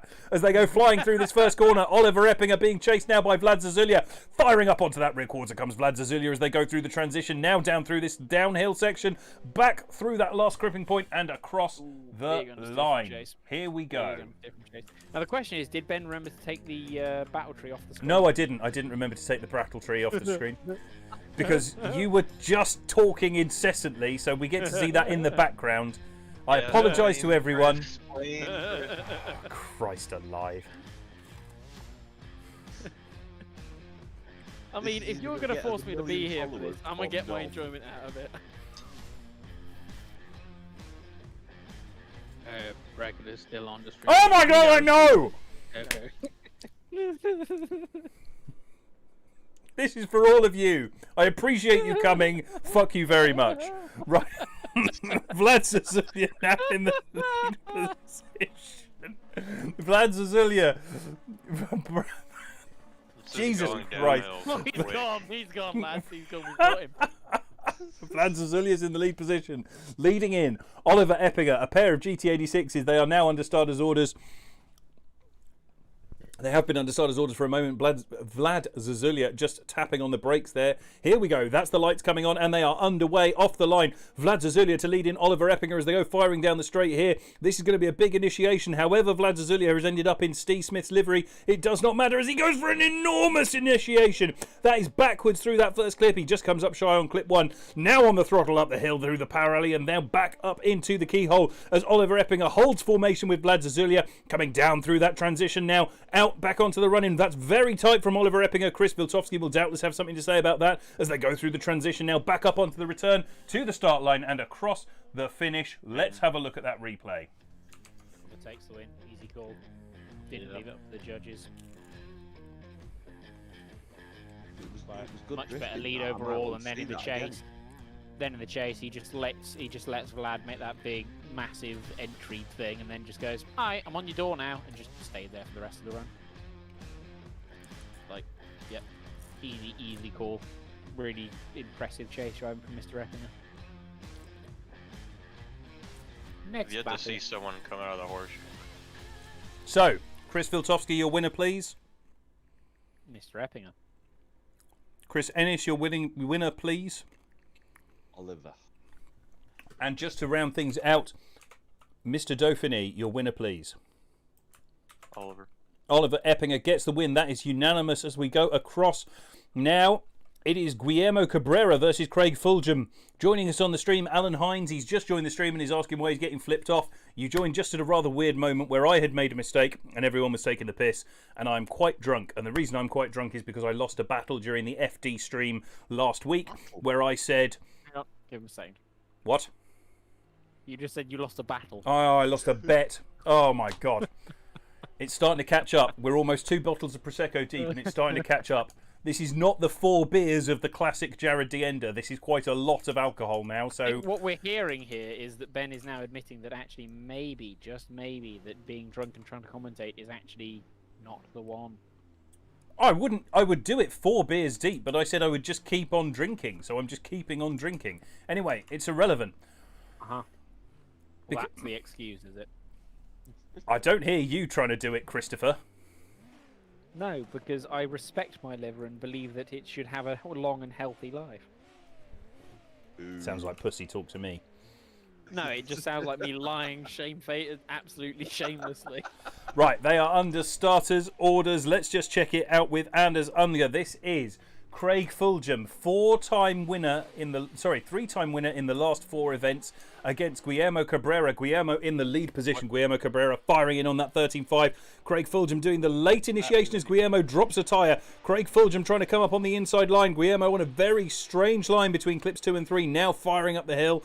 Getting hooked up into that outside zone at clip 4. Now coming down through the keyhole. This is going to be crucial. Craig Fulgham keeping that good proximity as Guillermo Cabrera manages to navigate his way back out onto the downhill section. Not a bad lead line at all from Guillermo Cabrera as we come across the line. Let's have a look at the replay. It's a heavy advantage to chase for me. That wasn't a particularly good lead line. Drops tyre on the entry, goes very backwards, goes super deep off of the back of 1, has to transition late into 2. Craig does a good job in the chase. Guillermo in the lead as we come past 3 as well. He's actually on less angle than Craig in the chase position. Goes too deep off 4, doesn't quite get 5 right, then has a late transition off the back of the horseshoe, gets into 6 all right, and then transitions through 7 through the finish, which is okay. But as I say, for me, that is a heavy advantage to the chasing car, as Craig does a very good job to have a pretty clean chase behind what is actually a pretty poor lead.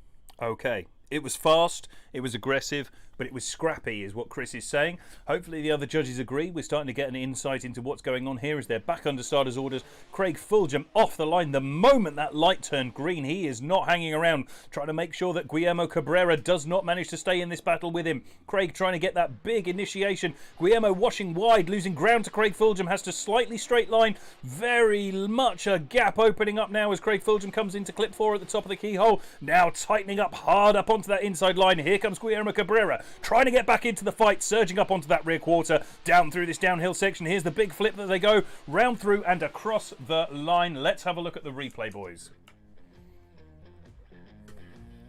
Yeah, yeah. Craig doesn't really do a lot wrong in the lead. A little bit of a weak entry. Could have moved more aggressive, but other than that, is very tidy through 1, 2, and 3. Little bit of an angle correction coming up through 3. Really nice on 4. Could have been a bit better on 5, but then from there down, there's not really a lot wrong with it. And then on the reverse of that, Guillermo just can't keep up. So for me, Craig takes the win.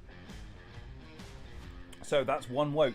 One vote from Christopher Viltovsky. It's happening. Christopher Ennis, your vote, please. Craig. That is 2 votes for Greg. He gets the You win. can literally hear the disappointment in Ennis's voice that he can't say one more time. Alan Hines is saying Craig on the live stream. Austin Meeks is saying Craig. Sorry, I'm choking on a bit of potato. It's okay. Caleb Dauphiné, just to confirm, is it unanimous? Did Craig get the win for you as well? Yeah, he did. That is Craig Fulgham moves on to the Great 8, where he will face Oliver Eppinger. That could be an amazing battle. I've probably given it the old commentator's curse as we move on now. Giovanni Maurizia versus Cormac Gard, and then Steve Smith versus Jack Lai. This is Giovanni Maurizia up on the line now. They are ready to go. Let's get them under starters orders straight away.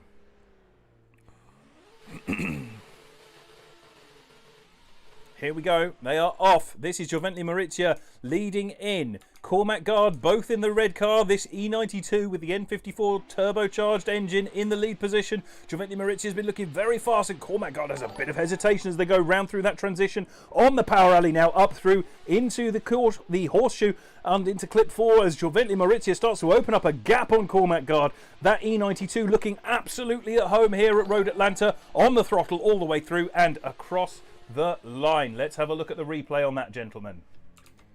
Bentley had a He washed good out of one. initiation. Yeah, and then he washed and had to lift, which is why Cormac caught him.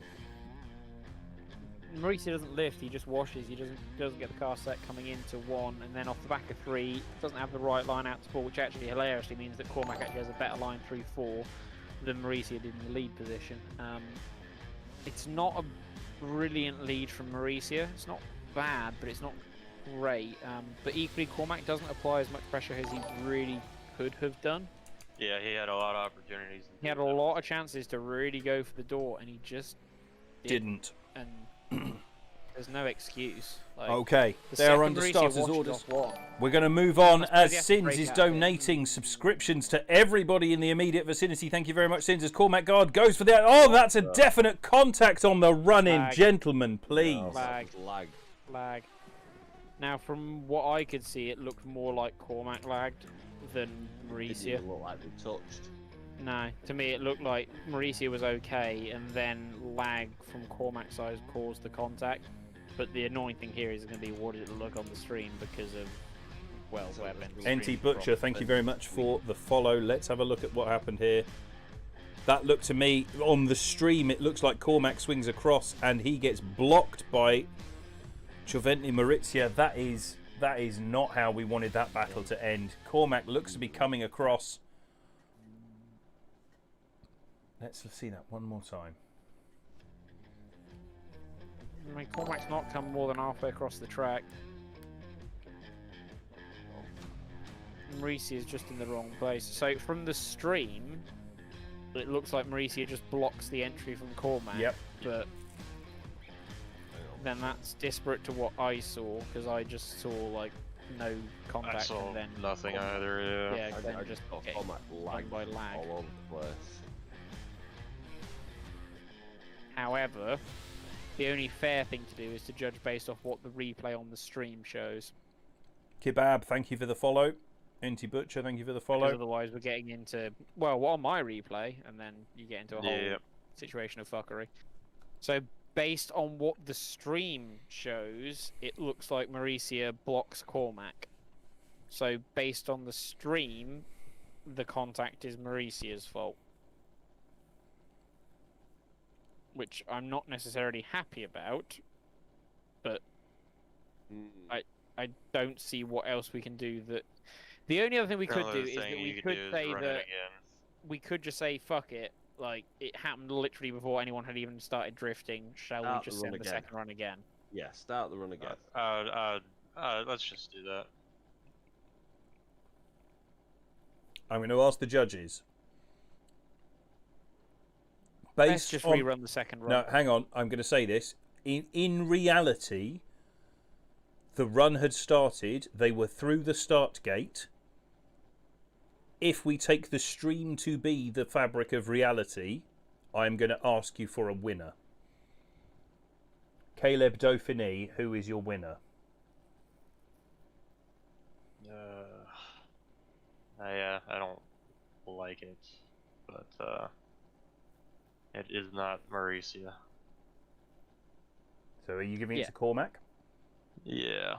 Okay.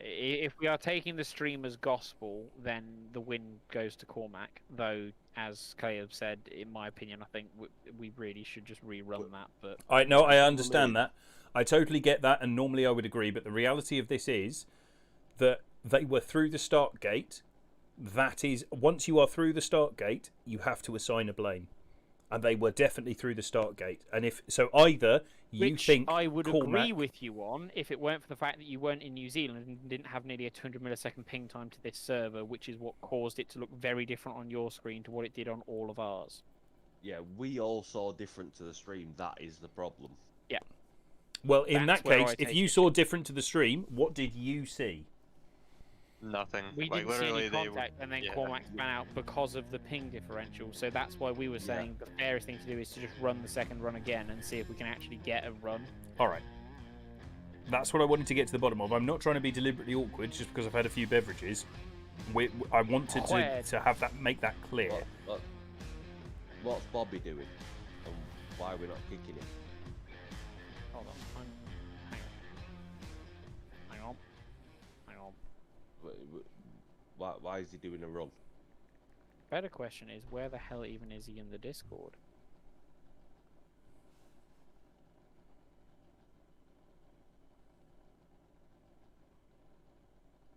That deserves a kicking. Yes.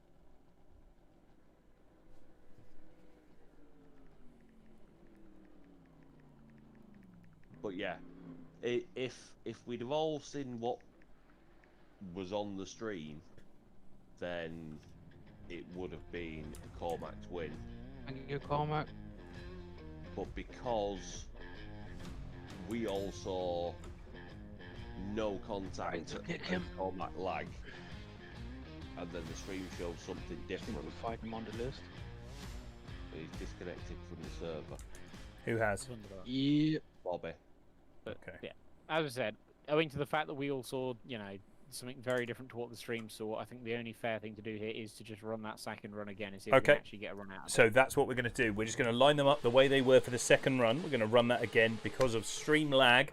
That is the reason. I know Cormac will question this because he will feel like he's being deprived of it. But what we're seeing on the stream and what every single one of the judges saw, and it was unanimous between the judges, all three of them said that looked like lag, but we can't back that up.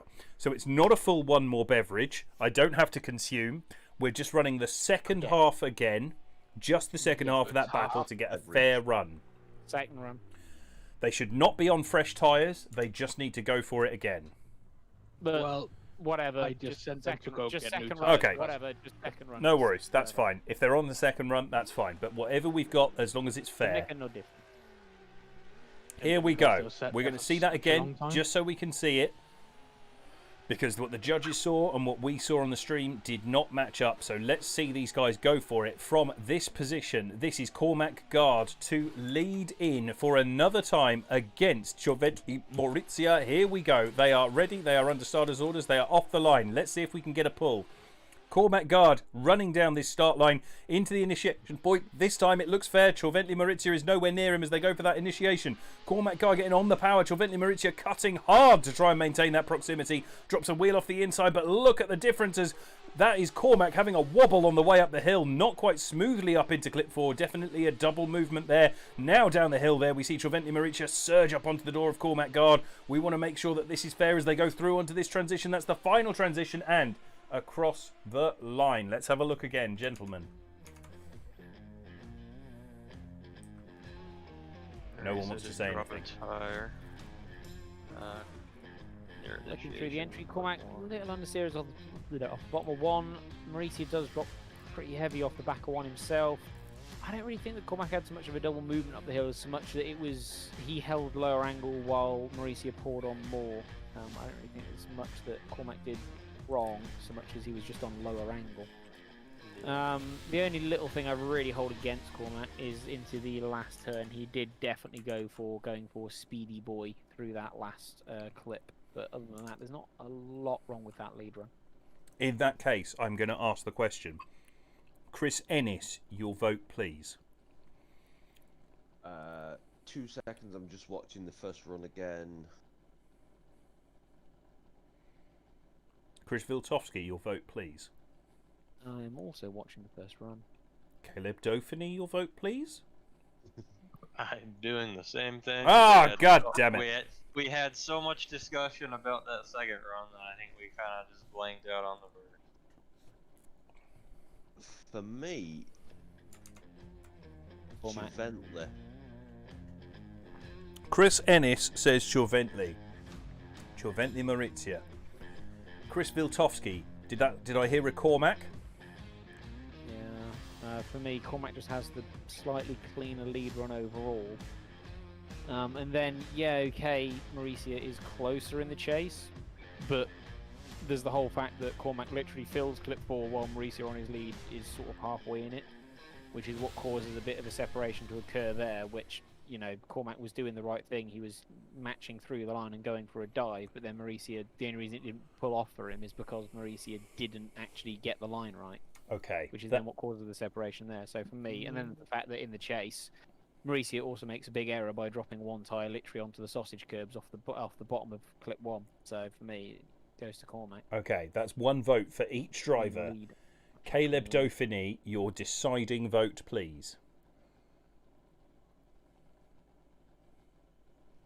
I just found the first run on the stream. So. See, for me, Chiventley was well into clip 4. He wasn't though. He was about halfway through it, which is not in the clip. That's just about getting to the clip. I mean, you're either in it or you're not. No, not at all. Because that would suggest then that all people need to do to be in the clip is touch the edge of the clipping point with their rear tyres, which is not filling the clip. His rear tyres are in the middle of the clip. Which is not filling the clip. Filling the clip is tyres to the edge of that rumble, to the edge of that white line, which is where you're supposed to be. I mean, we're talking 6 inches. It makes a big difference. It makes a big difference. But Cormac was nowhere near through clips 1, Look, 2 and 3. hang on. I'm going to stop both of you there because you've both made your votes and you're both entitled to your votes. So you have made your votes. There's no point in discussing it any further. What we need is Caleb Dauphiné's vote. Caleb, your vote, please. Yeah, for me, one of the Chris's isn't going to like it. Yeah, for me, I got to go with Mauricio, actually. I think I'm kind of with Chris Ennis on that myself, but So 2-1. Chris Ennis, Caleb Dauphiné both go for Cioventli, Maurizia, and Chris Viltovsky goes for Cormac Guard. I am devoid of opinion here. I am not allowed one. I'm definitely far too gone to have a reasonable opinion on that run, but it means that with the judges ruling in, Cioventli Maurizia advances on to the Great 8. Who will he face next? Is it Steve Smith, or as I said earlier, Stephen Smith, because apparently I've lost the ability to control my own mouth, or will it be Jack Lai? This is Steve Smith, somehow not in his own livery. He's ended up with the weird, just black GT86, taking on Jack Lai for this battle. This is what we've come to see. This could be a good one or it could be terrible. There is not going to be a middle ground as they are under starters orders. Anders Unger has control on the start line. 3, 2, 1, go. They are off. Let's get these guys underway. Steve Smith firing down the line in that GT86 with the 2JZ under the bonnet. He's going for that big flick initiation. That's a wheel drop, but it's suckered Jack Lai into a really weird initiation. He did not need to do that in the chase position. Steve Smith was all in his own position to manage to set himself up for failure there, but Jack Lai has done it for himself as well in that chase position, and now the rest of the run looks pretty solid from Steve Smith as he manages to get on the throttle back down through this section. Jack Lai punts him. That is a massive amount of contact in the transition. Let's go straight back to the replay and see what happened there, gentlemen. Might have been lag. I don't know. Just seemed odd because the speeds of the cars seemed very, very comparable, and then there was just massive contact apropos of nothing, which seems more lag related than actual contact. Apart from clip 4, that wasn't a bad run from Steve. No, I suppose Jack does come down a bit quick through the inside there. yeah, I was about to say, I think. He did sucker him into dropping a wheel on the grass at clip 1. Yeah, we're talking about the last clip here. Steve was definitely at fault for what happened through the beginning section because it was just terrible. Well, not really, because it's the chase car's problem to follow the lead car. That is a restart. Jack Lai did not go on the initiation cone there. That is Anders Unger starting the restart. They are back under starters orders. They will be ready to go. Bits. Jack didn't. Jack just didn't go when the lights went green. So they are back under starters' orders, and Azungas still has them under control. These guys have made a decision based on what we saw in that run. For me, personally, it looked like Jack Lai just went too much full send. For me! For me! For me! Here we go. Through this initiation, Jack Lai on that lead position. Stee goes in early. Where is Stee going? He's on a very inside line. He's going to have to wrangle that car back. Now he gets it back under control, but he's lost a lot of ground to Jack Lai as they come storming up the hill. Jack up into that outside zone there. Stee's starting to reel him back in, but that's a wobble in the chase position as we come back round and through. Big flick from Jack. Oh, and Jack Lai has stalled out in his own position out in front there. I don't know if it was a 0 from Stee through the rest of that run, but has Jack Lai just gifted Stephen Smith a gifting run through to the Great 8. Let's have a look. Badly, yes. Yeah. Do you want to tell Anders to move slightly further down the track? Because then it takes him out of the headlights and people can see him a bit easier. That isn't gonna help. No, that'll put him further.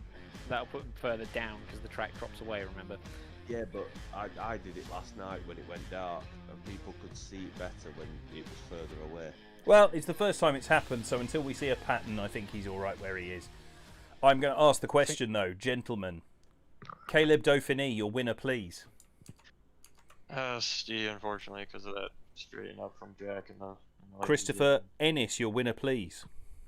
Steve, but because of the initiation as well. And just to round it out, Chris Viltovsky, your winner, please.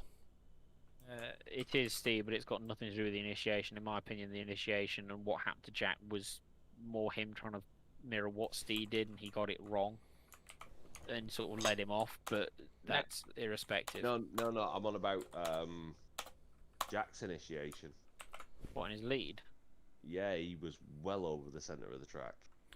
That means we have the first half of our Great 8 sorted, and Steve Smith, regardless of how we got there, will be ecstatic with that. Oliver Eppinger takes on Craig Fulgham, and Juventli Maurizia takes on Steve Smith. On the other side of the bracket, in our top 16, Danielis Paringauskas takes on Austin Meeks. Formula Drifts Austin Meeks. Charlie Weaver takes on Ryan Sider. Augusto Ferreira takes on Lewis Monks. And Bobby Hill takes on Zura Diasamidze. That is all yet to come. Those guys are loading into the server right now. And because I am over a bottle and a half of Prosecco deep, I will leave you with that screen to enjoy whilst I run to the toilet and back again. See you very shortly.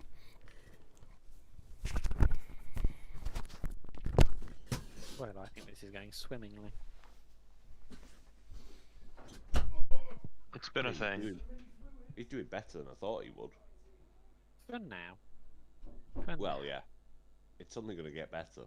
Well, all that's going to happen is the alcohol is going to catch up with him more and more. Gonna start speaking another language here soon. The only thing, of course, is that he is a pilot, and they are legendary for being absolute fucking pissheads. So, yeah. Well, I've drunk more than he has. Yes, but aren't you also drinking like 4% beer? Yeah, but I have had maybe 10, 11. Since when? 10 to 7. That seems slightly excessive, not gonna lie. Yeah, I did start a bit late, so... Just gotta catch up, clearly. Making up for lost time. In fact, I'm gonna go and get some more. Oh, Jesus. I need to figure out somewhere comfier to sit. I mean, desk chair? I don't have a desk. Oh dear. TV. Oh dear.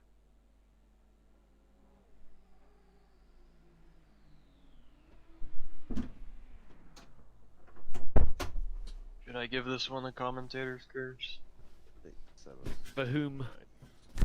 Okay, For the I'm both, I was remiking gonna myself say. as we start to see our guys in the background lining up. Let's have a look at this. We are pretty much ready to go. And this is Danielis Parangauskas to lead in Austin Meeks. Danielis Parangauskas is going to be pretty happy with how things are working out for him at the moment. He is the bracket, if memory serves. No, number 41. He's 41, I apologise. So Danielis Parangauskas against Formula D's Austin Meeks. They are under starters orders, and as Unger has control. Let's get these guys underway. We are in the second half of our top 16 as the lights become more and more important here in an increasingly darkening Road Atlanta Motor Speedway. They go for the big send. Danielis Parangauskas gets enormous angle, and Austin Meeks has to back out a little bit. Danielis Parangauskas on that very inside line. That E92 looking absolutely gripped up as he fails to make it cleanly up into all of clip 4. Chris Viltovsky will mark him down very heavily for that as Austin Meeks starts to get back on the throttle and try and get back into this battle. But Danielis Parangauskas has got some serious pace tonight. Did you guys not tell anyone to go to a midline coming out of the horseshoe? They did, yes. Did. Chris I've yet did. to see anyone do that. No, coming out of the horseshoe, Chris said use the corners inside clip and rub your bumper on it. Yeah, and then you come back off into a midline and then work your way back down into 6, which is what people are doing.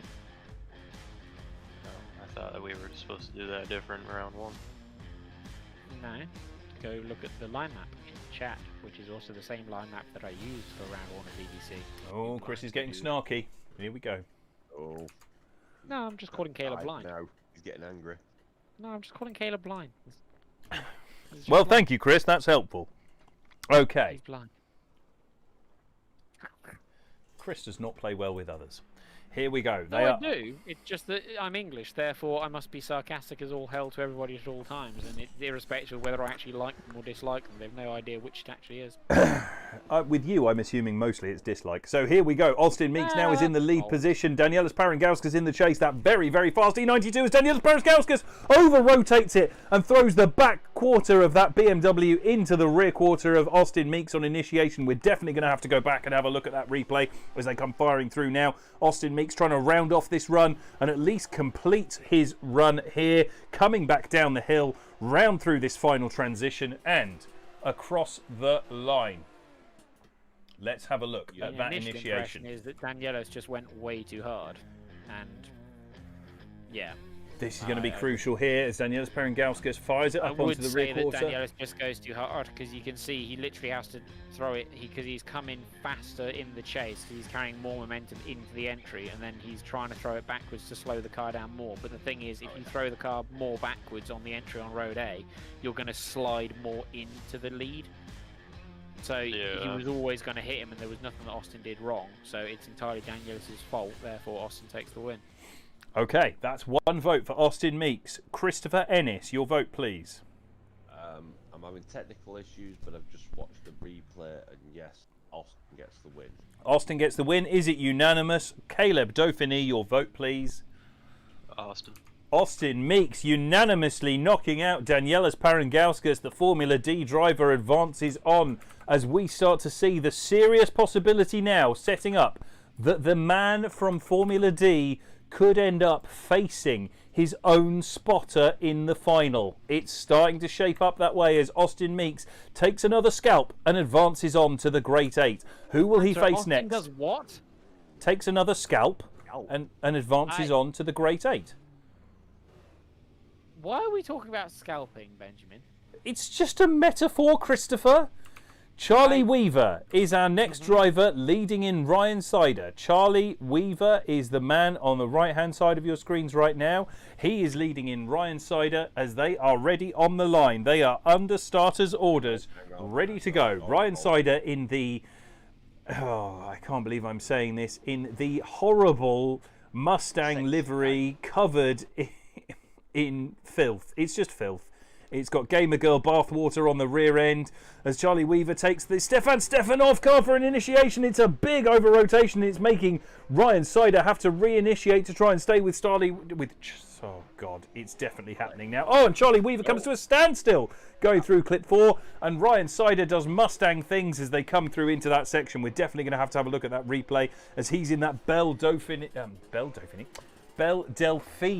livery I am now genuinely starting to have problems with my words now that we're almost at the end of the second quite bottle of frankly, Prosecco. to me, in my opinion, the run is over off the bottom of clip 1 because Ryan has to reinitiate, which is an incomplete, but it's an incomplete that was caused by what Charlie had done. Therefore, it's a 10-0 to Ryan at that point. Interesting. Gentlemen, do you agree with that summation? Yes, and definitely not related. Yeah, but nah. Yeah, but nah. Yeah, but no, but yeah, but no, but. Is that going to work?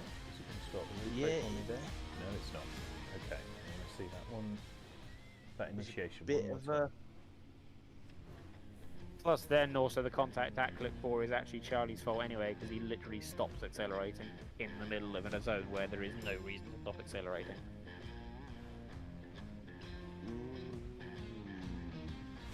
His car stops. You can see it as he comes in at 4, it just stops, and Yeah. that's when Ryan suddenly gets faster than him. Yeah, I agree with that. But my opinion is irrelevant because I am not a judge this week, and it's very liberating. So, And also million. entertaining because you're shit-faced drunk. I'm certainly headed that way. Ryan Sider now is our lead driver, leading in Charlie Weaver. This is where we've come to. Charlie Weaver, Ryan Sider under starter's orders. Ryan waited for that green light to come on and then absolutely dropped the hammer. Look at that gap opening up. The man in the Belle Delphine livery is about 5 car lengths ahead. Doesn't make it cleanly into clip 1, but this is a very fast looking Ryan Sider. He is geared up, ready to go with the best of the best here. That is just about the fastest lead line that we've seen all night. Where has this Ryan Sider been hiding? That is a phenomenally fast lead line as he comes firing through down onto the return. Charlie Weaver nowhere to be seen. Let's have a look at that again. I want to just make sure that Ryan gets off the line when the light goes green. Yes, he does. The light was green before he goes. The guide goes green, everybody. The guide light. goes I said green. light. I definitely didn't No, say you said guide. I You said said light. guide. You said guide. The guide goes lean. Ryan takes the win though. There's nothing on that run to Yeah. overturn the 10-0. I'm going to ask the question. Ryan. He does Even need if to. the first run wasn't a 10-0, there wasn't anything to overturn it in the second run. Caleb Dauphiné, your vote, please. Yes. Caleb Dauphiné says yes. Is that Ryan Sider? Caleb Dauphiné has turned into Chris Ennis. Young Half Yeah, Cut, that's welcome. right. Thank you for the follow. So that's one vote for for Ryan Sider. Chris Ennis, your vote, please. Oh God, it's getting worse. Christopher Ennis, your vote, please. Yes. That's Give it to Ryan and move on. Ryan Sider Yes, gets the Ryan. win. Apparently that's unanimous, but the guys don't want to Sider. actually say the words. Ryan Sider gets the win, knocks out Charlie Weaver, and advances on to the Great Yeah, but 8. you know why we're all concerned about saying anything about a Scouser? What, because he might come and rob your wheels? I didn't say that. I'm willing to say it. He's not going to come and get me. I'm in New Zealand. There's no way. To be honest, he hasn't got the money to come out here and get me, so that's fine. Has he Jesus. not robbed enough wheels? He's not robbed enough wheels, exactly. Or not sold enough of other people's furniture. Right, let's move on. So, this next battle is Augusto Ferreira versus Lewis Monks. Augusto Ferreira in the lead position. We are ready to get underway here. They are under starters' orders. It is go time here at Road Atlanta. Augusto Ferreira to lead in Lewis Monks. They are now off the line. There it is. The light goes green. Augusto Ferreira gets away in that 13.5, being chased by Lewis Monks, also in that S13.5, RB28 powered, 12 cylinders of singing RB out on track as Lewis Monks makes a massive correction and almost takes out Augusto Ferreira as they come up through clip 2. Now up into the keyhole. Augusto Ferreira looking much more composed as Lewis Monks gets back into the battle. Up onto that inside clip now. Here comes the transition. Big movements from Augusto Ferreira there to start to pull away on Lewis Monks. Just has no answer for that pace as they come across the line. Lead advantage, plain and simple, really. Lewis makes a massive error coming into the entrance, nearly spears Augusto's door. Almost I think murder. it's only not a murder because Augusto's got good pace in the car, so he managed to drive through and pull away from what would have been a horrific accident. It would have been terrible. In real life, that would have been really something to watch. There would have been a lot of poo coming out.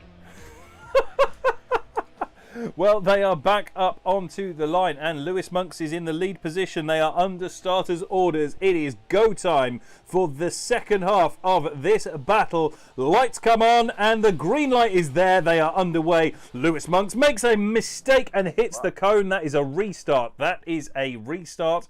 F's all over the chat as they come back round to the start line. That is one strike for Lewis Monks. I was all hyped up, and now we've got nowhere to go.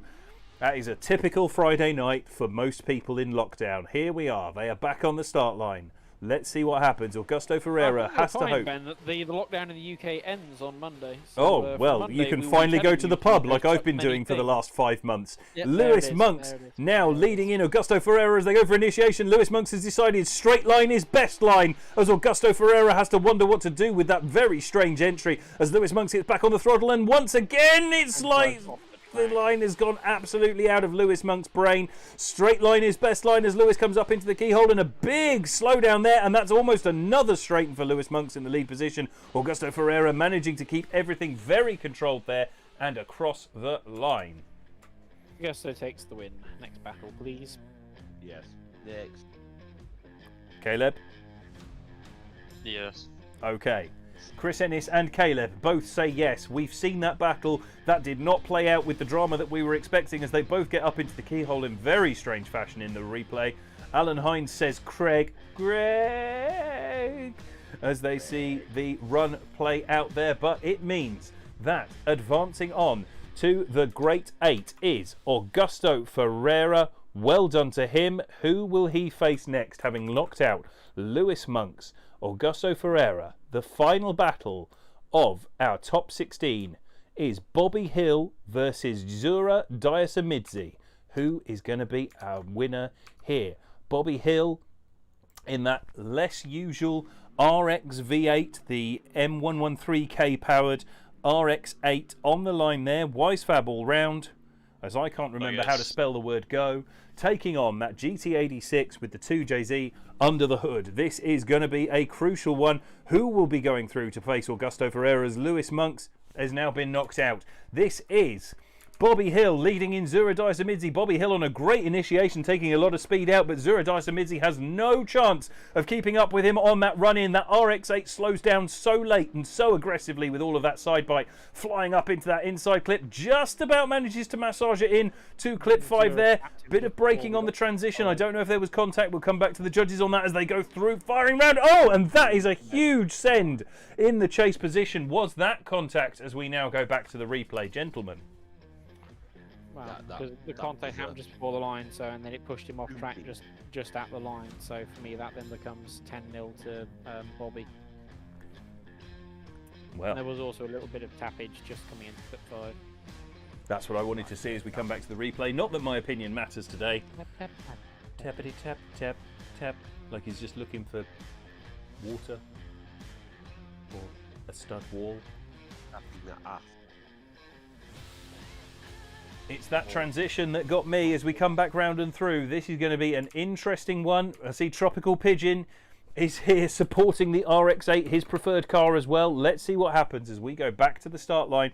They are under starters' orders, and as Unger has control, the lights come on, and there's the green. It's go time here. They are off the line, sending it down into that first corner. This is Bobby Hill chasing in Zura Diasamidze. A big flick from Zura Diasamidze there. Bobby Hill looking controlled in that RX-8 in the chase position. Not as aggressive as we would expect to see from him as he starts to fire up. And there's a little bit of lag as he surges up onto Zura Diasamidze, who has decided that clip 5 is totally optional. Coming back down through the keyhole transition now out onto the outside line. A little bit of contact from Bobby Hill there. Is it going to be as bad as the stuff that we saw from the first run? And across the line.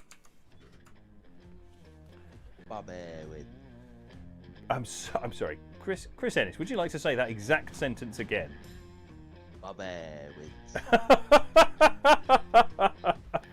Bubby. Ah, Bubby. Right, Well done, as Bubby. much as I hate everything about that, yeah, probably does take the win. And Caleb Dauphiné. I don't know why he went for that weird solo run earlier, but yeah, bugs. He's So- on the wrong server apparently. That Has been means drinking. that we now know the full shape of our Great 8, and it looks like... Oh my word, come on, too many times pressing enter. It looks like that. No, it doesn't. It That's could. the wrong button. Oh my god, come on. I like Somerville, it you're curvy, better though. than Makes this. it curvy. You are better than this. Here we go. It looks like that. So, our Great 8, your Great 8 for this evening in the Tsujigiri Global Drift Challenge Friday Face-Off. Oliver Eppinger versus Craig Fulgham. Giovanni Maurizia versus Steve Smith, and Steve will be ecstatic to have made the Great 8.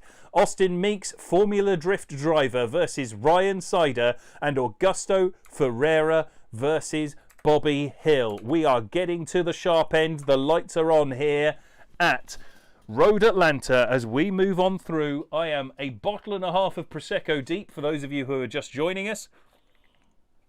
The reason for this is that I confidently said I could do things four beers deep, like Jared Yander does when he's running an event, and now I'm almost 2 bottles of Prosecco and half a shot of, well, 3 shots of rum deep into today's event. So, whilst they're loading in, chat, welcome along again. Thank you for watching. Who are you expecting to do well this evening? Who are you think is going to take it? Craig Fulgham, can he make it? 4 wins out of 5 events. That would be a clean sweep of podiums, 5 from 5. If this were Formula D, he'd have just won a championship.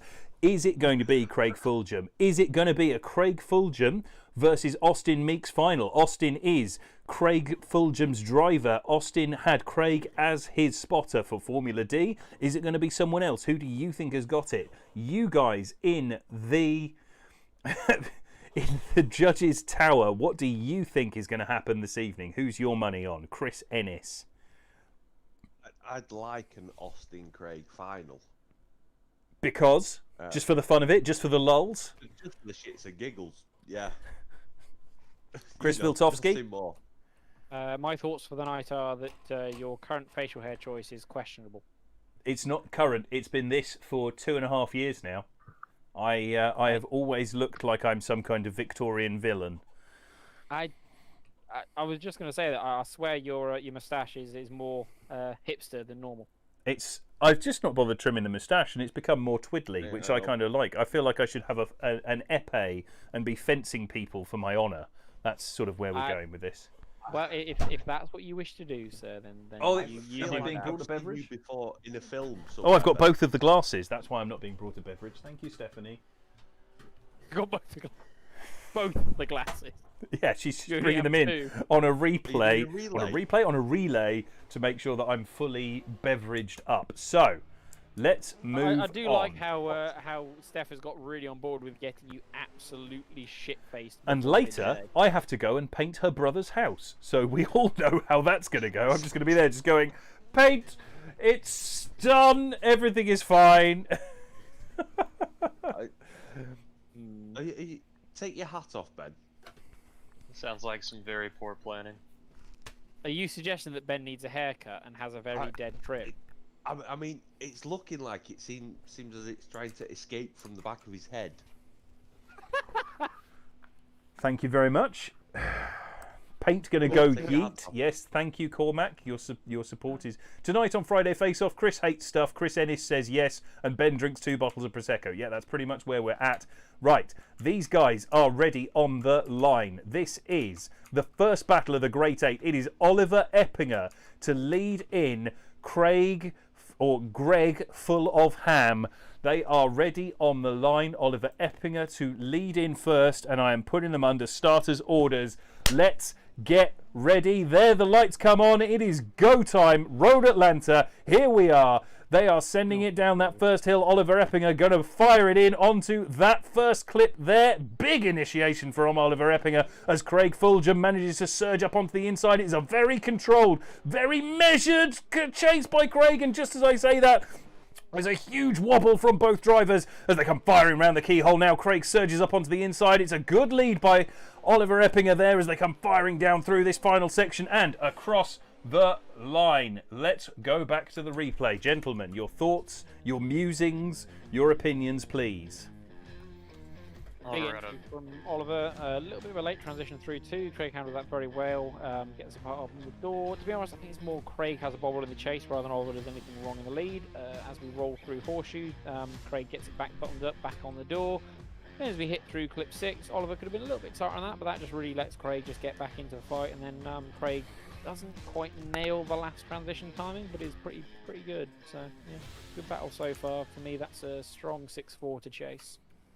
Oh, there we go. That's Chris Viltovsky giving you the rundown on where he sits. We haven't heard from the other two judges yet, so don't count your chickens before they have hatched. They are back under starters' orders. The lights come on. It's go time for the second half of this battle. Craig Fulgham gets off the line, firing it down into clip 1. Here we go. This big decel at Road Atlanta. Craig Fulgham rotates it to angle and now gets back on the gas as Oliver Eppinger surges up onto the inside. This is a strong chase position from Oliver Eppinger as Craig Fulgham nicely comes all the way round to the outside line and just drops a wheel there. Was there contact forcing him slightly wide? Oliver Eppinger really looking hard in the fight here. Not in a sexy way. Don't take that how I intend you guys to take that as they come back round and through and across the line. Oliver Eppinger losing ground in that final transition. Took it as you meant it. Alright. Question becomes, was that contact positive? There was. Contact. It was. Yeah, there was Very contact wide. just enough at the top. I'm sorry, I don't know why I'm saying. I don't have an opinion. I shouldn't be biasing things. Shush. Shush. Shut up, Somerville. I think that contact might almost be the decider. Somewhat the contact, and there's also the fact that Craig is smoother in the lead between 1 and 2, which is what sets Oliver up to have the cleaner chase up the hill. And then, as you say, then Oliver does hit him anyway through the decel. So yeah, I think for me it's a combination of Craig having a cleaner lead ever so slightly, and then Oliver, as you say, had a bit of contact. So just gives it across to Craig just about. Alan Hines. Chris is biased. Tsujigiri is rigged. Thank you, Alan. I mean, it's fine because Alan's just saying that because he knows that, like normal, I now have to try and talk to him via a chat. Well, welcome along, Alan Hines. Thanks for coming. When are you going to come and compete? Anyway, Caleb Dauphiné, your winner, please. So what you're saying there is, when are you going to come and beat everybody, Alan? Yeah, come and put your money where your penis is. It's very close one, but Craig does just take it mostly because of that contact. That's 1 vote for Greg. Christopher Ennis. It's Greg for me. Greg gets it. Greg, full of ham, gets the win. Is it unanimous? Chris Viltovsky. I mean, I've already said yes. I know. I just have to go through the process. That annoys me when you say that as well. Well, in that case, I'm doing my job exactly right. Greg Fulloham manages to progress on to the final 4. Well done to Oliver Eppinger for a good battle there. Let's now see, who will Greg face? Is it Choventny Maurizia or is it Steve Smith? Can Stephen Smith, finally get his movement through to the final 4? That would be a phenomenal result for Steve. Is it going to happen though? Choventny Maurizia is one hell of a driver. They are on the start line, ready to go. They are under starters, orders. Let's see it happen. Here we go. It is time, Choventny Maurizia. It's go time here at Road Atlanta as Stephen Smith goes for some kind of absolutely bonkers entry and ends up going down the escape road there. Disappears off backwards into the Atlanta countryside as Choventny Maurizia wraps it round and through cleanly up into 4 almost. But this is very much the exact line that we've seen from Choventny Maurizia all evening. He is definitely beatable because he keeps on missing clip 4. But sadly for Steve, unless there is a major turnaround. We've seen someone managing to Mohanning it. Marisa was very nearly straight on that initiate. Let's see. Yeah, but Steve had started to send it way before that. Yeah, Steve decided to literally try and send it backwards through a loop, doing a backflip. Well, I don't know what he was He was doing. backwards going right to start with. That was the He problem. he did nothing He went about for the that was big good. flick. He went for the big yeet and just ended up with just a big puddle of failure. Well, on the note, let's just finish off on the phrase "big puddle of failure," which I know that at some point Steve is going to go back and hear. They are ready on the line, and they are now under starters' orders. It is go time for the I'm second well aware half of Steve's this gonna go battle. back and listen to Craig that, Zero but I in the said chat. it. This is Craig Fulgham in the chat saying, "My name is Craig. I did drugs once. I am a Spartan, so check me out."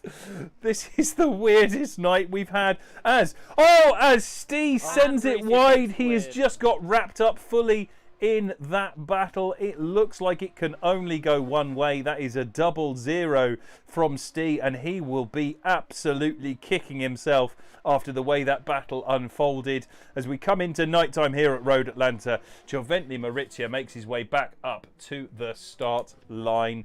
Gentlemen, am I missing anything, or is that only going one way? Yeah, I'm feeling that's a one more time. We've not seen one for a while. No. Shut up, Christopher. I mean, yeah. Hang on, what? You're not agreeing with a one more time, surely? No, I'm agreeing with you. Shut up. In that case, I will ask the question. Caleb Dauphiné, your winner, please. Mauricio. Maurizio. Christopher Ennis, your winner, please. Maurizio. And is it unanimous? Christopher Viltovsky, your winner, please. Yeah, Mauricio, next battle. Maurizio gets the win and advances on to take on Craig Fulgham in the final four. On the other side of the bracket, we now have Austin Meeks leading in Ryan Sider. I don't know about you guys. I am genuinely properly excited for this round. Ryan Sider making it to the Great Eight to now take on an actual Formula D driver. He will be made up just to be doing this battle. He will not care. What? As in, he's gone to his mum's room and like taken her makeup or something. I like the fact that you assume that Ryan doesn't have his own makeup. That's very sexist of you. Well, Isn't He already strikes me as wearing the it. kind of lad who's flamboyant enough to have all his own shaders and, I don't know, foundation and lipstick and stuff. I love how you got halfway through that sentence and then you decided to just pretend that you didn't know precisely what makeup that you would clearly own. Joshified from 1 to woohoo boobies. How drunk is this man? I'm about the stage where I would probably accept whatever I got once the lights went back on. So let's see where we are. Fortunately, we would have lost. I really want to take a comment there, but I decided that no, I won't do that. So, oh, hang on. What has happened to Anders? Oh, Anders Disappeared has out of thin air. disappeared. Oh, we lost Anders it. has crashed. Oh. Anders is having to reconnect. And there's So- a crash to go. Oh, and his... Hello, Anders. It's okay. Well, whilst Anders reconnects because of computer issues, we can just riff for a minute and just continue down this path of just wondering just what Ben would look like as a drag queen. I'll have you know that the one time when I was in my youth... No, I've done it twice, actually.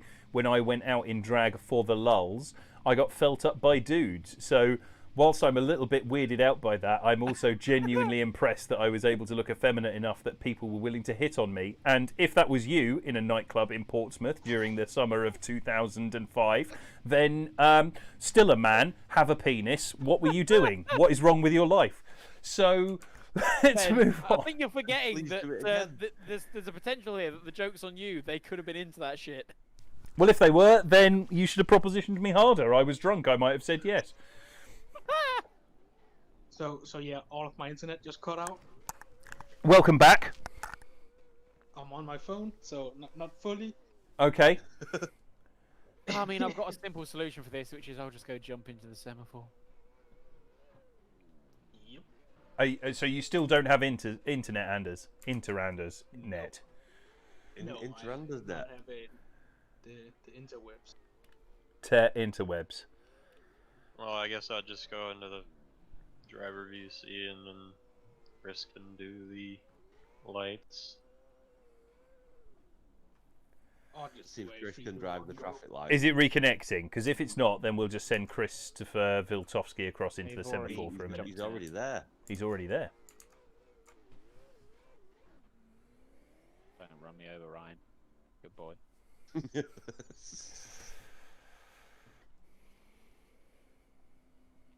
Wow.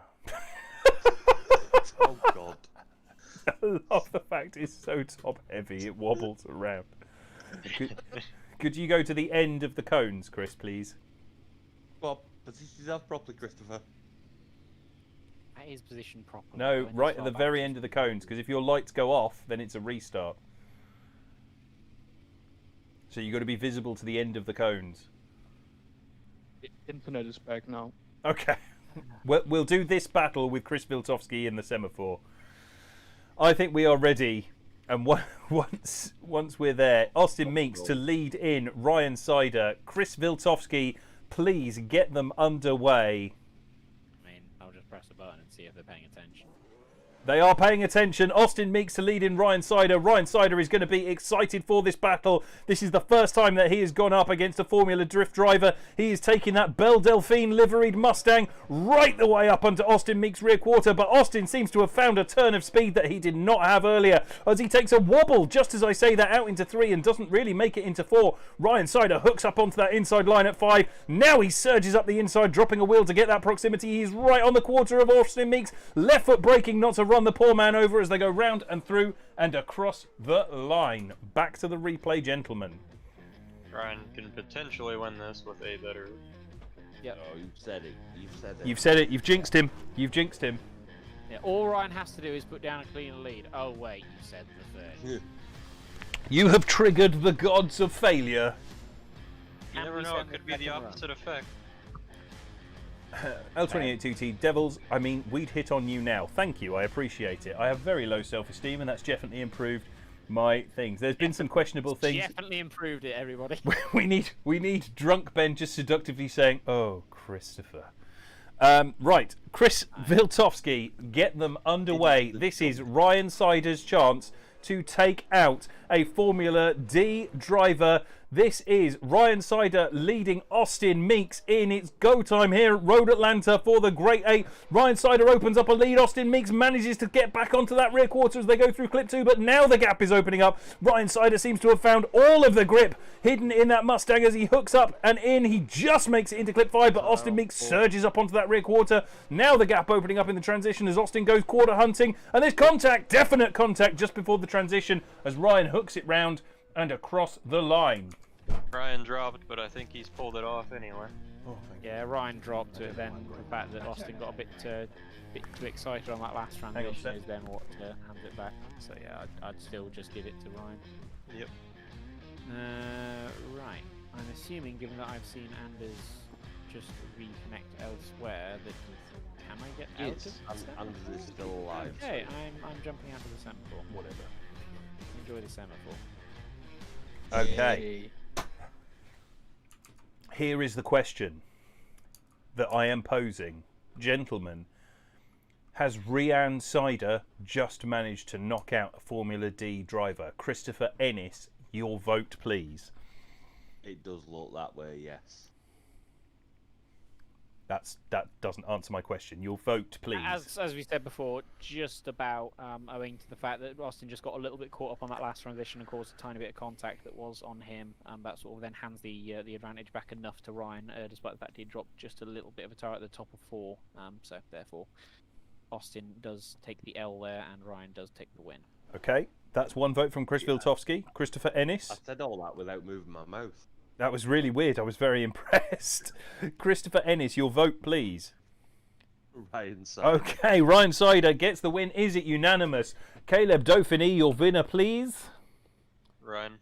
Ryan Sider takes the win. He will absolutely be losing his mind, knocking out Formula D's Austin Meeks. What a result for the man from Liverpool. There we go.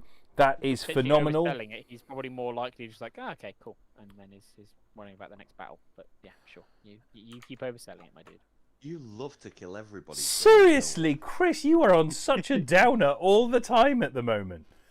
Will you go and take some? Oh no, I know what it is. It's because his wheel Anything. still isn't fixed, so he's not able to go mountain biking, and he's just I mean, sad. that is compounding Oh. issues, yes. But also, it's because, you know, I feel like I need to be a foil to your just rampant optimism from being drunk. I'm always this optimistic. I'm always this upbeat when it comes to this event. That's the problem with having to be a hype man. You've got to make terrible things sound amazing. Congratulations, you have polio. You are such a winner. See, it's about the way it's presented. Augusto Ferreira now takes on Bobby Hill as we go into his second.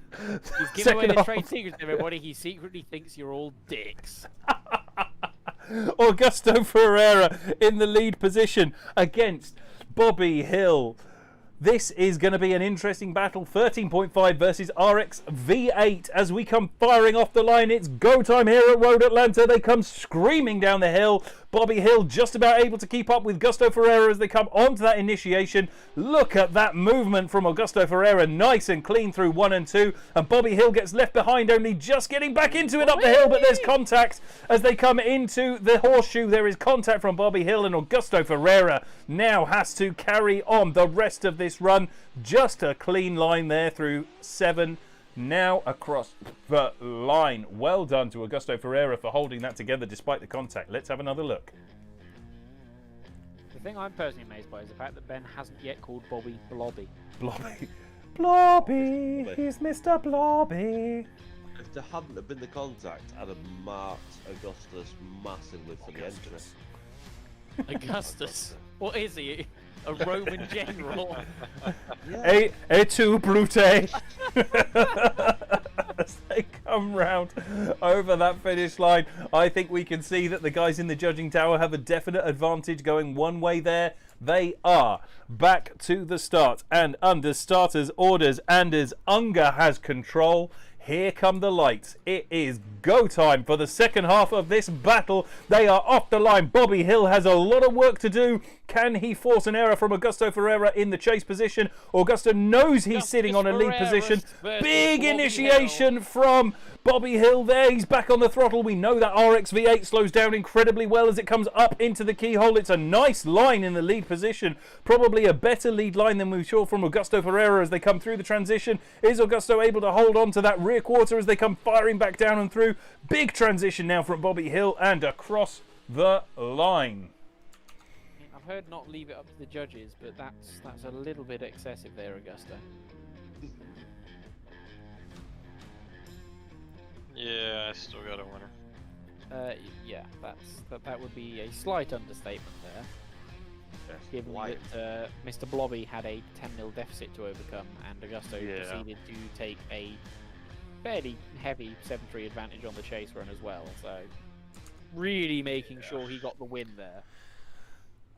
Caleb Dauphiné, your winner, please. It's gonna have to be Augustus Caesar for me. Augustus Caesar. Augustus Caesar. That's one You're vote. upgrading him from general to emperor. Okay, I'm Christopher sure this is gonna do nothing Viltovsky. but wonderful things for his ego.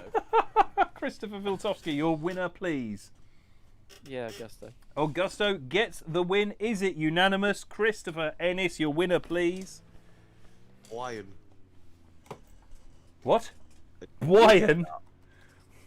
Yes. Oh, God, it's Augusto Ferreira gets the win. We know the full shape of the Final Four. He's not the Messiah. He's a very naughty boy.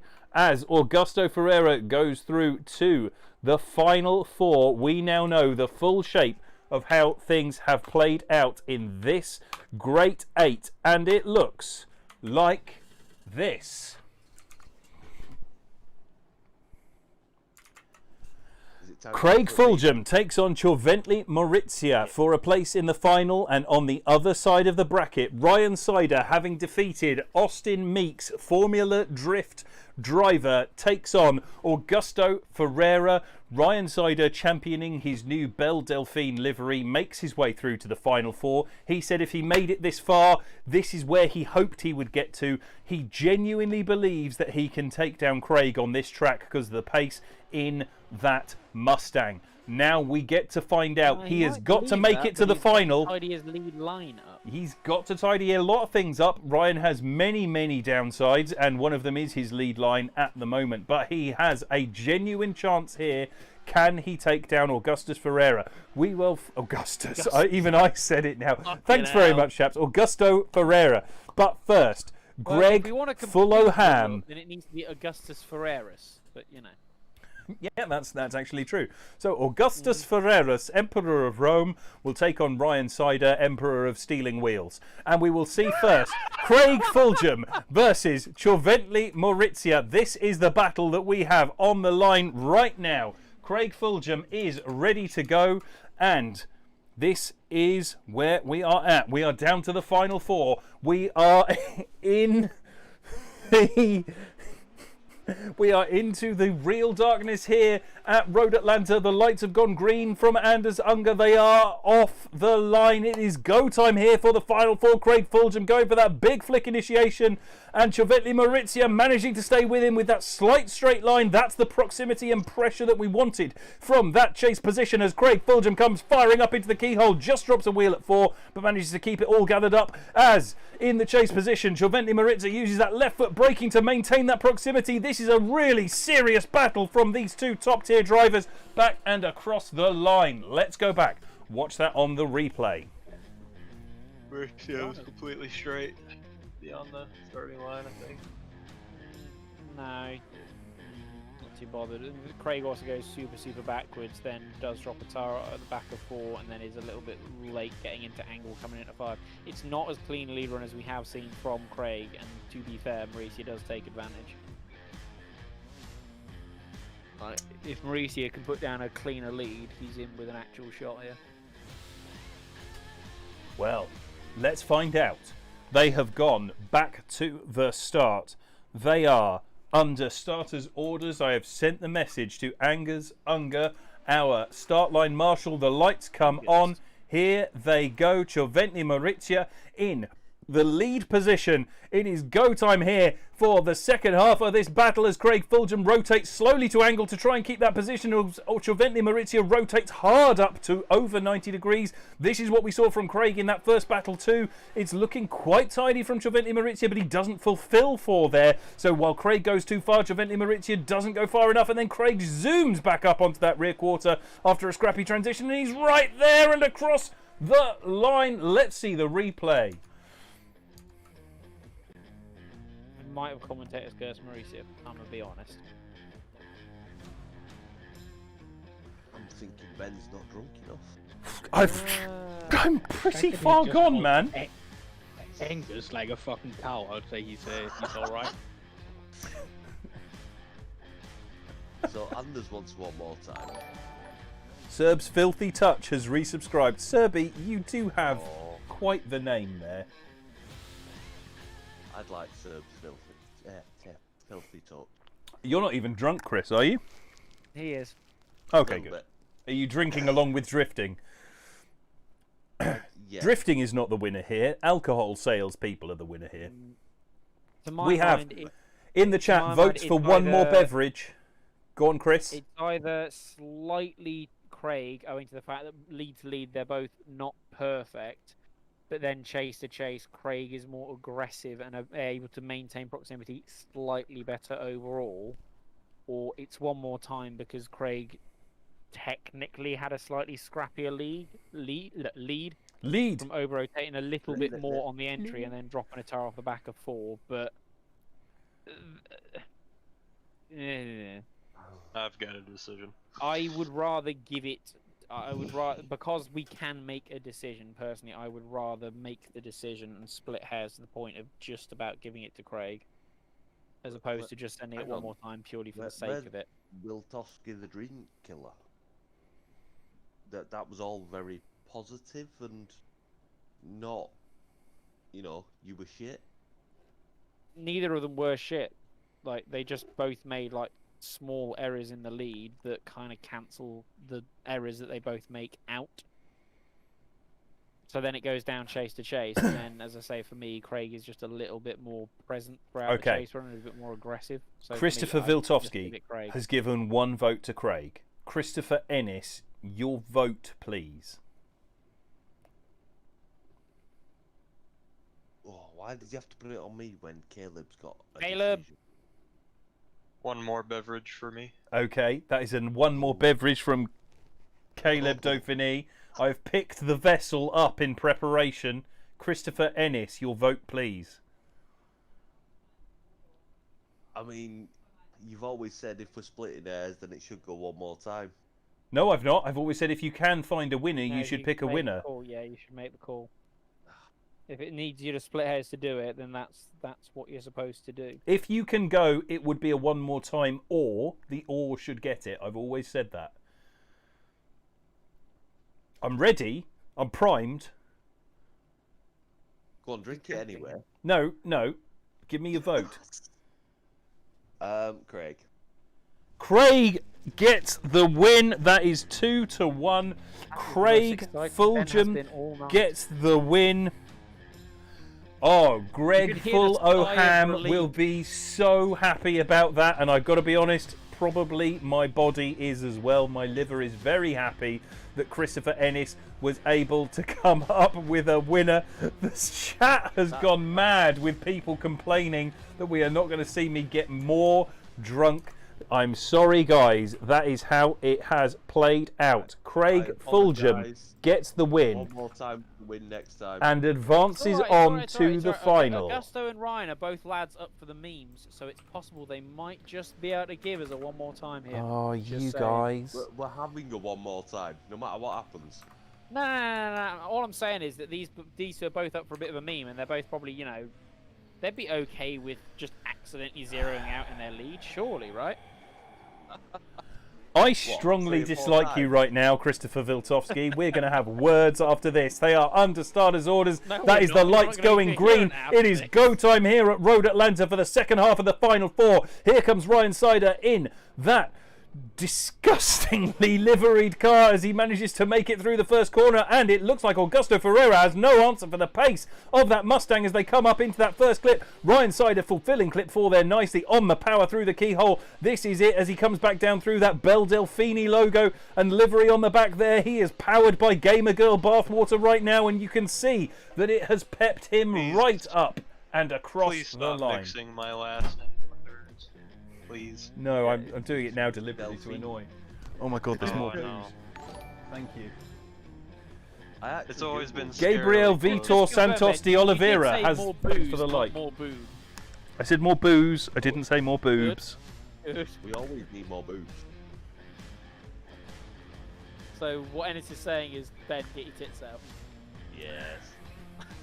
Thankfully, it's on the replay, so I got my tits out and then managed to put them away before things transitioned back to me.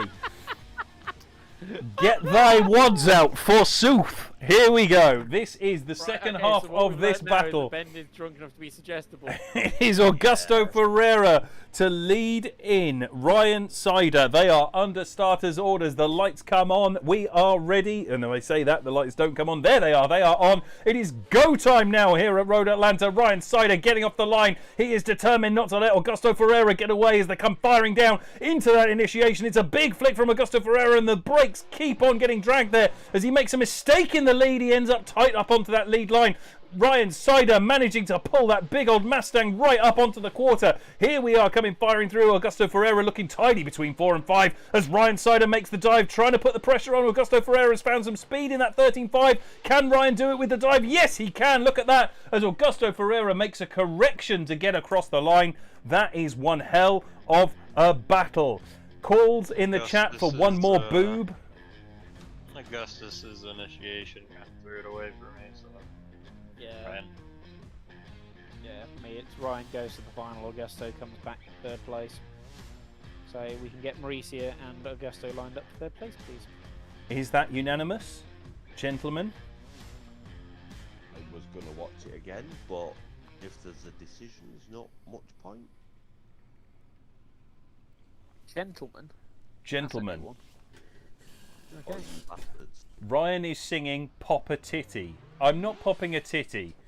Whitley, chat is wild today. Yeah, what's in the water? It's Gamer Girl bathwater. We're all hyped up on it. It's fine.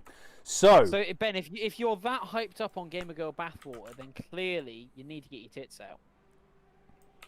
Chris, I you don't have a think he's very drunk enough strange yet. understanding of what Gamer Girl bathwater actually entails. I'm pretty I sure that mean, Belle one thing, Delphine I isn't can washing send you herself some in Game of vodka. Oil bath First, water. you've got to pay for the titties.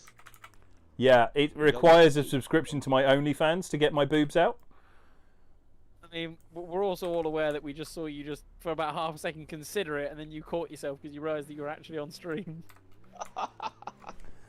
I will Like I shake said, these I'll be away maracas for for the free. right amount of money. You know what to do. Subscribe to our Patreon and I will get my... If we hit 350 on the Patreon before the end of this stream, I will do the remainder of the final with my shirt off. There you go. That's incentive. You heard it here first, folks. I am a whore for money. Let's see what happens now as Giovanni Maurizia must lead in on this, the playoff. This is what is happening. As we come through into the playoff, Giovanni Maurizia to lead in. Augusto Ferreira, we are here. And if you wanted to know, it is patreon.com/Tsujigiri Collective. It is go time here at Road Atlanta. Giovanni Maurizia gets the hammer down in that E92, getting off the line cleanly, goes for the big flick initiation as Augusto Ferreira comes surging up onto that rear quarter. Giovanni Maurizia washing wide, trying to carry that car and momentum all the way through that first two clips. As now we see that big dive from the chase position for Augusto Ferreira coming back up onto that quarter. Big flick transition from Giovanni Maurizia. That is the easiest to chase lead line that we've seen from him all night. Big flick round through 6 and 7 and across the line. Pretty much completely missed 4. Yeah, it's Yeah. interesting. It's Mauricio has consistently made more or less the same error the entire night. Yeah, he comes up short on 4 every time. Comes up short on 4, and then that means he washes a little bit off 5 as well, and he's not got it right. It's weird. Mauricio normally will adjust and get it right, and he's just kept making the same mistake. It's weird. Okay, we move on. It is time to see what happens here as we go back to the start line. This is Augusto Ferreira to lead in Giovanni Maurizia. They are under starters' orders. This is for a place on the podium. The lights come on. It is go time. Road Atlanta. Here we go. Giovanni Maurizia to chase in Augusto Ferreira. Augusto coming to the midline, going for that big flick. Is Giovanni Maurizia able to keep pressure as Giovanni Maurizia looks to come out with the advantage? Augusto Ferreira dropping tyres on the initiation there, getting the hammer down, coming up through into the keyhole. Is that going to be the deciding moment as Giovanni Maurizia tries to gather things back up? Augusto Ferreira looking all over the place here as he comes in for a place on the podium. Is he going to be able to hold things together round and across the line? Gentlemen, your thoughts, please. And do you have a winner? Sloppy. I mean, I was actually trying to donate to the Patreon, but it's at 276 a month now, and not 300. No, it just went back up to 321. Did it? You guys have still got $29 to go if you want to see me do my final with the shirt off. hang on, before we go any further. Yeah, I think it should be delayed a tiny bit. If that's something we're waiting for. Ben's bathwater has a great ring to it, not going to lie. If you don't rip your top off, I'm actually going to be outraged. It's sitting at 3-2-1 at the moment. Whitley, BBW. Oh, come on, guys. Do it, Ennis. How much do I have to put in? 29. Not 300. No, we don't want to put 300. Josh is saying, man, Caleb sounds more like Chris Viltovsky than Chris Viltovsky. No, that's just Caleb. Every round I can understand the hole that Chris has gone down. I just want to say it's at 346 now. No, it's not. It's not. I mean, in all seriousness, It's never at 346. I'm going to have to load the how harsh are we Patreon. feeling about the fact that Augusto flubs the entry? Right, let's Well, get back to the judging while I gently have a small for me, aneurysm. That's the only way I could see that going one more time. Yeah, that was kind of Oh my If God, we're in the saying same that way. entry is big enough of a flub to sort of give Mauricia a bit of a pass for the first half of the run, Well, then Marisa keeps on making errors that's in the later half thing, too. is Like, that he then almost on the reverse of shuts it that, down. yeah, once we get to 2, Augusto does tidy it up. And It's then at from there it's 3:55. fine, and Mauricio keeps making issues. So for me, I think there is enough in that to give it to Augusto. Yeah. Okay. Gentlemen, I'm going to ask you to direct message me and answer. Do you have a winner, and if We've so, literally who? just told you on stream. No, two of you have hypothesized. You haven't said for sure. And the other one's trying to get Ben's tits out. No, it's all right. You're at 3:55. You're at 3:55. They're coming out. I'm not quite sure where I'm going to clamp the microphone, seeing it's on a crocodile clip. But I guess it's going to go onto my nipple. Nipple. No. So I say chest hair, and then everyone else is like, nipple! Okay. Please message me your winners, gentlemen, if you have one. Are we doing can't that remember in who the was judge drifting. chat thing? It can just be a DM to me. Alright.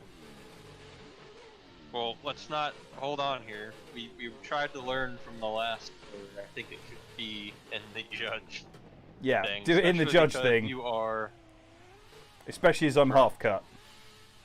Remind me of names again. Oh, yeah. It's alright. Okay. I can confirm we have a winner from that battle. So, it means it is final time. We are here at Road Atlanta under the floodlights. This is it. This is Craig Fulgham versus Ryan Sider. This is for the top step of the podium. Can Craig go 4 from 5? He has podiumed every single event that he has competed in. Is he able to take 4 wins out of 5? The question here, of course, is you have got your tits out, right? Hang on. No, it hasn't happened yet. It hasn't happened yet, but I am just about to do it. So, Craig Fulgham is going to lead in Ryan Sider. Yeah, I was about to say, I'm not starting it until I see tits. Tits will get the fuck out. Respectable.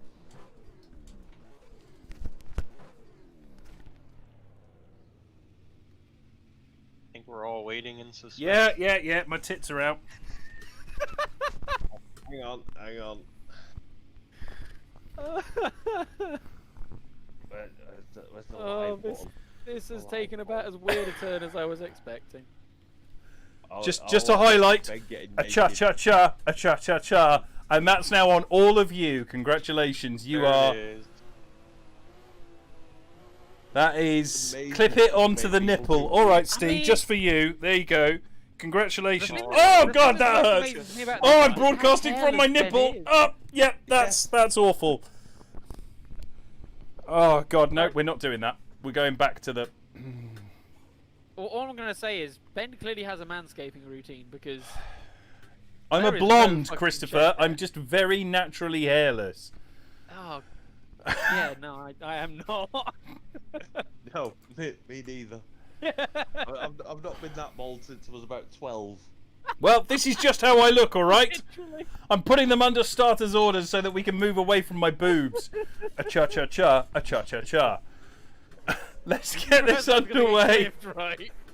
They are. It is go time. This is the final. This is Craig Fulgham leading in Ryan Sider as Ryan goes for a big dive and he makes contact. That's it. Craig gets punted off into the infinite. That is maximum safari line, and that is undoubtedly caused by Ryan. Although, as I say that, I accept that we need to go back and have a look at the replay. Let's look at that right now. I would Oh, say there no they are. Punterino, but I mean, there was clearly some definite Punterino There was in definitely some punterino. There was a lot of Punterino in there, in fact. My God. That was just Some Mustang Punterino. things. It's really hard to That was. control that urge. Perfect. I mean, that would have been perfect if you were trying to replicate what was it Vaughan did to Asbo the other year, where he mounted him on the entry, or was it Chelsea? One of the Mustangs, anyway. Mounting and tits. We love it. Okay. Just, the question is, can Ben reference docking just one more time? I don't Yeah, know. no Let's goal. find out. As Ryan Sider becomes our lead driver, this is for the top step on the podium. They are under starters orders, and as Unger has control, my shirt is well and truly gone. I'm so excited, I'm half naked. The lights come on. It is go time for the final run. Oh, and Ryan Sider puts it into the cones. The Chris Viltovsky School of Cone Buggery has claimed another victim. Let's watch that replay as Ryan Sider humiliates himself completely. Not that I have any leg to stand on right now. Here we go. Yeah, let's face it. The only reason you're hitting the replay button is it means it gets your tits off stream for a minute. I don't know what you mean. So keywords for the YouTube search engine thing would be tits, alcohol, and mountain, And docking. and docking. Okay. Those are the search terms that we're all clearly going for.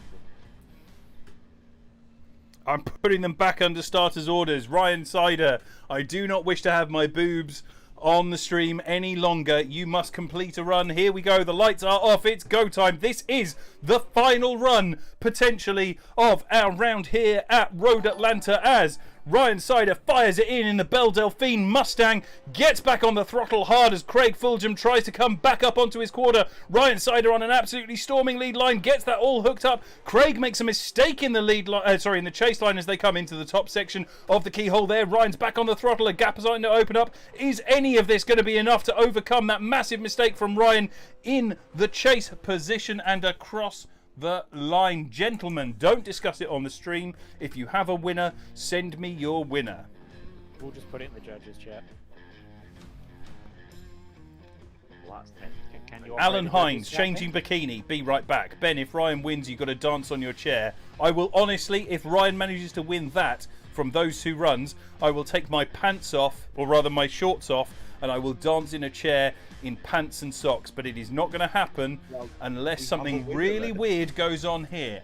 Do we have a winner, gentlemen? I am looking at the results now. Now, as much as I want the ability to have that on clip just to be able to play back whenever I so choose, it's not going to happen now, is it? We have Chris Ennis changes his mind to try and swift that back. Chris, I can tell you, you have been outvoted as these gentlemen come back to the start line. Striptease Ben, this is what the people want. Oh God, this is content. This is top tier content. Judges, you know what to do.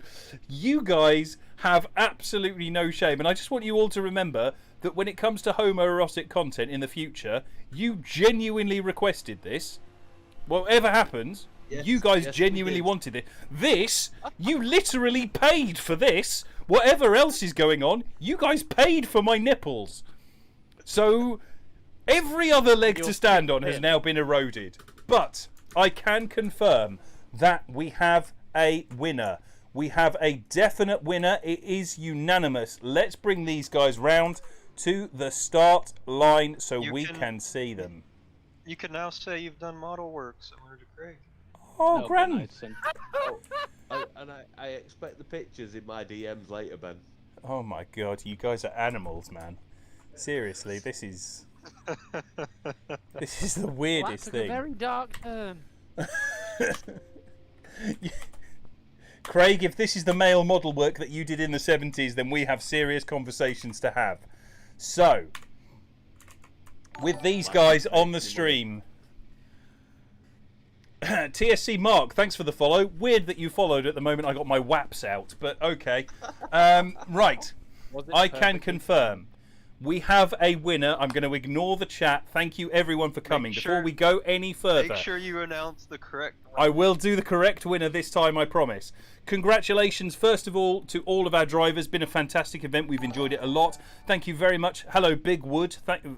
That's a weird name considering I got my boobs out. Big Wood, thank you. Welcome. Thank you All for the search follow. terms. This is all All weird.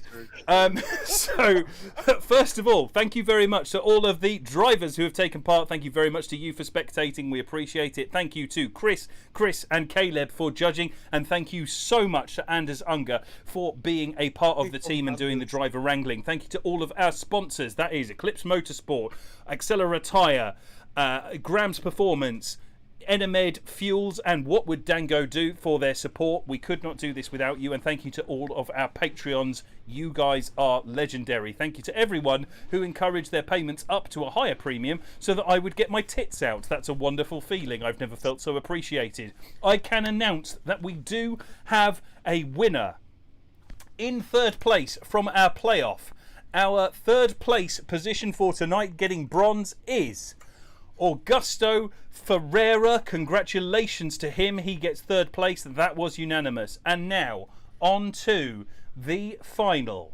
I can confirm it is a car with more than 4 cylinders. I'm doing the full Jared Diender here to try and put it out. It has 4 wheels. It is driven by a person. It is Craig Fulgham gets the win, making it 4 wins from 5 events. Congratulations to him. Greg full of ham. Sir Greg of the Ham beats Ryan Sider, who gets another final placement. Well done to both of those drivers. It has been a real pleasure watching you guys compete tonight. Congratulations to all of you. It has been an amazing event as Augusto Ferreira punts Greg out of the way in the background there. That is amazing. So thank you very much. Next week we are back for another event. Don't forget to tune in there. It has been a real pleasure hosting you, and I hope you have a fantastic weekend. I'm off somewhere to sober up and to contemplate the dreadful nature of my own existence and how far I have fallen as a human being. You guys have a fantastic Friday night. We will see you next week. It has been a pleasure. Good night.